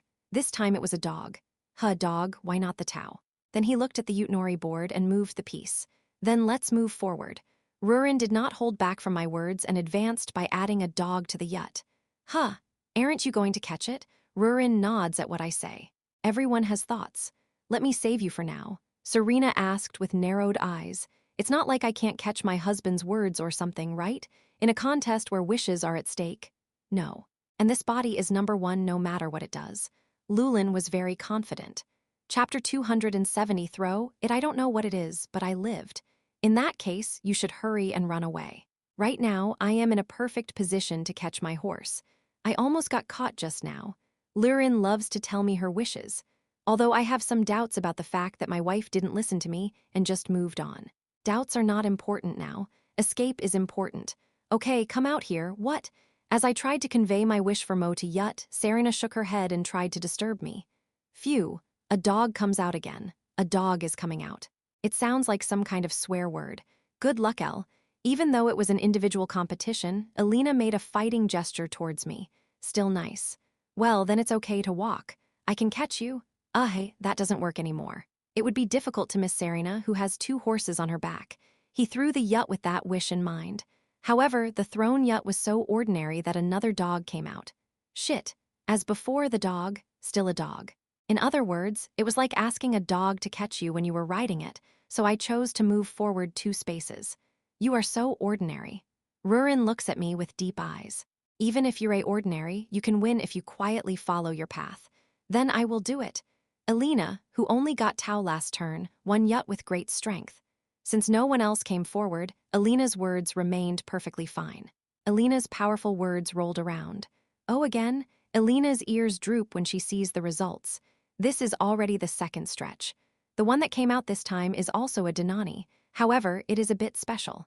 Puhahaha elf. Aren't you so bad at it? El is normal and elf is bad. Something funny. Why do I look ordinary there? Okay. Even if it's ordinary, it's cool. I am frustrated. Would you rather carry it from the provincial capital? Normally, that might be better. However, Alina's appearance was a surprise. This is a very good result in a situation like now where the horse is only 1 space away. Wait, this is Beekdo. Alina. Yes. Do you see the mark on the yut? If a Tau appears while that sign is visible, it is a Beekdo. You have to move back. In Alina's case, she moves to the goal point and can now finish next time. Wahahaha, this is ridiculous. Serena and Lurin both got upset at my explanation. Well, that's a universal rule, so what can you do?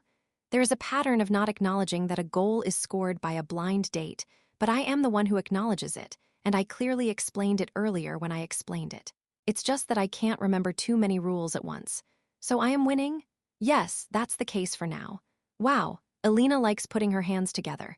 I thought earlier that they weren't interested in winning because they were rooting for me, but I guess that wasn't the case. Come to think of it, I was quite active in the cooking competition we had on the island last time. If it looks unexpected, it is unexpected. And then it was Serena's turn again. Well, at least Alina said something. I have 2, so if I score 2 this time, I am winning, right? That's right. Serena made a cool-headed analysis and threw a yut with her signature arrogant smile. The moment yut rose into the air, Lurin cursed. Go outside. However, contrary to that wish, yut settled down without any luck. The throwing technique seems to be completely familiar now. Ha ha ha ha. Moda, and, at the result, Lurin, Alina, and I sighed at the same time. No, in Alina's case, it's not a lament. Now, when the girl appears, we can take the shortest route out, right? Yes, if you come out, 2 words are the goal. Oh ho ho ho. Good. Come out, girl, professional you jobby. At this point, it is a Majabi dragon. Serena threw the yut once again. Yut flew away. With everyone's attention, the yut girl that had fallen and rolled on the floor came out.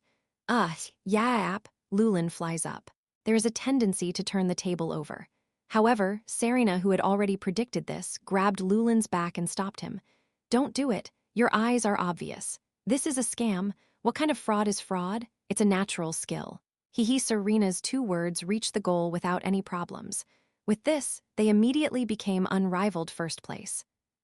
It's okay. From now on, this body will only come out with hair. Rurin calmly listened to the game, perhaps having changed her mind about overturning the game and making it invalid. Throw the yut at an angle. Depending on how you look at it, it may be an advanced technology, but the results are disappointing. It's almost like just spraying yut outside. Then yut went outside. It's pleasure. I broke my arm too much, almost at the level of scattering and throwing. Lurin is surprised, but that surprised expression was somehow awkward. Does it feel like some sort of smoke? It's always the case that Lurin's acting is clumsy. So, did they throw it outside on purpose? Not only did he not catch my words earlier, but it was also Lurin that I couldn't figure out. He grabbed my horse and rejected the opportunity to throw one more time, but this time he beat Yut. I don't know what it is, but anyway, it's my turn. Since only dogs have been released, it is time to come out with something different. I calmly threw the Yut. Oh dear, Lulin clapped. Yes, it finally exploded. The bristles burst. But why do you like Lulin? I saw Rurin again. Look at Serena, it is said. It's an individual competition, so what are you looking at? You are Knack and L is together, right? Since L came out with something out of the ordinary, it's natural that people like it. What? I don't think anyone would say that they are a chicken couple. I just ignored their argument and focused again on throwing Yut. Then Mo came out again. What's going on? Now, when the sword comes out, my horse, which has advanced 4 spaces with 2 dogs, moves up 1 more space and can carry 3 pieces. Anything else doesn't matter. It's okay as long as it's not a hit. With that in mind, let's throw Yut lightly. Oh, what really? How can it be Yut again? Cadet, Serena went berserk. Ha ha ha, it's all like that. Then Lulin attacked Serena like it was his own business. He got up from his seat and came right in front of me where I was sitting. And then my head popped, stroked high. It's soft because of the head. Lurin, do you know that this is a solo exhibition? No, but it's still cool. My wife said that and very carefully tapped my head a few more times before leaving with a smile. It's strange today, my wife. Anyway, if this happens, Yut is played without carrying 2 Morrow. So if you carry the horse that was originally 4 spaces forward, all 4 horses can move forward. Good. Serena has already made 2 pieces, so it's a winner here. Then let's throw it again. Fall, pleasure. Yut was thrown away, ignoring the sound of curses. The result was a dog. Serena looked at the Yut board and then looked at me and Lurin in turn. As of now, there are 2 horses in the Yut position. Now that the dog has appeared, if you advance 2 spaces, you can catch Rurin's horse. What? Why don't we catch it together as a couple this time too? So it was really planned by a married couple. No. Are you going to catch it? Hey, you caught me. No, Elle always got me, so it doesn't matter. then why don't you just keep getting caught? Hate. Two dragons fighting fiercely. Since it is a solo exhibition, it is natural to follow Lulin's words here. Otherwise, Alina and Serena will be angry because it will become a team battle. I had originally planned to catch Lurin's horse, so I caught it. And I got a chance to throw one more time. I caught you, so stop fighting. Did you catch it? Did you catch it? The dragons who were fighting back and forth see me. I shrugged and threw the yacht back. This time a girl came out. What is this? Things are suddenly going well? Heh. So I moved the two horses that were sitting on their backs. This way you can take the shortest route. In an instant, all four horses headed for the goal, and Serena huffed with an angry expression. Nonsense. Then me too, I want to come out with something good. Alina, who had been talking about Tao, threw Yut with a serious expression, saying it would be different this time. And then the Tao came out again. In a way, just coming out with the Tao like this is an ability. Why do I only show Tao? Would you be able to tell if you asked that with the expression of an herbivore? Well, there will be times when you suddenly explode like I did. And it's not that bad because you just have to get the horse at the finish line back into the finish line. Ah, really? Then I will. There is a risk of getting caught if you keep staying at the goal, so you better get out quickly. Alina's one word was the goal. In reality, it was currently in second place. Haha. Good. First of all, let's start with L. If I catch just one of the things I am carrying, I win. Serena revealed her aspirations and threw a yut. I felt nervous for a moment. It's true that you can't let down your guard because it's a dragon with really good fur. Ah. However, as the scream indicates, it is not Mo, she was just an ordinary girl. Rurin, who was watching this quietly threw a yut without saying anything, and as a result, a girl came out. What? What are you doing? Gotcha. Hee, I catch the red one. Lulin was so excited that he moved his horse, kicked Serena's horse, and took her place. Anyone who sees it will think you came in first place. It was my turn, and I quickly scored 2 pieces. Alina finally came out with Yut, and after that, Tao came out. As a result, the hare came out. Anyway, the fight between me and Serena. Of course, it just so happened that I had a huge advantage. Serena appeared as a normal dog this time too. His face is dead. Are you a dog? Hee, then I am a dog too. After saying that, Rurin gave a quick snap and a really cute dog came out. Have you been doing strange things in the past and only focusing on the things that come out? Hi, the red one will never come out. It's my turn after the red one, so if I go out, I'll catch them all. What? Was it a calculated move? Haha, you shouldn't come in first place, and I want to see Elle take first place. That's how I feel today. Yurei laughing, dragon fighting again. I took advantage of that opportunity and quickly threw the yut. And then Mo came out. My victory was confirmed without even needing to see anything. First place? Haha. When the ceremony is held, Rurin comes running towards me. Serena is ridiculous, a couple scammer, he said and rolled around on the floor. Alina said it was fun and kept looking at the yut board. Okay, good job. Thanks to you, honey, I won. When I hug and pat it, it clings tighter. It's not salty, so I am proud to say this. So what is your wish? Whatever that wish is, there's no way it's good, so I do it with her. Otherwise, I can't understand it. Why am I with you? It's something Lulin was supposed to do, but I'll use a wish to make you join in as well. What do you mean by that? Serena and Lurin simultaneously made bewildered expressions. You know that we returned that strange island last time and bought a new one, right? Oh, did you buy it again? You really have a lot of money. So my wish is for the 2 dragons to go to that island and build a luxurious swimming pool. Yes, there is a saying that a dragon's special ability should be used for construction. Hee. It's hard for me and Lurin to do it, so adding one more dragon would make things easier. Chapter 271, Getting Drunk as Usual, Elle opened a restaurant. So Rurin, as usual, was watching it and forgetting her favorite snack. However, Gray hurried into the restaurant and looked for Elle.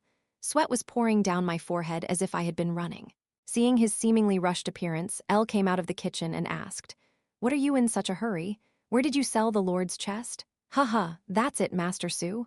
Ha. Grake was unable to speak and was panting.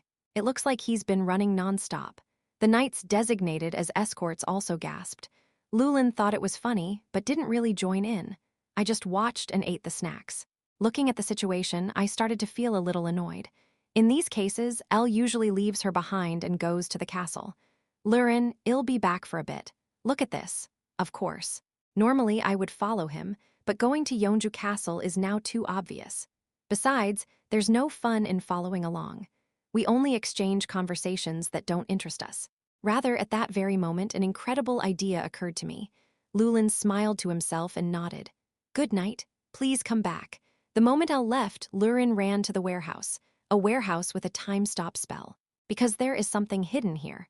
This warehouse can only be used if you have Eldo Lurin, because only dragons can use the time-stop magic, so this was the perfect place to hide it. In particular, Elle does not normally use this warehouse because it is stocked with ingredients to be used in emergencies. I usually buy seasonal food at the market. Where are you? However, it was hidden too roughly, so Lurin wandered around looking for it for a long time. That item is another mushroom obtained from the coons. It's an ingredient that protects the body, but it just gets you drunk like drinking alcohol. Kukukururukan. But this doesn't work for Elle or me. Kun around there, out there, out, at up there, around there, up out there, up there, there. There, up there, there, up, over, off, there, up there, up there. You're saying it's not harmful to your body and you won't try to detoxify it? Well, that's right. The heart comes into play when detoxification is needed. Kunkyu. Detoxification is usually done by the liver in human organs. In the case of alcohol, the liver detoxifies the alcohol. Dragon heart purifies all harmful substances that the liver cannot. It is mainly extremely poisonous. It only protects against the types of poisons that kill the body's cells.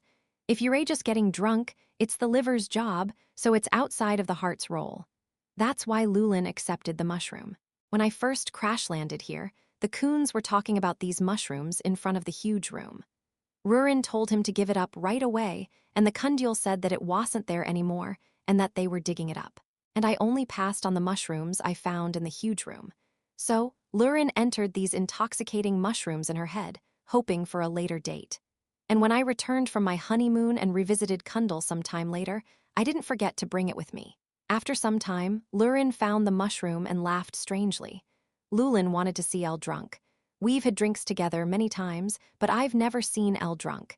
If you eat together, you get drunk first. Moreover, Elle is the type of person who does not drink too much. But how do you feed it?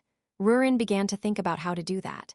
Lulin held the mushroom and thought about it for about 2 seconds before he clapped his hands. That's it. The moment a good idea occurred to Lulin, he immediately teleported to the Lord's castle. It's convenient to have a cell phone, but I couldn't use it here, so it was very inconvenient. You can know Elle's situation right away with your cell phone, but you have to go there in person. But still, Lurin has teleportation, so it's quite convenient. Of course, that didn't mean he could teleport out in front of people. If that happens, Elle will be in trouble. So, I teleported behind the castle and ran around. The guards of the Lord's castle found Rurin like that. Of course, Lulin doesn't slow down. Oh, that's enough. Oh, if it's that person, I know. The soldiers guarding the front of the castle did nothing. Get there with a free pass. Lulin ran in and looked around. Oh my, Lurin. I am busy now. Rurin ignored Verna and ran. If you follow the flow of mana, there is Elle at the end. Just like a hunting dog chasing its prey by scent, Lurin followed the huge mana and arrived at the room where Elle was. So here, Elle and great. And while all the knights in armor were gathered in a room in the Lord's castle, laying out maps and discussing something in depth, Lurin appeared out of nowhere. Of course, Lurin didn't really pay attention to other people, so she just trudged towards Elle. Lurin, you. Everyone's eyes were focused on Lulin, who suddenly appeared. I'm cooking today. What, you? Elle looked very embarrassed at Lurin's declaration. I wonder what kind of wind this guy, who is usually shy away from cooking, suddenly got excited about. Yes, you can know that and come slowly. Oh, but you shouldn't come too late. I think it might be a little late. Maybe around 7 o'clock. 7 o'clock, I get it. After hearing the answer, Lulin ran back to the Lord's castle with my way. What is it? Well, I didn't feel like opening a restaurant because of this job. If you want to open a restaurant, you have to prepare in advance. In cases like this, a closed sign is usually hung at the bottom of the hill. Don't climb up the hill needlessly. I already hung it up today when I came to Yeonju Castle. So, if you cook me a meal, that would be very nice. Elle blinked several times. Grake and the others, too, just stared at the spot where Lulin had left and blinked, so it took 2 minutes for the meeting to start again. After leaving the castle, Rurin stopped by Noel's store instead of going straight to the restaurant. First of all, they were the only couple that Llewellyn knew. Rurin found Lane and immediately asked a question. "What do you think about your drunken husband? It's the worst. I am in an uproar. Should I say I want to beat him to death? He smells like alcohol and just talks nonsense. It makes me want to kick him out." "Who? Is it that much?" "That's right. When people are drunk, they usually become defenseless, spinning around in circles, unable to distinguish between front and back." "Round and round?" Rurin nodded, concentrating on Lane with her eyes like a test taker listening to a lecture on predicting exam questions. Needless to say, the more I listen, the more curious I become, because I wanted to see Elle like that too. He was seen drunk many times. It seems like when he gets drunk, he gets hugged by Elle. It's about doing things you can't do with a clear mind. Then, what happens to Elle when she gets drunk? I'm curious. Miss you, it doesn't matter if it's violent, because sometimes it's good to be rough. No, it doesn't matter. I want to see something different. These letters passed through Lurin's eyes. After finishing the conversation, he ran again, teleported to a safe place, and returned to the restaurant. It was hard. Even though I wasn't sweating, I wiped my forehead in a sweat-wiping motion and washed my hands. The basics of cooking are hand washing. That's something I already learned tediously from Elle. What are you doing anyway?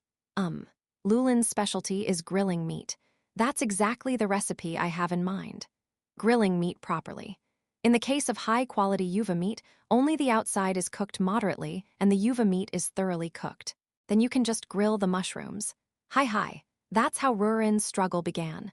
Llewellyn was strange. He suddenly stormed into the meeting and made a huge declaration before returning. It is a declaration that you will make dinner.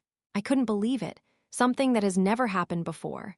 First, I checked to see if the sun had risen in the west, but that's not the case because the sun is setting in the west. So, did you happen to be transported to a parallel world or something while walking? A world where Rurin is a restaurant owner. Well, I can understand if it happened while moving between dimensions, but if you go to the permanent castle and come back, but the dimension is moved, it is impossible to live a normal life. Nonsense reasoning. So the conclusion is that you suddenly wanted to cook, or did someone encourage you to? Specifically, Serena. This was the most realistic imagination. Even if that wasn't the case, last time too, Serena used provocation and went all the way to the island and had a cooking competition. Of course, it was stopped midway because it was a very strange island. If not this, is there something else planned? I thought about it for a while and quit. Even if Llewellyn has some plan, there's nothing wrong with that. It's just a cute ploy. When I came to that conclusion and returned to the restaurant, there was a surprisingly good smell in the air. I am here. As I entered the restaurant while cosplaying as my husband coming home from work for the first time in my life, Rurin's face got dark and she ran towards me. "What's wrong with your face?" "Face? What face do you mean?" I thought I went into a coal mine or something." "Coal mine?" Rurin tilted her head and ran toward the mirror holding the tongs. Then I looked up in the mirror and after about a second I screamed. "Kwaya, what is this? Who are you? Is this me?" Rurin disappeared quickly toward the bathroom with a scream. The tongs that were thrown fly through the air and land on the table. There is rice prepared on the table. Surprisingly ordinary. And I also saw meat. But Llewellyn is really good at grilling meat. So my face couldn't have gotten that dirty just from grilling meat. When I got closer, I saw that not only was there meat, but there were also various grilled mushrooms, as if they had been retrieved from the warehouse. And among them, there were mushrooms that I had never seen before. It is a black mushroom. It seemed like the reason Llewellyn's face looked like that was due to the influence of this mushroom. What is this again? Is it a hidden mushroom like back then?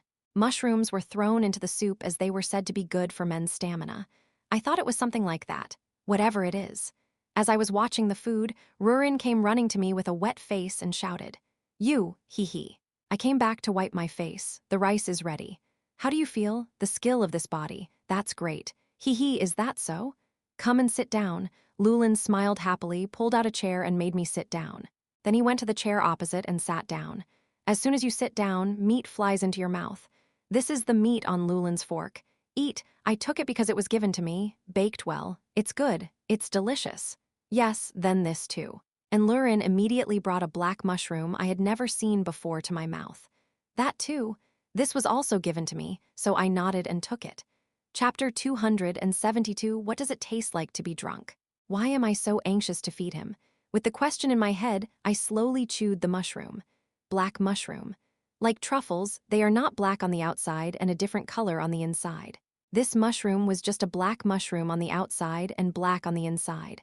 However, it is not a type of wood ear mushroom. It looks like a pine mushroom, but is just pitch black. The taste was subtle. I also wonder if there are other ways to cook it other than baking.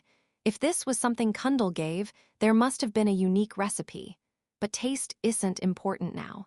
The first meal Rurin prepared just in time for my return. I was happy with just that fact, so it honestly didn't matter what the plan was or what it was like. How do you feel?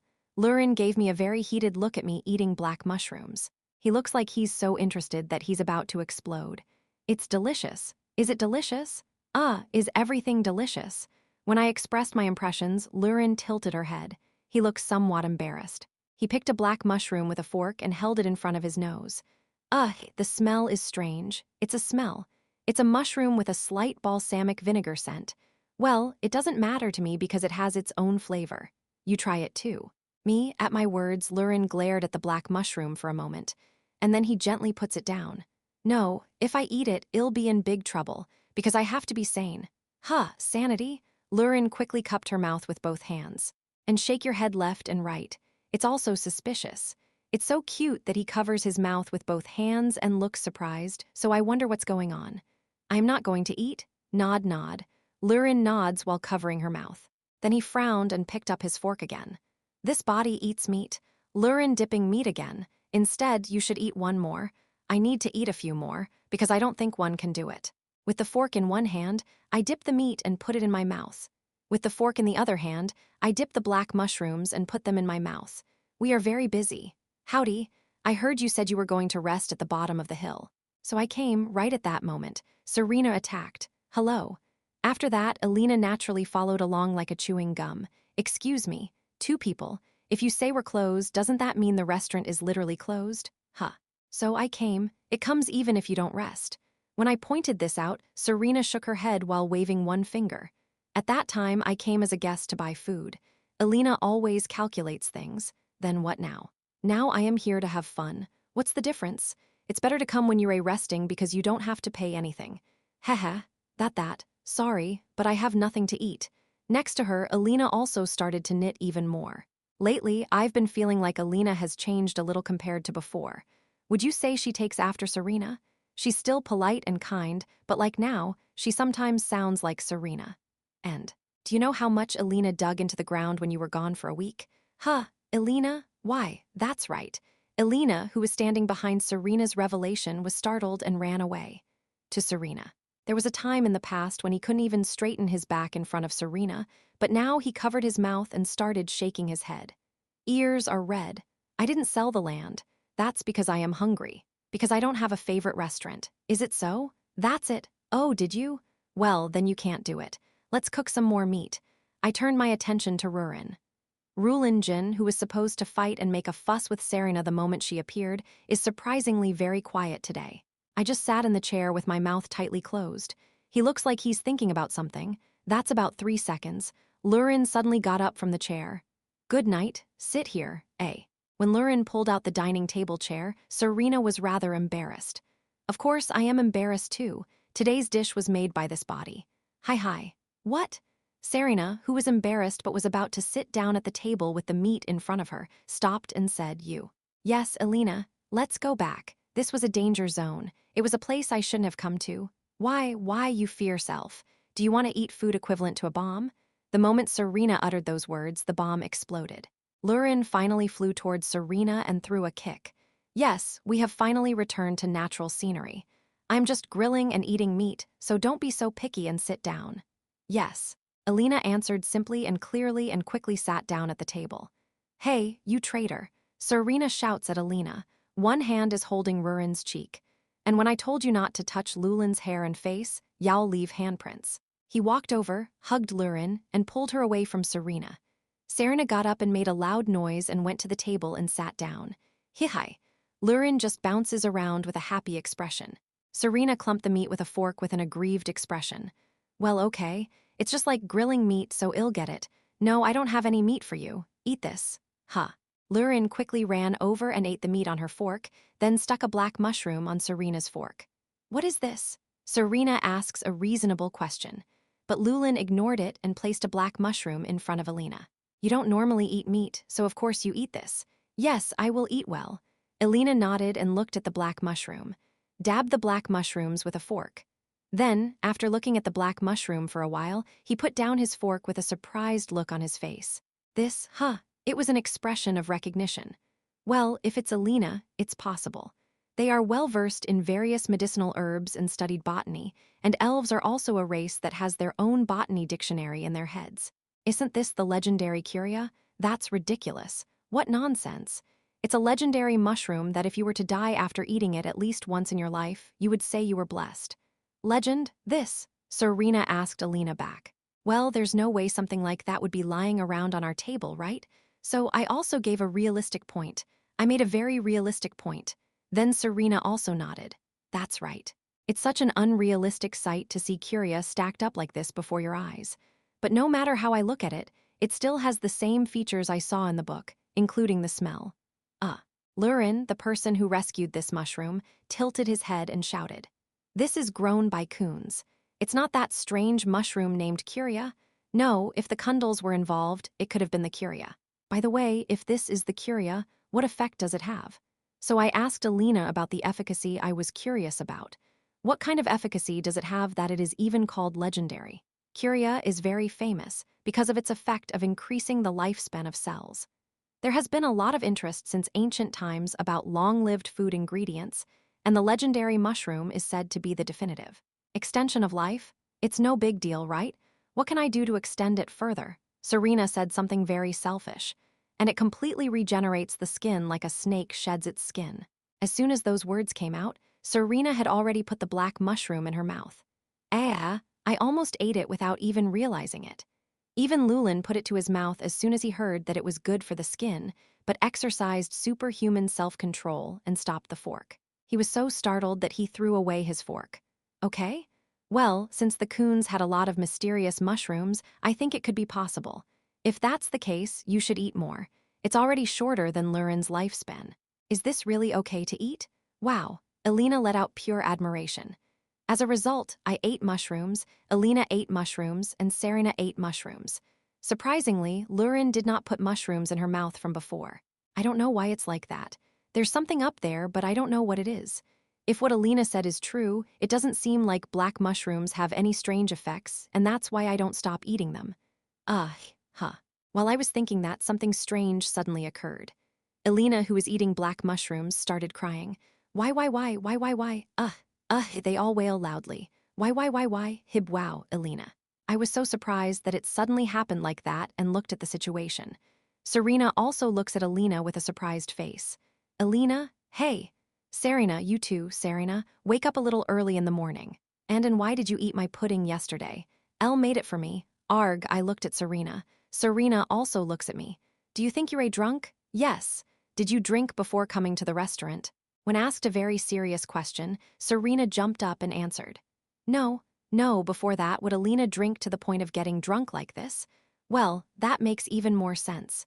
So you're saying you ate mushrooms and got drunk. When I said that, Rurin muttered quietly to herself. Well, it works for elves, but why are you still fine? What did Lulin say just now? When asked again, he waved his hand and shouted at Saria. Oh no, hehe. Hey, Red One, take that drunk elf and go back. I'm not listening to you, but I guess I have to. If I leave it alone, I think he'll make all kinds of noise, and if I don't stop him, he'll have to move out of here. Well, does that mean you have to move? Serena let out an unintelligible sound and grabbed Alina's hand. No, I do not want. Why are you holding me? I still have a lot to say. L2, hi, are you going? And at that moment, Serena teleported and disappeared while holding Alina. Lulin looked satisfied with the results of the experiment and began piling up black mushrooms in front of me again. You, eat more. Because you have to live longer. Well, that's true. Now, do it. So I ate black mushrooms and ate them again. Chapter 273, Getting Drunk. Elle felt increasingly drunk. It's a mystery why I feel drunk when I eat mushrooms. It's been a very long time since I felt this way. Now that I think about it, it seemed like Alina was drunk too. So does this mean that these black mushrooms contain alcohol? El thought that far, but he got more and more drunk and felt like the film was cutting out. I jumped up, feeling like I couldn't do that. You. Lurin, who was still feeding black mushrooms at that time, asked Elle in surprise when she suddenly woke up. Aren't you going to eat more? There are still a lot. But Elle didn't answer. I just hugged Lurin in front of me. Kaya, you. In that state, Elle trudged on. Then he went down to the lair and threw Lurin on the bed. Something is rough. Lulin had that thought. I am finally drunk. Lurin, what? Love you. Just as I was feeling satisfied with Elle's rough behavior, a love confession came out of nowhere. Thanks to this, Lurin's face turned red. Even though we got married, the words I love you had a magical charm because we didn't say it often. Oh, is that so? It's amazing. Black mushroom, I love black mushrooms and everything. Elle approached Lurin, who was lying down. And then he laid Lurin down. Then he made eye contact and spoke again. The song I love you came out at an almost profane level. Love you? Are you sure? Yes, I love you. Hehe, why don't you usually do this? He speaks so well when he's drunk. Lulin, who was muttering like that, could not say anything more. This is because Elle's lips covered Lurin's mouth. But soon Elle's lips parted again. In that state, Elle began licking Lurin's eyelids. Then he said it again. Love you. Lulin, what about you? Me too, Kaya, that's there. It's snow. Elle said she loved him and started licking her eyelids again. I didn't know why he was licking his eyelids. Rather, Elle questioned Lulin, who shouted that it was snow. I love you, but can't I? It works. I can do anything, but it tickles so my heart is pounding. A kiss while repeatedly saying I love you. I was a little dissatisfied with being kissed briefly on the lips and with strange eyelids. Then say you love me and do the same. Suddenly, Elle said that and lay down on her side. Rurin, whose entire body was red, hesitated for a moment and then approached Elle. I'm not drunk, I can't do anything. Are you lacking love? Elle asked like a girl. It was rough, then it had a girlish tone. Elle, who was drunk, could hardly make sense of things. Oh no, Elle was drunk anyway. Then it's the same as sleeping. After hypnotizing herself like that, Lurin climbed on top of Elle and lowered her head towards her face. Elle caresses Rurin's face. Now tell me, I say I love you, that's it. Lurin was overcome with shame again, but Elle also said a lot, so I closed my eyes and spoke. Love, I love you so much. I love you so much that I feel like I might explode. You are so good, I can't do it without you. So I love you, okay? Nod. Lurin nodded and stuck out her tongue like Elle did earlier. And then I put it on my eyelid. But why snow? Lurin asked, her head hanging down from Elle's face. Lulin's head touched Elle's cheek. Just, ouch. In that state, Elle wrapped her arms around Lulin and the two fell on top of each other. I love you, Lurin. Then, when Elle whispered these words in Lurin's ear, Lurin suddenly felt a tingling sensation and couldn't come to her senses. My ears are weak, but when I whispered the words I love you into them, I felt like my heart and body were going to explode. I feel dizzy. Lurin, who was saying that, stopped in that state. This is Elle, who whispered in my ear a little while ago that I love you. Not even 5 seconds have passed since I smiled and said I love you. But before I knew it, I closed my eyes and fell asleep. What is this? You, come to your senses. Why are you sleeping? Quietly. Even so, all I could hear was the sound of breathing in deep sleep. Elle's drinking habit is to say that he loves her deeply, and falling asleep easily, and just going back and forth between rough and girlish behavior. Good and bad mixed together. Rurin thought like that and looked at Elle. Sleeping is bad. But he looks cute when he sleeps. Because I am drunk, I sleep like a baby. As Rurin said that, she lay down next to Elle, wiggling around, and he closed his eyes too, with your hands clenched tightly. Battlefield chef Elle was currently on a business trip. It's called catering service. It's a service I wouldn't normally do, but this time it was special. Because that place was a battlefield. Currently, the Empire was at war with a neighboring country. The first to attack was the neighboring country, the Narya Empire. Because all countries suffered damage from the Dragon War, wars between humans did not occur for quite some time. However, conflict between humans continues. It is an eternal and immutable law. The Narya Empire launched a preemptive attack on Sarek City, the frontier of the Empire. It was no longer a war that could be defended at the territory level. Therefore, the Empire sent troops to each lord, and the troops of each territory named after the Imperial army gathered in the city of Sarek. Naturally, Grey also participated in the battlefield, leading the Grey Knights and Grey City troops. However, El had no intention of participating directly in this battlefield. The moment you participate, it's over. Of course, the battlefield is a cruel place where countless people are killed, but taking one side and wiping out the other side breaks the balance of human power. What if the enemy country even brings a dragon? No matter how terrible it was, it could not break the balance of the world. You can go to the opposing emperor and threaten him to stop the war, but that is also intervention, because human affairs must be resolved according to human nature. Monster wars and dragon wars are simply wars fought for the survival of humans, so wiping it out with magic is not a good idea. Of course, if Grey City is overrun by the enemy and the restaurant is trampled, we will protect Grey City, but the situation is not that serious yet. Of course, as a wizard who is far beyond humans, I can't help him. Giving advice to Grake was unavoidable as it was for the sake of his disciple. A few days ago, Grake ran up the hill to inform El of the war. After that, I visited Yeonju Castle several times and gave advice and stories about going on a campaign. And soon he went to war. It was good up to that point. However, El was not relieved by the advice alone. Still, he is a disciple, a child who follows him as his teacher. That is why, although he advised me as a teacher in Grey City, I decided to go to him in the name of a chef on the battlefield, headquarters of the First Corps of the Narya Empire. For some reason, Duke Reich's knights, who are currently fighting against the Count of Grake's army, have been losing consecutively since the day before yesterday. How on earth did this happen? Why did I suddenly lose momentum after winning well? Duke Reich shouted in anger. The lieutenants were shocked and only glanced at each other, the act of delaying reporting to each other. In the end, the lowest-ranking adjutant had no choice but to step forward. That is hierarchy. Yes, Your Highness. According to the spy, the cook had changed since yesterday, and the soldier's strength suddenly improved after eating that dish. That part is very suspicious. Eating food? Yes, Your Highness. Duke Reich made a bewildered expression. How can you become so brave just by eating food? Is that what you're saying now? No, it's true. A spy who actually ate the dish testified that he felt a surge of strength he never had before. It seems like the enemy's cooking is increasing their morale. At least cooking? Why are there all these reports? Duke Reich frowned. Then shouldn't we eat that dish too? What do spies do? All you have to do is steal ingredients and have our chefs analyze them. As the Duke came to a simple and clear conclusion, his lieutenants nodded in unison. I will try them all right away. Majesty, El was boiling water in a large pot. Next to him is Rurin. Rurin asked while looking intently at the large pot while wearing a one-piece outfit that was very unsuitable for the battlefield. You can come in here and take a bath. What kind of person boils so much water? There are a lot of people, right? There are so many to feed only the soldiers of Grey City, so the food supply for the entire Imperial Army must be truly enormous. Since El started cooking for the first time the other day, the morale of the soldiers has increased, casualties have decreased, and efficient battles have become possible. It's not a superhuman help anyway. Among the mushrooms manufactured by the Kundals, there was one that had such an effect. The Coons that El helped were sending various mushrooms from the ruins. Even after my first visit there, we continued to interact because of Rurin. Chef, His Excellency is calling you. Is that so? Grey called El. Normally, it would have been natural for Grey to come to El, but wouldn't the soldiers find that strange?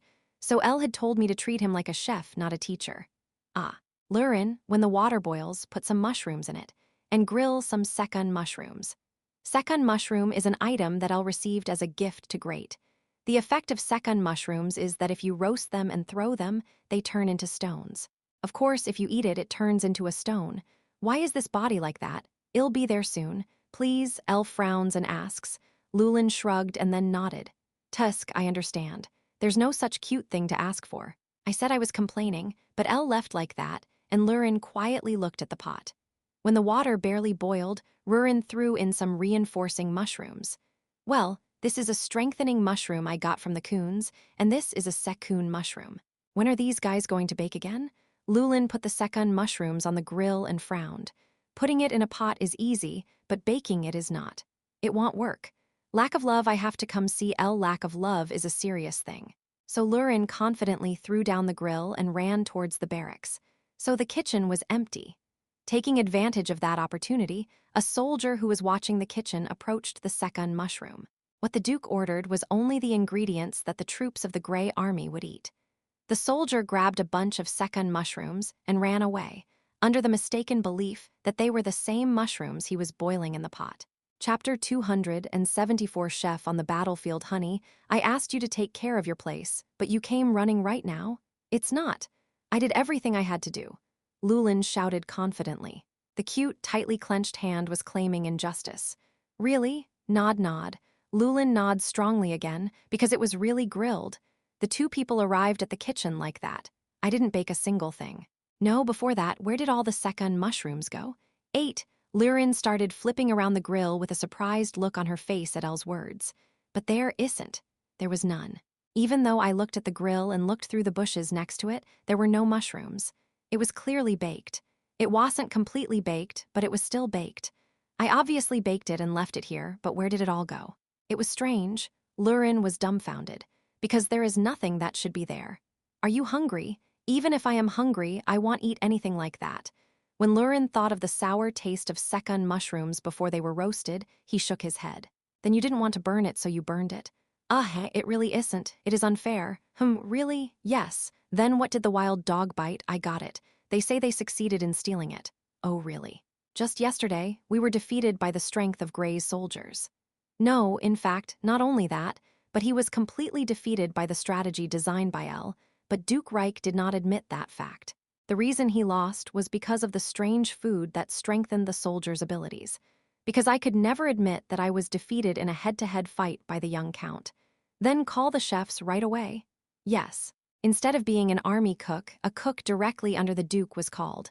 The Duke passed mushrooms in front of them. Take a look. Do you know what this is? It looked like a mushroom. At the Duke's order, the Duke's 3 cooks began examining the mushrooms with serious expressions. Well, it's baked. It looks like it was cooked well. While saying these things, I didn't ask for your impressions. Naturally, the Duke exploded. Who would say something like that?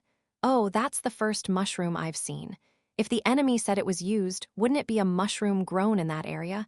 The Duke was dumbfounded. That's something you can do yourself. These guys are experts on food ingredients. Done. It's okay. So you're saying it's certain that you got a strengthening effect after eating this? Yes, Your Highness. That's for sure. They say they checked it several times. Okay then, bring in all the unit commanders. Yes, you guys cook this. I heard they put it in and boiled it. So let's do the same. You can't do this, right? Yes, that is truly a specialty. The chefs soon made a mushroom stew with roasted mushrooms, and it was a treat. The ingredients themselves didn't taste very good. The point is, okay, because you don't eat it because of the taste. What's different? Well, there was no poison or anything. Everyone who ate the boiled broth showed no change. However, there is no particular effect. I heard that you should eat mushrooms, not soup, so I guess that's right. Following Duke Relick's orders, the captains of the troops soon arrived one after another. The leader is usually a nobleman. This is the strengthening mushroom used by the enemy. Eat it and fight. And if it really works, I will somehow get those mushrooms. Is this what you mean? Is it true? Murmur. The nobles who had been summoned by the Duke became noisy, and soon he took the mushroom into his mouth. They said an order was an order, and that they had checked for poison, so everyone swallowed the mushrooms. Sweet. At that moment, everyone's expressions were distorted by the taste of the soup that did not go well with the dalgona-like second mushrooms. Pop, pop, pop, bang, everyone started turning into stone. At that shocking scene, Duke Reich could not keep his mouth shut. What, you guys? This is the enemy's plan. The enemy's plan? What on earth did you bring, Majesty? I have committed a mortal sin. When the Duke, a member of the royal family, became angry, the lieutenants who had planned the matter fell to their knees in surprise. Puck, puck. The Duke kicked his adjutant violently. Now that things are like this, kidnap the cook. Kidnap him during the next battle. During the battle, there won't be many people in the enemy barracks, and they won't be able to kidnap them either. Even if I kill you, you will definitely find out the secret of my strengthening. All right. Duke Relich took a deep breath. No progress. It was good to taste the blood of destroying a territory, destroying it, killing people, but it was a very uncomfortable situation because I was blocked by the Grey Army who came to support me, and I couldn't do anything. Trampling and ravaging this land and turning all the people of the opposing empire into slaves. For that purpose, it was the Duke who started the war and the enemy emperor, because it was a very barbaric country. Rurin felt unfair. In the end, Elle treated her like she had been bitten by a wild dog, but it was unfair. It was clearly baked, but it turned out as if it wasn't baked. Why on earth did that disappear? How dare you touch the nose hair of a sleeping dragon? Rurin was determined to find out this. Find the culprit and destroy him. He is a vicious guy who framed himself and made Elle fight with him. Of course, we didn't fight, but the important thing is that it almost happened. Good night. I'll show you a dragon's sense of smell. Rurin started sniffing around the kitchen area, but it failed. It smells like Elle. Good night. Hi. If the dragon had a good sense of smell, it would have been uncomfortable on a regular basis. What is the smell? Rurin's olfactory investigation ended with only sniffing Elle's cooking clothes. Then use your head. I definitely put it here like this and went to find Elle, but it disappeared. Huyum. Rurin began twisting the ends of her long hair. If so, someone took it during that time. I don't know. In the end, the moment when the investigation that took so much effort came to an abrupt end. A group of masked men invaded the kitchen. The Duke's special forces came in after killing the guards in the empty barracks. I need to go with you. They stood in front of Rurin and spoke. What? When I went out to scout to see how they were fighting, Llewellyn greeted them and clapped his hands. Right, you guys took it right away? My mushrooms? Okay, I took it.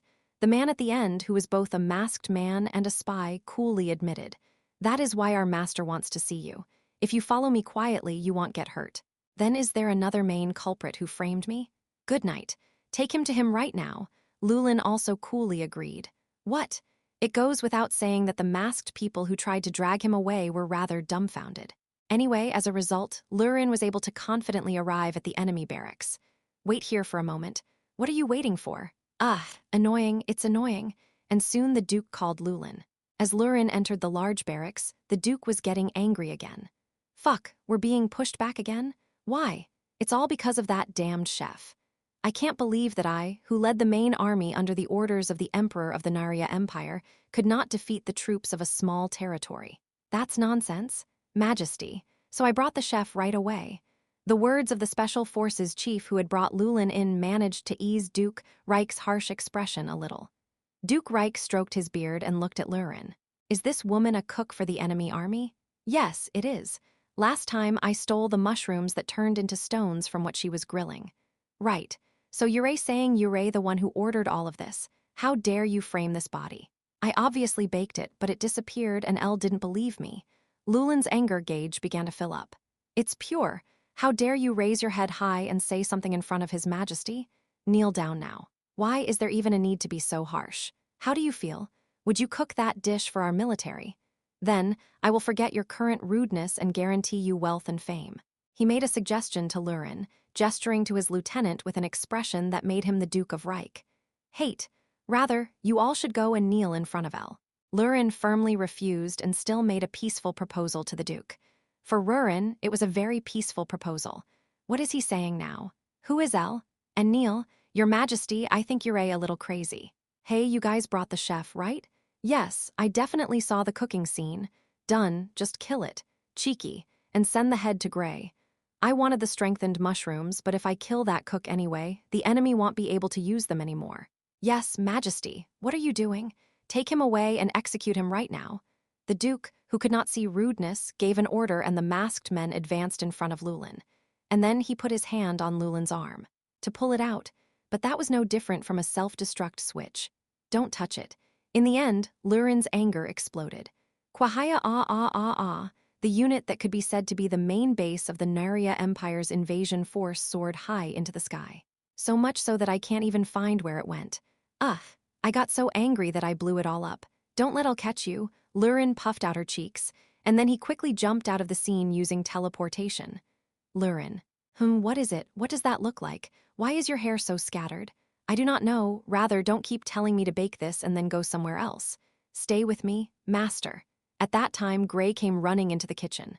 A very surprised face. Why are you doing this?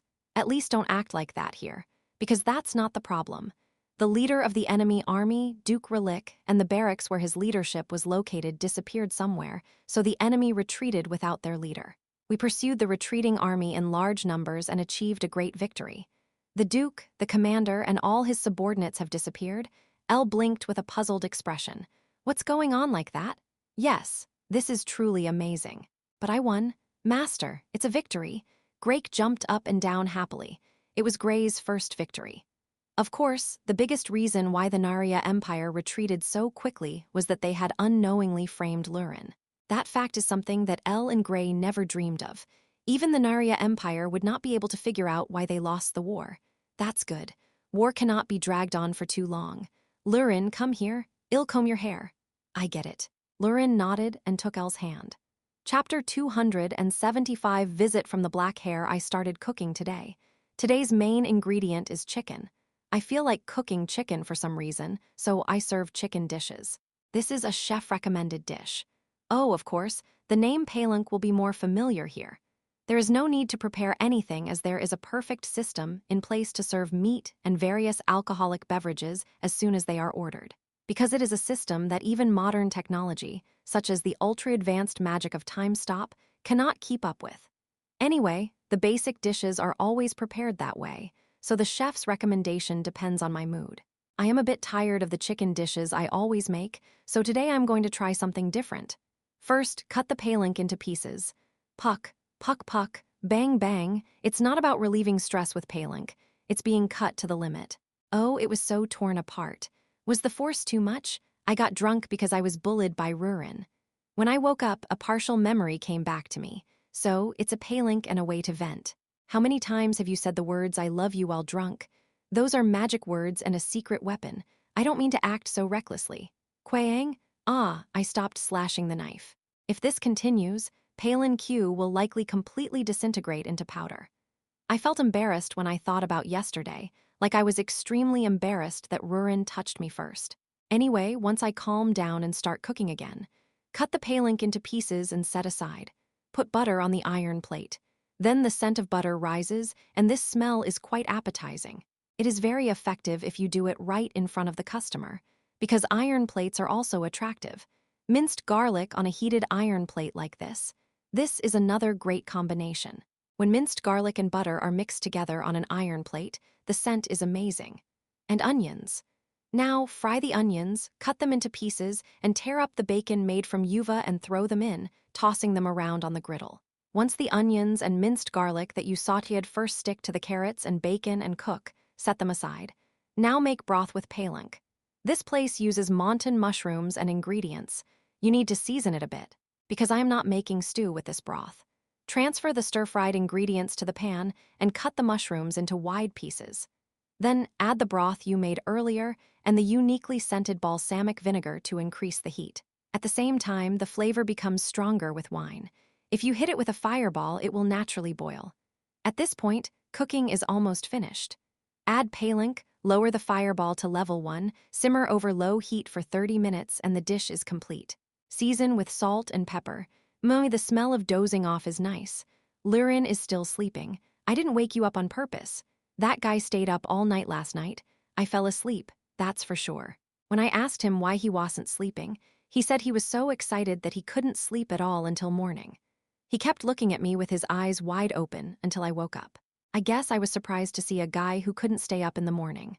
Of course, I wasn't awake and I wasn't sleeping.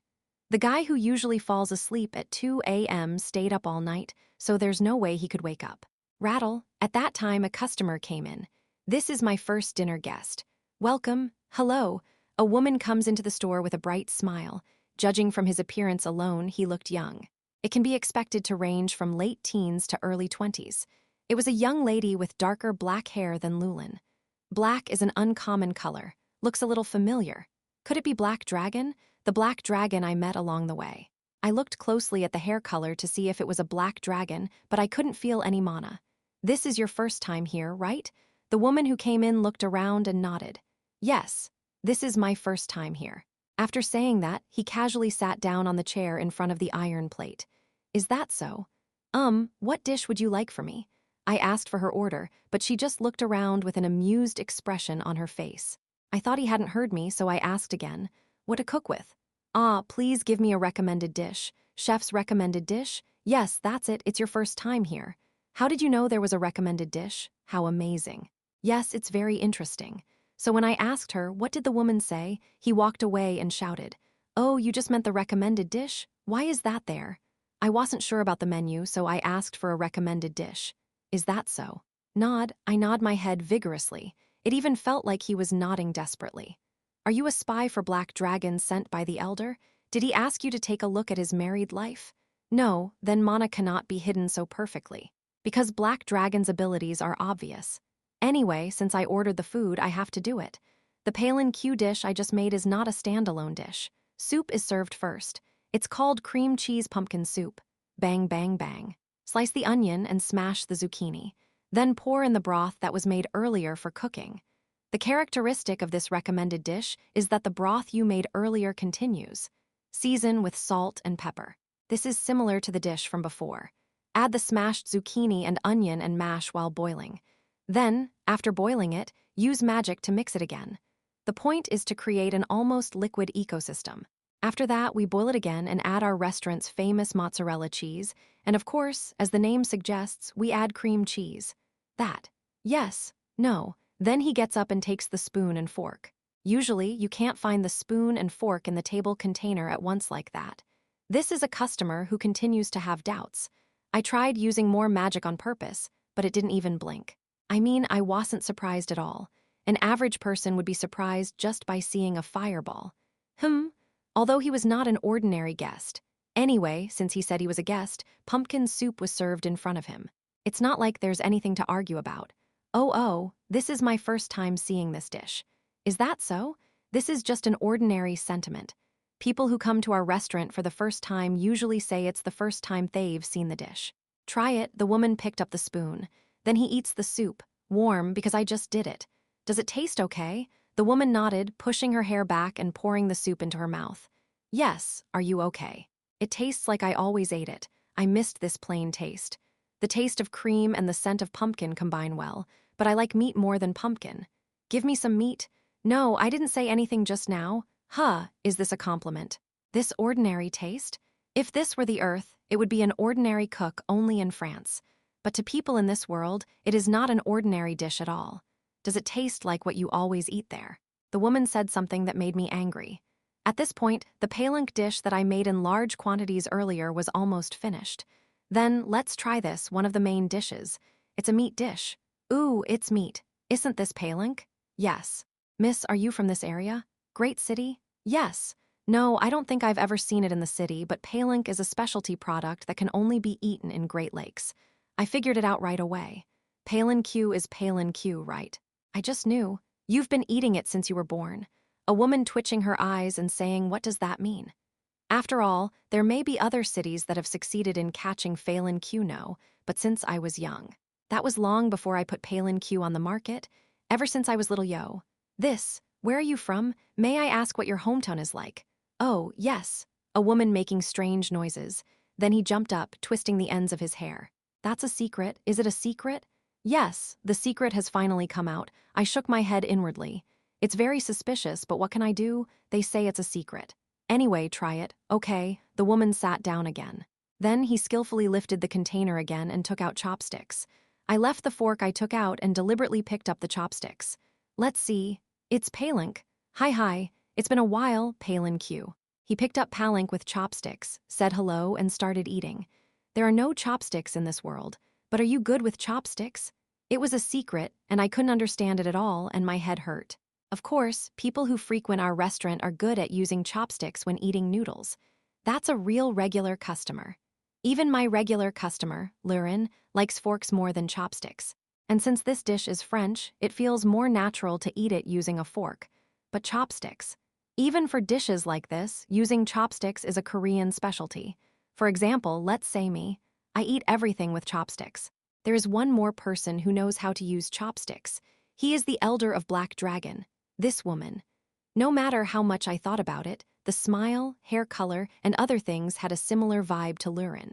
Of course, I didn't notice it at first because it had a completely different vibe from Lulin. Putting all of this together. Lurin's relative? Could it be that the elder of the Black Dragon? Is there a hidden daughter born in the house? So you're Lulin's aunt? My head hurts. The hypotheses were spinning in increasingly strange directions. Are you good at using chopsticks? Yes. Those are chopsticks. People who come here for the first time don't even know what it is. At my words, the woman stared straight at me, and I blinked a few times. Then I looked at the chopsticks again. I see myself picking up Palin Q with chopsticks and bringing it to my mouth. Hey, what is this?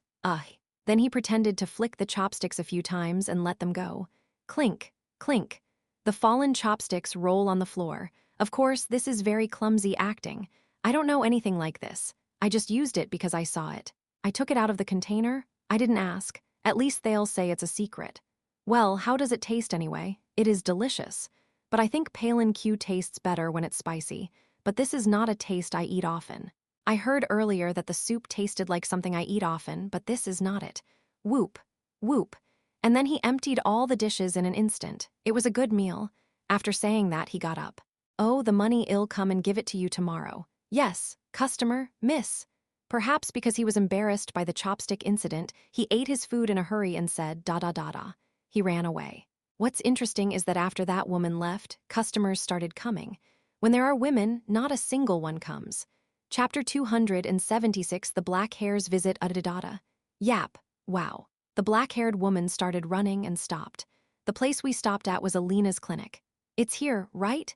It's been a while since I came here and I finally found it. Where are your idiot sisters? While talking to herself like that, the woman entered the clinic. Welcome. Since you have entered the clinic, you are a guest to Alina. Of course, he gestured with a smile that was half kindness and half benevolence. Come this way. Where are you in pain? Because my heart hurts. Your heart? What kind of feeling?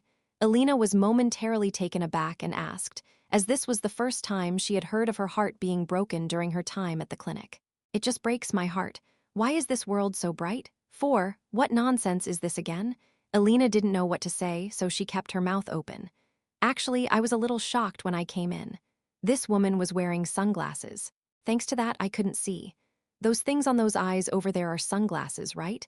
Do you know anyone? Heh. That's right, I know. You know better than anyone else, right? Although there is one competitor. Yes, what does this mean? Alina fell into confusion as she unconsciously touched her chin.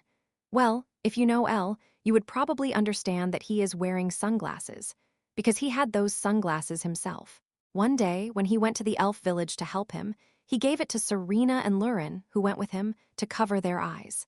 It was an item that Alina didn't need, but she shamelessly asked for it because she wanted to share something with her. The courage I had at that time was incredible. Now I can confidently say that I want to do things together, whether it's betting or something, but at least not then. A time when we always bowed down to dragons. Those sunglasses are still safely stored in Alina's treasure chest, but I like her. I was taken care of a lot when I was young. Yes, I have no idea what you were talking about earlier. When have we ever met? Alina frowned. Well, Alina is also an elf who has lived for a long time. So, if the person who helped me when I was young was this big, there was no problem. Also, if they have grown up, it may be more difficult to recognize them. Yes. I've met you, your sister? Yes. Why does an elf have such nice hair? It seems too soft. If there's something I envy about elves, it's their hair. I split my hair easily. It's not fair. Hey, then puff out your cheeks. I think I've seen you puffing out your cheeks somewhere. Alina had that thought.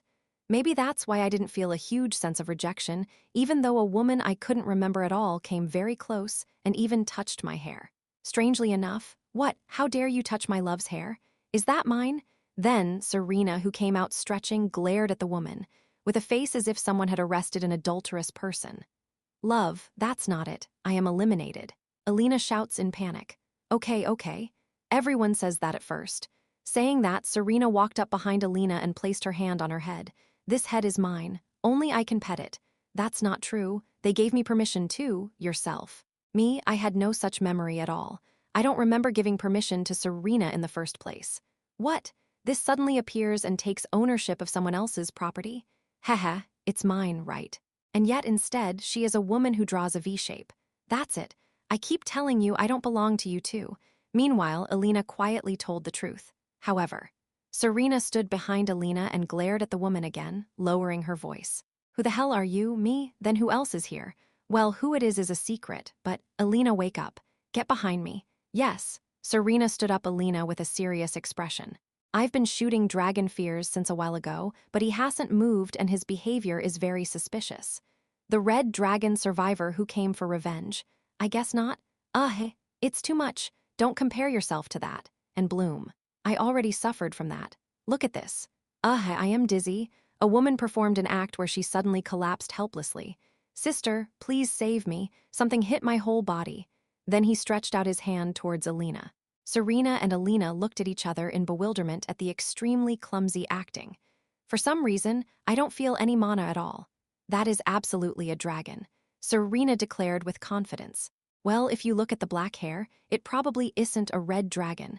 Then it must be Black Dragon's lead. I guess I wore sunglasses because I know Alina is an elf who can recognize polymorph dragons at a glance. The woman once again looked like she had hit the nail on the head, quit acting, and stood up. Then he took off his sunglasses. Yay, how is it? Am I a dragon? But soon his expression changed and he started laughing again, even drawing a V. Alina looked at the woman intently, but he soon tilted his head. Am I right? Serena asked with a look of 100 certainty, but Alina shook her head. Weird. This is my first time doing something like this. I don't know. You don't know because you're a human. Then how about this? The woman who had said that far cleared her throat and opened her mouth again in a raised voice. All humans. It's saguaro. How is it? I didn't lie, right? Elf eyes are lie readers. When the woman said that, Alina nodded. At least in my own interpretation, there is no lie in those words. Was telling the truth. I think that's right. I'm not lying. It's strange, but it's definitely true. What? Nonsense? Aren't you broken? There is a saying like this. When you fall in love, you can't tell the difference. Why are you saying that now? What if someone hears it? Alina's ears turned red and she stood up in embarrassment and waved her hands. Otherwise, there is no way a human being could accept this body's peerage so well. Red sister, that's not it. What isn't it? There is a human up there on the hill who can calmly accept that peer, right? An incredibly great person. It's so amazing that it's impossible to explain it any further. The woman smiled, showing her gums, then bent down and placed her hands on the ground. I've lost a bit of flexibility these days. Anyway, from here. Then he jumped up and spread his hands up to the sky. It's so amazing that it even includes the sky and the universe. A woman who expresses greatness with her whole body. Then Alina spoke to Serena with a look as if she had forgotten. Oh, now that I think about it, I thought I knew Elle. I think I got the sunglasses from Elle earlier. But there can't be another person like Elle, right? The more I listen, the more suspicious it becomes. After saying that, Serena unleashed Class 10 magic. Space control magic. If you keep insisting that it is not true, you will have no choice but to find out by exercising your skills. Due to that magic, the clinic entered a huge alien space. If there was a fight in the village, Elle would be noisy, so I set up a barrier. So, let's see. Is it a dragon? Is he human? Serena shouts out that it is the 9th class magic and the red dragon's talent. Flame Blade was activated. Frequently, a blooming lava flower. The flames that bloomed throughout this space came together and flew towards the woman. Oh, really? Well, trying to protect Alina from danger is a good thing. Well, actually, unlike my mom, I don't hate my sister. What? Serena couldn't understand anything this woman was saying. Does your mom know me? I made a mistake again. That too is a secret. And that moment, the enormous flames were completely destroyed and disappeared with a single movement of the woman's fingers. Serena has the ability to overwhelm almost all black dragons in existence. Originally, the red dragon was slightly larger than the black dragon and stronger in one-vone combat. There's nothing I can do about it, Lulin. As long as I wasn't attacked by multiple people like last time, except for Rurin and Elle, I was confident in one-vone combat. Let me tell you one thing. The woman suddenly looked at Serena with a serious look on her face. Then the surroundings began to glow. Holy light flows out. Red dragon Serena, king of all dragons. Stop barging your teeth in front of the dragon. That is, the moment the woman said that. The golden emblem, the symbol of the dragon lord, began to shine in the woman's hand. And this kind of barrier, this kind of space, it's not fun. Foo-woo-woo-woo-woo-woo. With just those words, this space that Serena had created was destroyed. This space is broken. Where have you two been? Serena, we didn't fight, right? Alina, who had a dumbfounded look on her face, bombarded Serena with questions. But Serena froze. My whole body froze and I couldn't say a word. The position of Dragon Lord is currently vacant. When a new Dragon Lord takes office, it is known to all dragons, so it was impossible for Serena to not know. But that sentence was true. No words came out at all. Oh, it's a secret. Can't I tell anyone? Even if you notice something, you must not say anything. This is a Dragon Lord command. The woman said that and started smiling again. What are you doing? At that time, Rurin, who was carrying a shopping cart, passed by the clinic and started laughing when she saw Serena's face. The red one. Why are you making a shit-chewing face? Well, it suits me. Haha. Seeing that smile, Serena looked at Lulin and the woman in turn with an even more surprised face than before. You can't believe it. That's enough for me. Moreover, when Lulin appeared, the woman who had been smiling confidently turned away, breaking into a cold sweat. What you, Yap. And then he turned away. Teleportation was used. However, using that teleportation itself was proof that it was a dragon. Teleportation is a magic allowed only to dragons. Weird. When I saw its eyes, it was clearly not a dragon. That's because he's human. Half. Serena muttered with a look on her face as she realized something. I had doubts when this space was broken. And when Lulin and the woman stood side by side in front of me, my suspicions became confirmed. That's because they are so similar. I really didn't like the hehe from the beginning. Lurin. One of El's special magic was dimensional travel, right? Right. I can't write that either. It's a magic that splits dimensions. There's no way I wouldn't have taught that to my daughter, especially if he inherited his magic power. Lulin tilted his head. But dimensional movement is literally dimensional movement. Anything more than that would be impossible. Are you saying that time was moved by twisting dimensional magic? Serena scratched her head with an expression of complete disbelief. Chapter 277, The Black Hairs Visit You. Did you have a good time? Yes. Do this and that and this fit? Oh, it's a good purchase. Of course. Rather, while I was visiting you, I saw something really funny. A red, shit-chewed face. It was really funny. You should have seen it too. Serena, nod. Lurin nodded and continued to giggle, covering her mouth with one hand. Was it so funny that you keep thinking about it like that? His face turned white, as if he was tired of something, and even when I teased him, he couldn't say anything. It would be really surprising if Lulin didn't say anything even though he was teasing him. It's like a reaction from someone who has seen a ghost. Would a dragon be that surprised if he saw a ghost? What happened that led to that? I don't know. I was just passing by and saw it. Now that I think about it, there was a strange guy. Strange guy? If you're a strange person, I met him yesterday too. He gave off a suspicious vibe, and when he ran out of words to answer, he emphasized secrecy, and then he disappeared and I didn't even get paid for the food. The wife in front of me is really good at running away when things get difficult. What part was strange? I asked because it was unusual for Rurin, who was not interested in everything, to say it was strange. That guy used teleportation. I couldn't feel any mana. He was an unusual guy. You used teleportation? That's behavior beyond strange. It's confirmed to be a dragon in that it uses teleportation. But even so, there are too many strange things.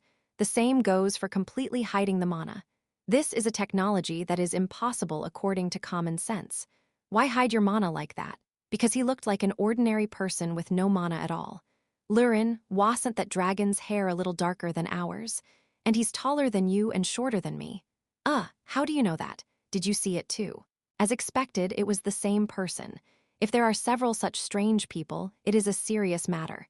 You mean she went to the clinic too? I think so. But how come our honey remembers the characteristics of other beings so well? That's right, because I wasn't even trying to remember it, but strangely it stuck in my mind. Rurin blinks as if she is curious. More than that, you? Lurin tilted her head at something and suddenly frowned. Then he sat down, grabbed a chair to support his body, and opened his mouth. I suddenly feel strange. My body feels a little. What do you mean? The expression on his face was unusual, so I got closer. Then he spreads his arms and shouts. Oh, hug me, what? It's dizzy. Strange expression.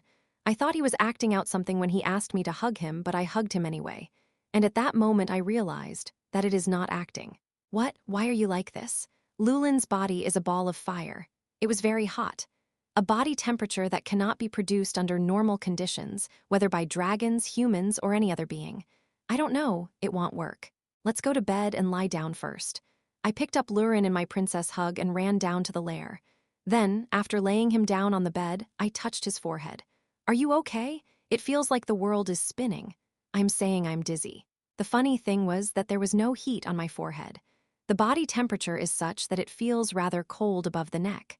However, it is boiling hot from the neck down to the feet. It is not a symptom of a cold. A cold cannot make your body boil like this in an instant. Moreover, I have never seen a cold that leaves you cold above your neck and raises your body temperature only below your neck. Was it like this before you went to Lulin Market? It's not. I suddenly felt dizzy after returning. I have no idea. Doctor, okay, I'll bring Alina, so just be patient. I don't want to go, I'm not going. Nowhere. I'll just let you see the examination. Or can you use teleportation? Shall we go together? Lulin tried to move. It seemed like he chose to go with me, but he fell back onto the bed. I can't do anything. Teleport. Look, I'll bring you right away. I suddenly developed a fever right after going to the market. A situation that is completely unknown. Even though he said he didn't want to fall, he still had to get a checkup first. So I ran. I ran like crazy and stormed into the clinic. Alina, yes. When I jumped in with great force, Alina seemed so surprised that she jumped up from her chair. Can you come with me for a moment? Lurin's condition is strange. My whole body feels hot. Rurin, yes, you were okay until just now? Yes. It's been like that all of a sudden since I came back to the restaurant. All right. I'll get ready soon. Alina started to move quickly. It looks like they are taking some kind of medicine. Serena was next to him and spoke. Aren't you faking it? No, there is no such thing as a faking illness that generates body heat like that. Okay. But judging by the way he ran, it looks like we haven't met him yet. What is his purpose? What? Then Serena suddenly started making strange sounds. I didn't see you again. What can't you see? Don't be weird and ask me to teleport right now. Hurry. Alina approached me saying she was ready, so I urged Serena. So we quickly moved to the restaurant. I hurriedly led Alina to the bedroom.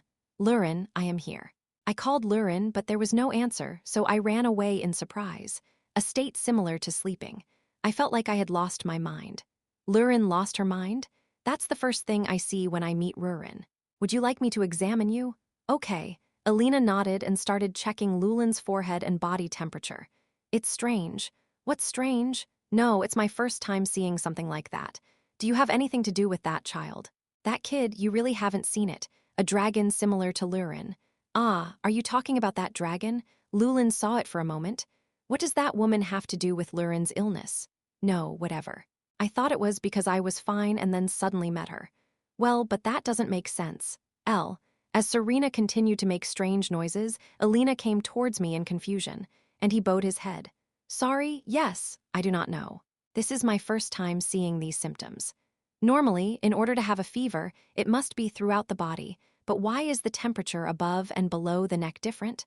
Moreover, dragons are completely different from humans or elves. This is my first time examining a dragon first. Let's look through various medical books. I need to look for books about dragons. Is that so? Yes, I don't think it's good to use medicine carelessly. I'll come back to the clinic first. I'd like to ask you to do that. Yes, I don't know. Is there a way? Still, I am just grateful that they're continuing to investigate. But I started to get very angry about the situation itself. What kind of bullshit is this? Serena. Okay, tell me again what you said earlier. That dragon might have something to do with it. No, that doesn't make sense. And it's not my place to intervene. Isn't it a family thing? Alina, let's go first. I have to go back to investigate. Alina and Serena disappeared like that. I returned to Lurin's side, hoping to find something in that medical book. And then we held hands. Hot. I was feeling strangely feverish. Lurin, even though I called, there was still no answer. I held his hand, but he didn't squeeze my hand again. When I hold his hand, he always holds my hand tighter. Thanks to this, the hand I held felt very empty. Are you okay? A voice suddenly heard in such a situation. I turned around in surprise and saw the woman I saw yesterday, who I assumed was a dragon, standing there. How on earth did you get in? You came in via teleport. The woman shrugged her shoulders. Then he came towards the bed. Embarrassing situation. Are you a black dragon? That's right, black dragon. It's mixed, but the main ingredient is black, so wouldn't it be correct? Yes. Yesterday, this woman, who had been using clumsy polite language toward me, suddenly started speaking naturally. No, whatever that may be. Coming into rare itself was a mystery. Lulin placed a barrier on the rare. Even Serena can teleport to the restaurant, but she is rare enough to not be able to use teleportation directly. Being able to teleport directly to a rare means that it is a stronger dragon than Lurin. But among black dragons, he is stronger than Lurin. It was something I had never even heard of. So I kept my guard up and kept an eye on the woman. Then he suddenly puffed out his cheeks. Boo, while walking away. Still don't know who I am? I don't know. It's frustrating, it's frustrating.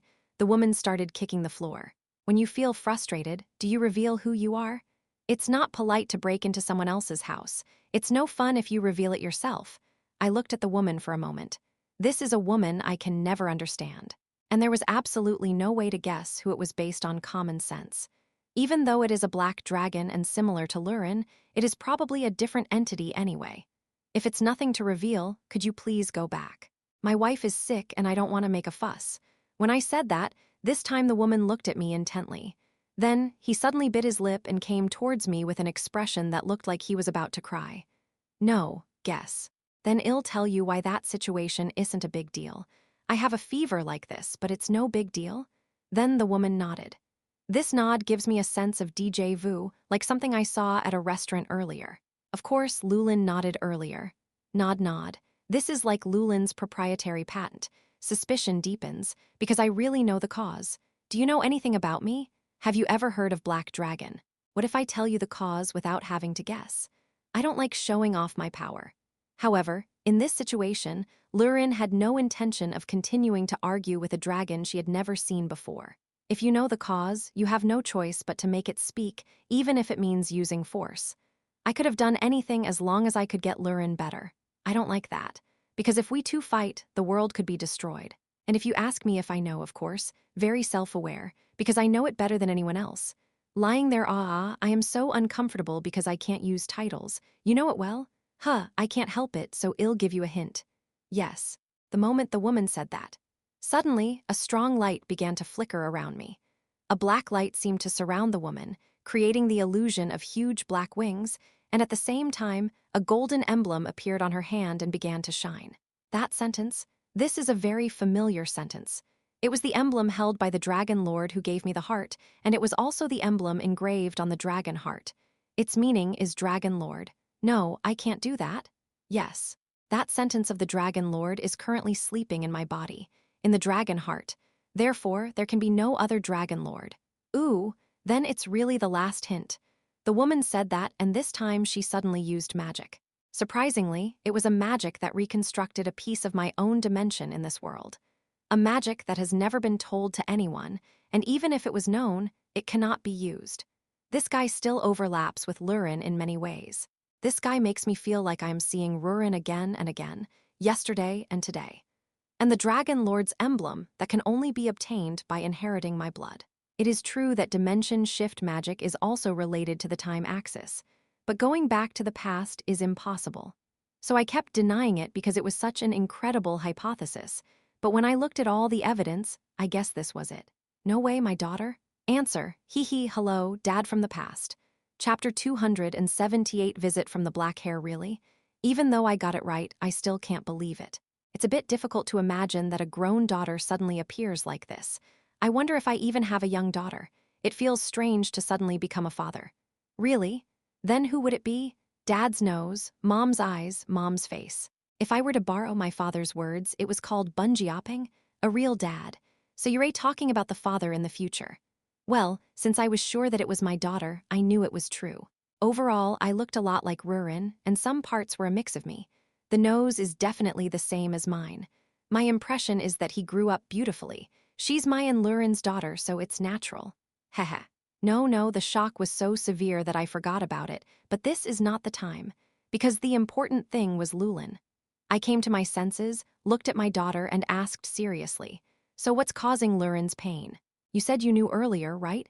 He even said he would tell me if I guess who it is. As I said before, Mom isn't sick. I have a fever like that, but I am not sick. I guess there is something like that. It's the Black Dragon's tradition. It's a tradition to have a fever. What kind of orthodoxy is there? Is this really okay? I went back to Rurin and held her hand. My hands are still hot, not even thinking about coming to my senses. Oh, my dad. Do you think my father's daughter would lie to me, not just anyone else? With Mom's job too? Well, isn't that right? I wouldn't have raised my daughter like that. Then, does your coming to the past have anything to do with Rurin's illness? Shaking my head, my daughter shakes her head. No, but it's a bit unfair for me to say the cause of that situation myself. Should I say it's a banned word? So it's better to ask Red Sister and go to Grandfather Elder. A ban language. You said you'd tell me if I got it right? Huh, that's what it is. You don't know. I need to hold Mom's hand. My daughter suddenly rolled her eyes and looked the other way. I ran out of things to say. Because this is exactly what Lulin does when he is at a disadvantage. Then you can teleport without having to call Serena. Let's go to the Elder, if you need to hear it from an Elder. No, there is nothing good about me being the Dragon Lord and things like this from the past becoming known in the Holy Land. This is the past, so I have to be careful about my birth, because I cannot risk even a single risk of my existence disappearing. Do you want to erase me? Is that possible? You can't believe I erased my daughter who grew up so beautifully. Yes. Mom, even though she looks like this, she's sleeping, so there is no need to rush. Anyway, Mom looks young. Cute. Hee hee. The guy said something reasonable and then poked Rurin on the cheek.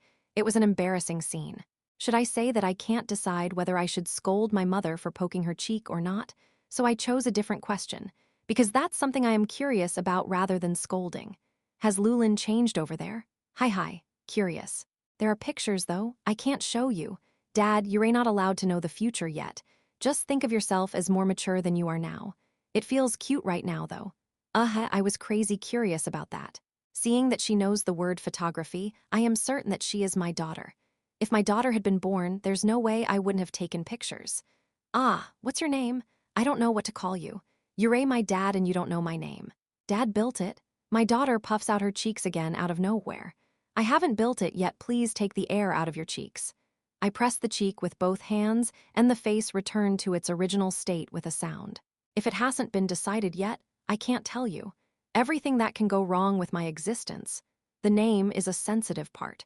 Because if I say my name and it ends up being me instead of my dad, something might happen to my existence. That is also true.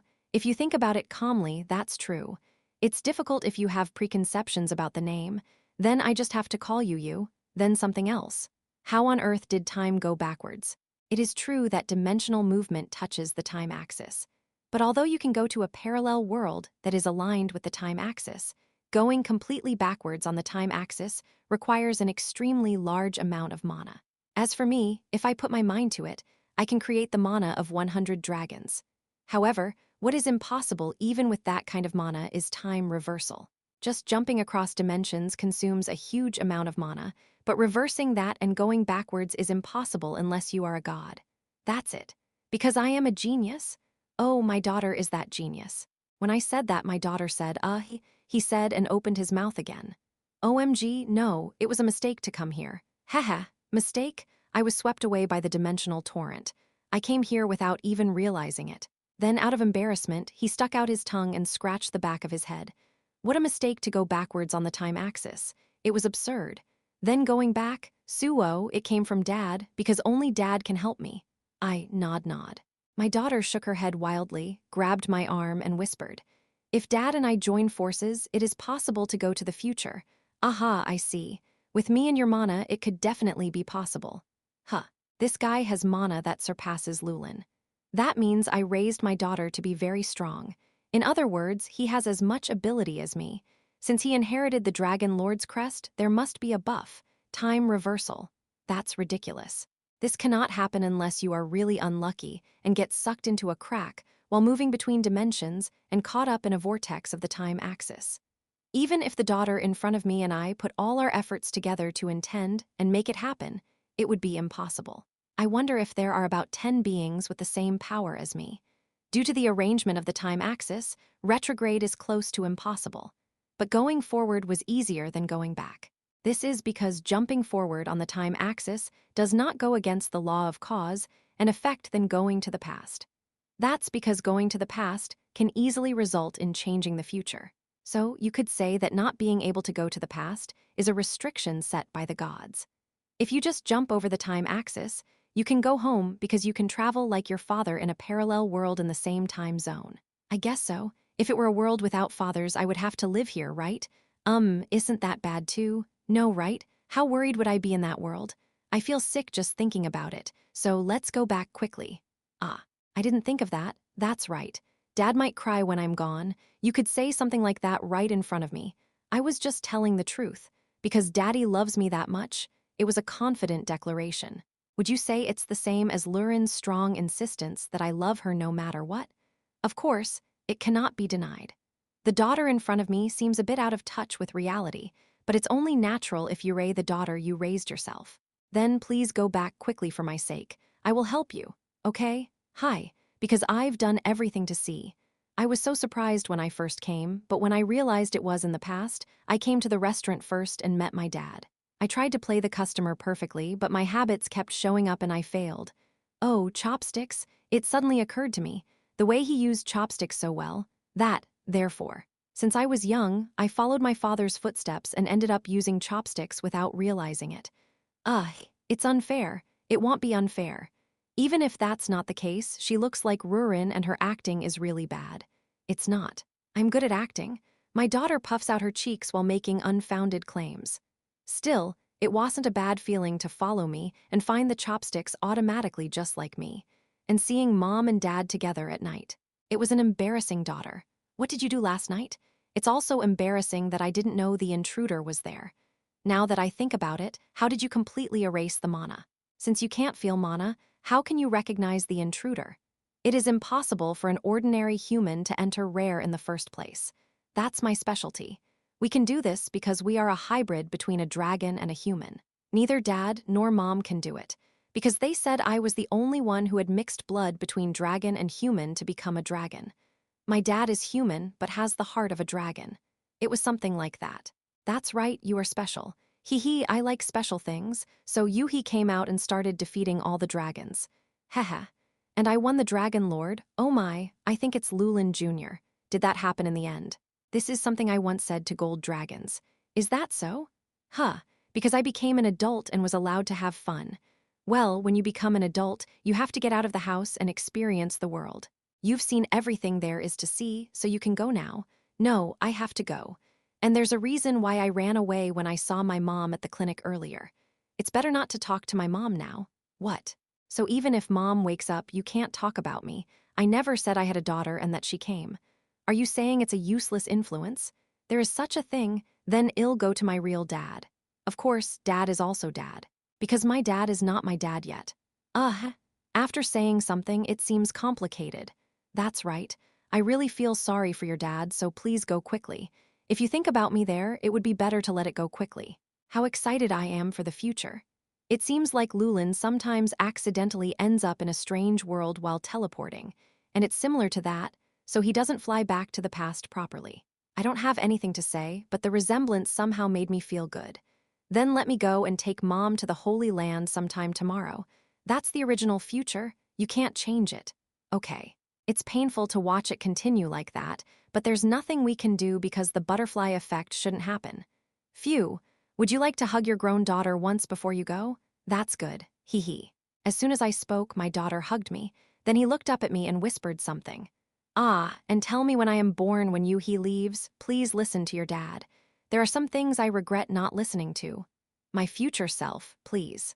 I said so. Once I am born, the butterfly effect that follows is not scary. Things changed when this guy came here. Thanks to this, we immediately learned that Rurin was not sick and that there was another cause. Does that have no effect on the future? No, whatever. From the current conversation, it seemed like Lurin was pregnant. So, if it was already created inside Lulin's body, wouldn't it matter? You will find out for sure if the prediction is true when you go to the Elder. So is it too early to be happy? Chapter 279, with a new life the next day, Lulin still couldn't come to his senses. The body is still hot. He said it wasn't painful. They said it was natural, but is that really true? What if I can't come to my senses like this? It is true that I had many doubts, but since it was what my daughter said, I waited for a day. The guy from the future said it would be a good idea to go tomorrow, so I had no choice but to follow him. I had a sleepless night like that. As soon as morning came, I rushed into the clinic holding Lurin, who was still not getting better. Serena, let's teleport. Since Lulin is in a state of insanity, the only means of getting to the Holy Land is Serena. It takes over a month to get to the Dragon Shrine by land. How are you feeling, Rurin? I searched all night but couldn't find any literature or similar bottles. Elena looked at me with a dying face. It is a face that shows no shame. What? From morning? Serena rubbed her eyes with a devastated face. I made such a fuss that he got up. Please, I shouted desperately. It was said in a tone that I couldn't tell if it was an earnest request or a threat. Okay, okay. It won't be okay if you go. By the way, did you meet that suspicious woman? Did you find out something? Oh, we met. I can't go back now. Okay? Because she's your daughter, she's so strong. What? How do you know? I heard it myself. And very violently. What about the future? You mean you can tell Serena? They bullied me first because I look exactly like my mom. He was a funny guy. Why do I like my sister differently than my mom? What the? Serena shook her head while saying something unintelligible. Serena ignored it for now and spoke to Alina, who had a look on her face that showed she had no idea what was being said between us, and on the other she looked worried as she looked at Rurin. Alina. Fortunately, I think Rurin can get better, so I'm going to visit the Black Dragon's sacred place. They say the way is in the Holy Land. Yes, really? Yes, so don't worry. Now let's go, Serena. I urged Serena again, and she sighed and placed her hand on my shoulder as she held Rurin in a princess hug. And teleport. For a moment, darkness fell and dizziness lingered in my head, but I soon arrived at the entrance to the shrine. Come to think of it, I've seen Serena take me there like this before. Even though he grumbled, he was helpful in many ways. I am leaving here. Black Dragon and Red Dragon, well, it was almost destroyed, but if you think about relationships, it's a bit like this place. Okay, go back first. Serena said the same thing as then and disappeared. Since the Holy Land is full of dragons, wouldn't there be a dragon to take you home? There is nothing to worry about. Of course, the best thing is for Rurin to get better and return on her own. When I held Lurin's body, I naturally felt like I was in a sauna. But it doesn't matter. If only I could share Rurin's pain in this way. With that thought in mind, I walked towards the holy place. Soon the dragon in the sky flaps its wings and flies away. Humans cannot come and go here. I feel this every time I come, but they are truly consistent gatekeepers. Where is the elder? So I ignored that and asked. Fortunately, the dragon can go in and out. He even said that and shouted in surprise as if he realized who I was. He's over there. Even the pronunciation was distorted. I can't fly like you guys, so would you please tell me the news? Oh, I understand. Black Dragon flew up with a puzzled face. And after a while, the Black Dragon Medidana flew in with a face asking what was going on. The fact that I appeared like this means that there is a problem with Lulin. Otherwise, he would have appeared inside the shrine through Lurin's teleportation. His face crumpled as if he realized that. Why is Rurin lying down? That's why I came. Please come down and take a look. It's urgent. What? Medidana looked surprised and immediately cast polymorph. He shrank down and came in front of me and placed his hand on Lulin's forehead. And then he started touching Rulin's hand. It feels like their temperature is being measured. And at that moment, he started to look puzzled. Puzzled face? I expected the elder to laugh and say it was no big deal. The daughter from the future said it was a trivial phenomenon and that an elder would explain it to her if she was taken to a sacred place. But now the elder's face had an expression that said something was strange. Something about that expression made me uneasy. It is natural to feel uneasy as the situation is different from what your daughter said. Elder, why on earth is Rurin doing this? Yesterday he suddenly collapsed and hasn't woken up. Well, let's move into the sanctuary first. It is not for discussion here. It would be better for Rurin to lie down too. That was correct. So I nodded and the elder used teleportation, taking Rurin and me with him.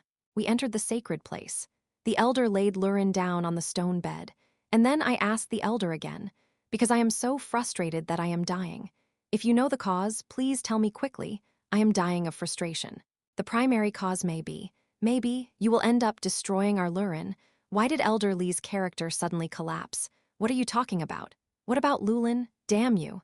In any case, the primary cause is pregnancy. Rurin is pregnant now. Also, did you know? Oh yes, roughly. But then why doesn't he wake up? Is this a natural phenomenon? My future daughter said it was a natural phenomenon. It's not painful. But the elder had a puzzled look on his face earlier. That was so unsettling. Happy things are happy things, but before Lulin woke up, it was impossible to be happy about happy things. The elder began to worry about my question. Smooth your chin. Chin, I keep touching it, frustrated. A frustrating time has passed. Rurin still doesn't move a muscle. The more I did it, the more 1,000 fires rose inside me. Unable to overcome his frustration, he tried to open his mouth, and the elder finally opened his mouth as well. Maybe, yes, It's true that you usually have a fever. Black dragons become pregnant and develop a fever after a certain period of time. Okay. Yeah, it's like that for all black dragons. It's a sign that you're having a child of your own, so there's no problem with Lulin. But the elder crushed my wishes at that moment. The word but, because it is a word that contains negation. Usually the fever goes down in a day or two. A day or two? In that case, Rurin is only on her second day. So today is only the second day. Does it get better soon? That is wrong. The elder continued to crush my wishes. Yes, this is what the daughter from the future was talking about. When a black dragon becomes pregnant, it gets feverish for a day or two. So if you said it wasn't a big deal, maybe that guy didn't know the truth? Didn't I tell you this? Or have the future and present changed? No, that's the worst case. Since it was in the past, it was convenient to think that he only knew fragmentary facts. No, putting all that aside, the very existence of that guy was proof that Rurin could get better. You idiot, the old man's arm is broken. Before I knew it, I was holding on to the elder's arm tightly. Such a frustrating situation. Please speak calmly. What's the difference? The problem is that you have lost your mind. The dragon lost his mind. Usually, it just ends with a fever. I have never seen a dragon lose its mind in my life. Metadonna explains that it is impossible for a dragon with so much mental power to pass such a long time without losing its mind. I felt like my head was spinning. So perhaps this happened because of going against the laws of nature, providence of nature. There was a dragon that was running amok. That guy went out for fun and messed with a lot of people. There were over 1,000 children born that way. If those 1,000 people were all dragons, the balance of the world would be broken. But those 1,000 people were all ordinary people. This is the providence of nature. Providence that maintains the balance of the world. Dragons are only born from relationships with dragons. Like elves and dwarves, harps are not born. But something happened that went against the laws of nature. As I said last time, Rurin Lurin's child will become a dragon. So, I think the current phenomenon is because of that. If a being that tries to defy the laws of nature is a being with strong power, nature will try to turn it into nothingness. It's a purifying ability. Well, there's everything like that. The dragon heart makes my blood the same as the dragon's blood and imbues it with the same power, so a dragon is born. Moreover, the future actually. I covered my mouth while talking. Because I was so excited, I almost said something I shouldn't have said. What? No, so there must be a solution, right? An ancient dragon that has lived for thousands of years, if you don't know that, I don't think it's possible. Bloke, noisy, Lulin is also my granddaughter. Do you think I'll leave it like that? But, I'm tired of hearing that damn but. If there is a way, please tell me honestly. The method is simple. All you have to do is come to your senses. The problem is that you have lost your mind. I lost consciousness in a feverish situation and couldn't wake up. My mind had gone somewhere. Is that something called the providence of nature that made it that way? All we have to do is take it away from the providence of nature. If there is a way, I will do whatever it takes to oppose the laws of nature. I cherish Rurin more than anything else in this world. You probably know that without having to emphasize it to the elder. Even if it is a world that I once tried to protect, there is nothing more precious than Rurin. Even the world, if that world is the price. I could do anything for Rurin. In particular, Rurin is no longer single, then wife and daughter, so I could do anything for the two of them. The elder, who was looking at me intently, barely opened his mouth.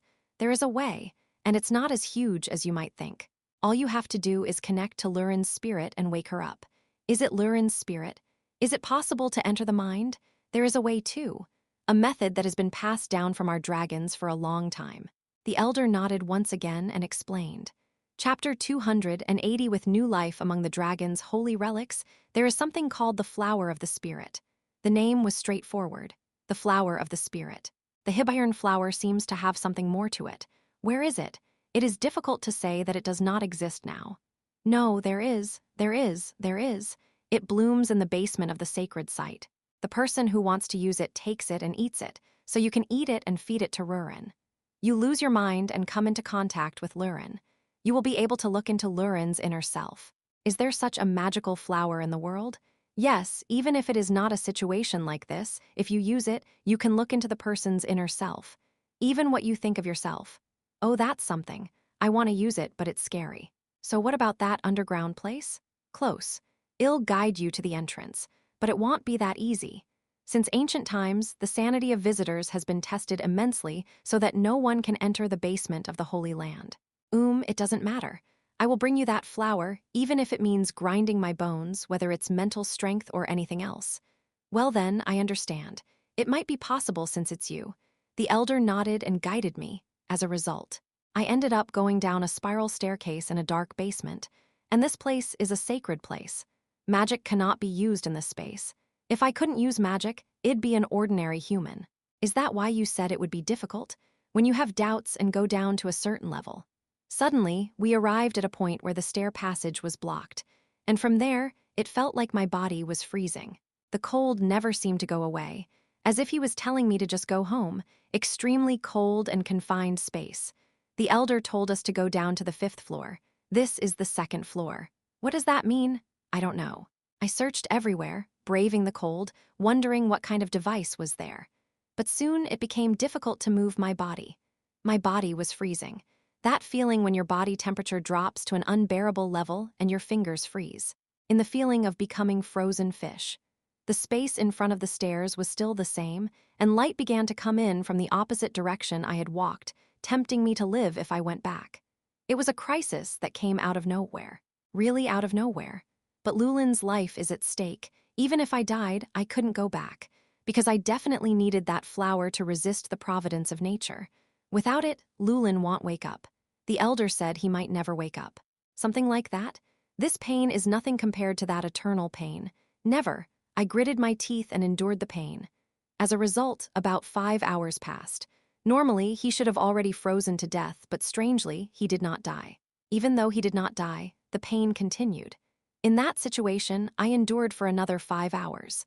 Finally, at the 10th hour, with no feeling in my body, the space blocking the stairs disappeared and my frozen body rolled down the stairs. Craddingtang, maybe he lost his mind like that. When I opened my eyes, I was on the stairs and my body had recovered. It's amazing. The problem is how much I was losing my mind. It was impossible to understand because it was a space where even the clock had stopped. I can't help but feel worried about Rurin. As time went on, the only way forward was for me. And soon I was able to reach the 5th floor that the elder had mentioned. Was that the end of the ordeal? The stairs continued further down. I don't know what lies at the end of that abyss. I didn't really want to know. Anyway, my goal is just the 5th floor flowers. When we entered the 5th floor, there was a large space. But there are no flowers. No, there was a passage. However, the passage in front was blocked by boiling lava. It is absolutely impossible to jump into that passage. Even if a dragon jumps, he will fall into the lava of the Great Sea. And the elder said that even dragons cannot fly here. The lava in front of you is probably a dragon. Thanks to this enormous space is boiling over. So you have to go through this lava and go through that passage to get a flower. No matter how you look at this lava, it looks real, right? If I go in, I'll die. As before, freezing can at least preserve the body, but if it burns and melts, there is no preservation at all. It just turns into ashes. First, I took off my top and lightly touched it to check if it was real lava or an illusion. At that moment, the part that touched it melted away, and my upper clothes caught fire and came up. I was startled and quickly pulled my hand away, and my upper clothes burned up and disappeared without shape. The heat I felt the moment I took my hand off my top. This was lava itself. The lava itself, really. And that moment. Suddenly, a light flashed from the stairs. It's as if they're tempting you by saying that if you want to live even now, it's better to go back. Let's think, he didn't die just now, but there was tremendous pain. And now I thought that even if I didn't die, I would have to experience my body burning hundreds of millions of times all the way to that passage. I once heard that the most painful act of dying is burning to death. Heh, you're laughing, then the pain.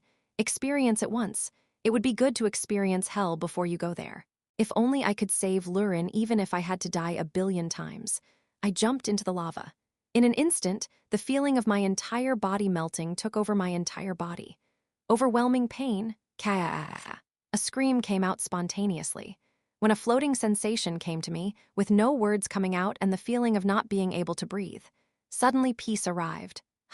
The body that looked like it was about to melt away was perfectly fine, and the lava that still seemed to be boiling was as cozy as the temperature of a hot spring. Is the temperature nice? I don't know what it is. First, I walked away.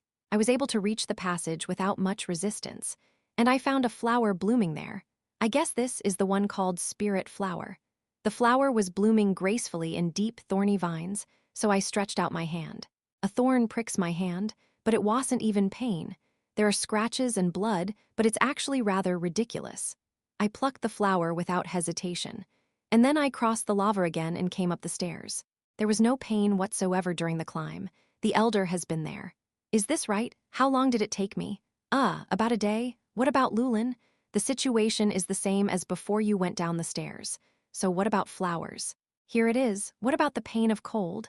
It was no big deal. What about lava hallucinations? That wasn't a big deal, was it?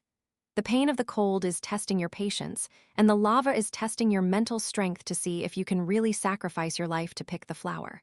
You are the one? What is that? Then are you going? Are you going? This thorn that scarred the back of my hand? Nothing happened? Right. The thorn tests whether you desire this flower with a pure heart. If not, the thorn's poison will eat away at you. It is a poison that even a dragon cannot withstand. Are you speaking of pure heart? Yes, if your purpose is to abuse this flower, you will die. That's so bloody. No, that's not the problem now, is it? Now that we have it, we can use it to bring Rurin, right? Lulin felt like he was floating in the air. A space with nothing. I was floating in that space. There is no feeling whatsoever. I didn't feel anything. I couldn't move my body, and all I could see was darkness. I had no idea what was what. I couldn't remember anything. The space in front of me is dark, and my mind was a pure white blank page. Who am I? A fundamental question dominates Rurin's mind. I tried hard to remember something, but I couldn't remember anything. No matter how you think about it, a blank page with nothing on it, as if the meaning of existence had returned to nothingness. I don't know, Lulin just gave up on the idea. The more I did, the deeper my body was slowly sucked into the abyss of darkness. I don't know. What do you not know? It was hard. The more I try to remember something, the more it feels like everything goes blank. Let's think that even asking who you are seems meaningless. The body became increasingly shrouded in darkness. Lulin's body was gradually returning to nothingness. Accident circuit diagram, body 2, even the darkness around you. Everything went to nothing. A moment when the consciousness of existence fades. Rurin felt tired of the darkness and closed her eyes. When I closed my eyes, another darkness came. This darkness becomes even more nothing. Rurin, the moment when even your mind is about to be sucked into that nothingness. For some reason, a familiar word entered my mind. The voice that said those words was also familiar, but still nothing came to mind. Who? Rurin asked in her heart. Rurin, then the voice got louder. It was a voice that was desperate for something. I just said 2 words. It was a voice so earnest and so desperate. Rurin was sucked into nothingness as soon as she closed her eyes. I opened my eyes to that voice. The surroundings are still pitch black, but in the darkness, a small blob of light was moving. A different sight from before. Who are you? Rurin spoke in her mind again. My mouth didn't drop, as if I was only allowed to say this. Rurin. Wake, don't you know me? A voice heard again. I do not know. Lulin answered from the darkness. It doesn't matter if you don't know. Let's go back. Let's go back. Where? Even if that wasn't the case, it was a path back to nothingness. Muro. Lulin said so. Then the voice began to sound very sad. No, the place you should return to is my arms. Don't you think? The times you spent with me. Don't you remember? I have to think of it. Rurin, Poom. Lulin felt something warm from the word embrace. Even though I was empty, I felt the warmth of those words, as if they were filling my body. Rurin, come to your senses right away. Think of a name. Your name is Rurin, and my name is El. It's Elysian. Ugh. Lulin suddenly realized that he felt pain all over his body. Until just now, I was just absorbed into nothingness without any sense. Better than the name Rurin. As soon as I heard the name El, an intense pain came over me. It's as if it's a name you should never come up with. LLLL, law of nature. Providence of nature. Natural flow. Going against it is a shortcut to nothingness. Ugh. The pain that came to Rurin became more severe. But the feeling that the name El filled Lurin's body, it was lifting Rurin out of nothingness. I am Rurin, and the name El. It was a name that was more precious than one's own life. It was a name that one could give without hesitation if one were to ask for one's life. The name El was so precious to me that I could shake off the whispers of this space telling me to forget everything and return to nothingness. Chapter 281 with new life. That name is something that surpasses even God for Rurin. Even at this moment, I realized that this voice desperately calling me was El's voice. Even though I couldn't remember who El was, I was certain that this voice was El. Who is El? Ugh. The pain doubled, but for some reason, I felt an immense sadness over not being able to think of a being with that name. And tears fell from Lulin's eyes. Lurin, come back. If I don't come back, I'll die. Why? No matter what happens to the one who took you, I will take revenge. The end of that revenge will be death. Because the being who took you must be like that. Die? The owner of the voice dies? That's not possible. Absolutely not. The owner of the voice dies. At the same time as yourself. I said it once. No, I always said that. I want to die earlier than El because I didn't want to see El die. But it was different now. I didn't want to die and leave El behind.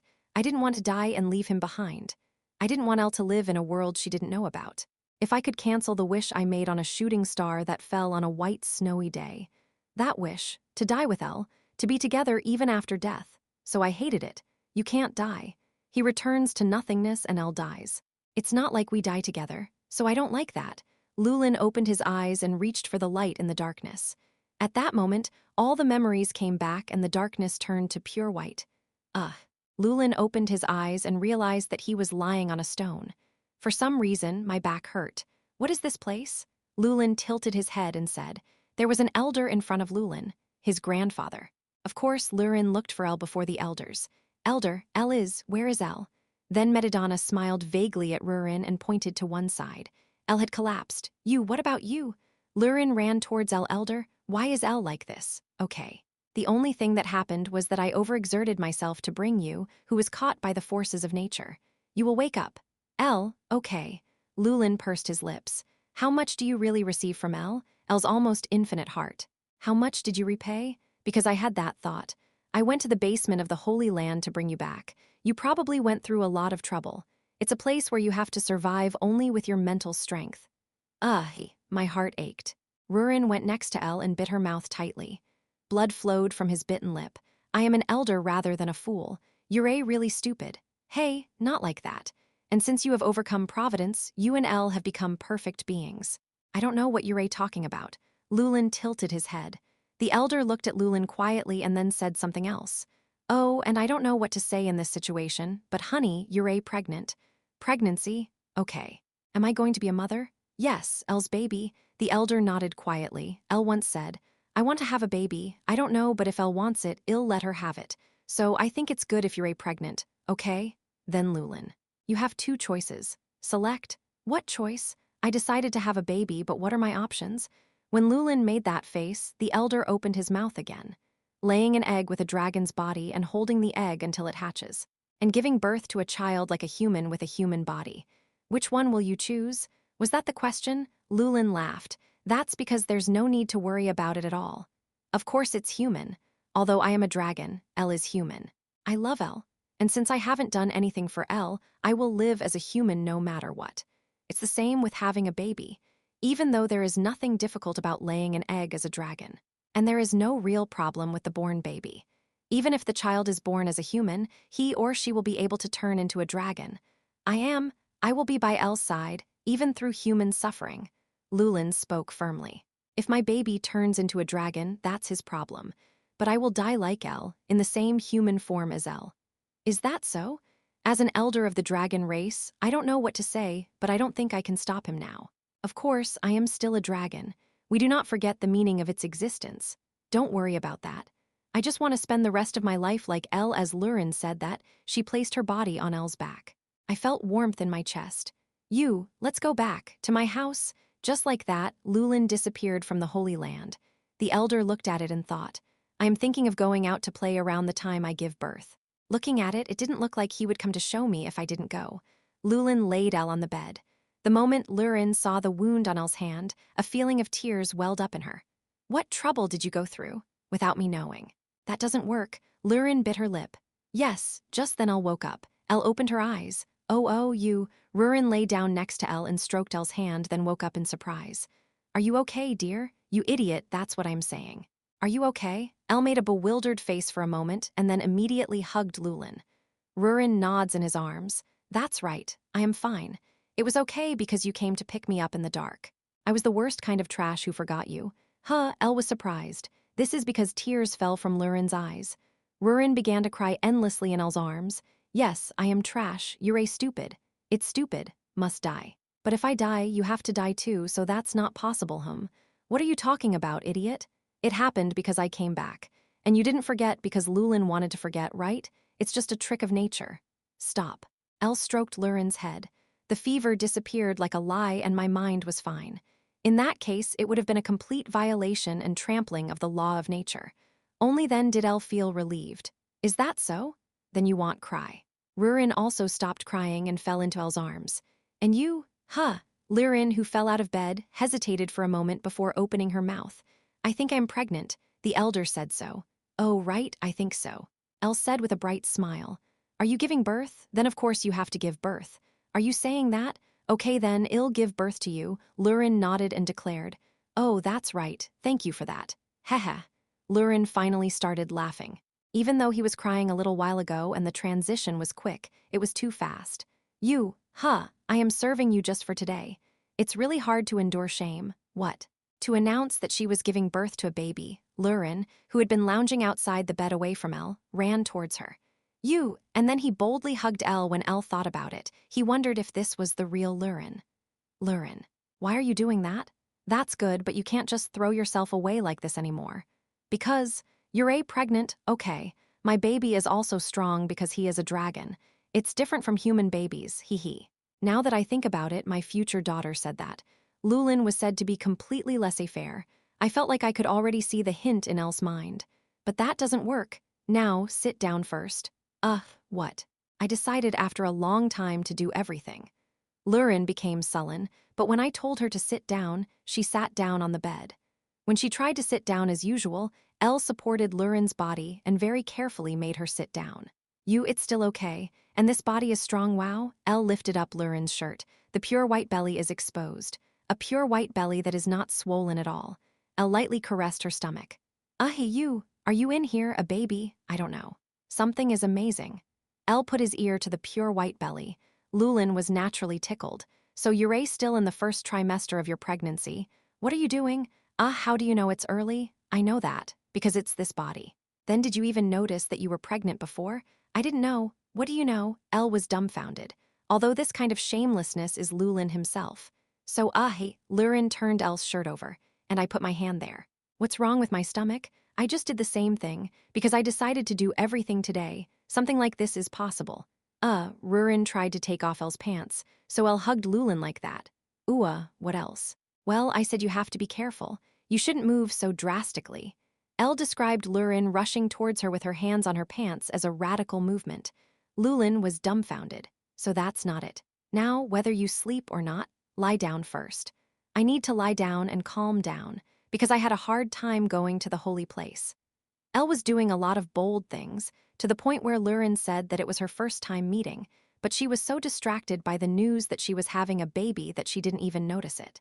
Lurin looked at Elle with resentment for a moment. For no reason, my face turns red, my ears turn red, and my heart starts pounding. Then you two lie down next to me. Next. With those words, Elle lay down next to her, and Lurin quickly climbed onto her body. I won. You have been caught under my ass. Yes, and you, I come before the baby. Do you understand? Lurin shouted and bent down towards Elle's lips. Lurin and Elle's lips met. Of course, Lurin is the one I love the most. My daughter will love it just as much. Elle said that in her heart. For now, just in my mind, I love you too. Love, I love you so much, because I can't do it without you. Absolutely not. Cancer. I love you because I love you because I love you. I love you much more than you.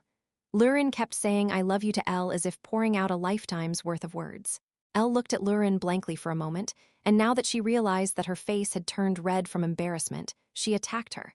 You, cannot be done, cannot be done. There's a boat over there. Why do you only like pears? The baby isn't coming yet. Lulin's scream echoed throughout Lair. End of Part 2, Author Review. Hello. This is my first time leaving an author review. Some people may ask why it ends so suddenly. However, A Wizard's Restaurant is actually a novel that completely ended with Part 1 of the story. There were many people who were disappointed, so we decided to organize Part 2, but in fact, it would have been better to call Part 2 a collection of side stories. The abdomen vowels were finally depleted and ended in pregnancy. It's a shame for me too, but once you start, there has to be an end. Of course, it's not a perfect ending. I hope that the day will come when I can write part 3, which depicts the struggles of Elle and Rurin as they raise a daughter who is not at all ordinary. I hope to see you again, but for now, I will end my visit to a wizard's restaurant here. Thank you very much for reading this short article.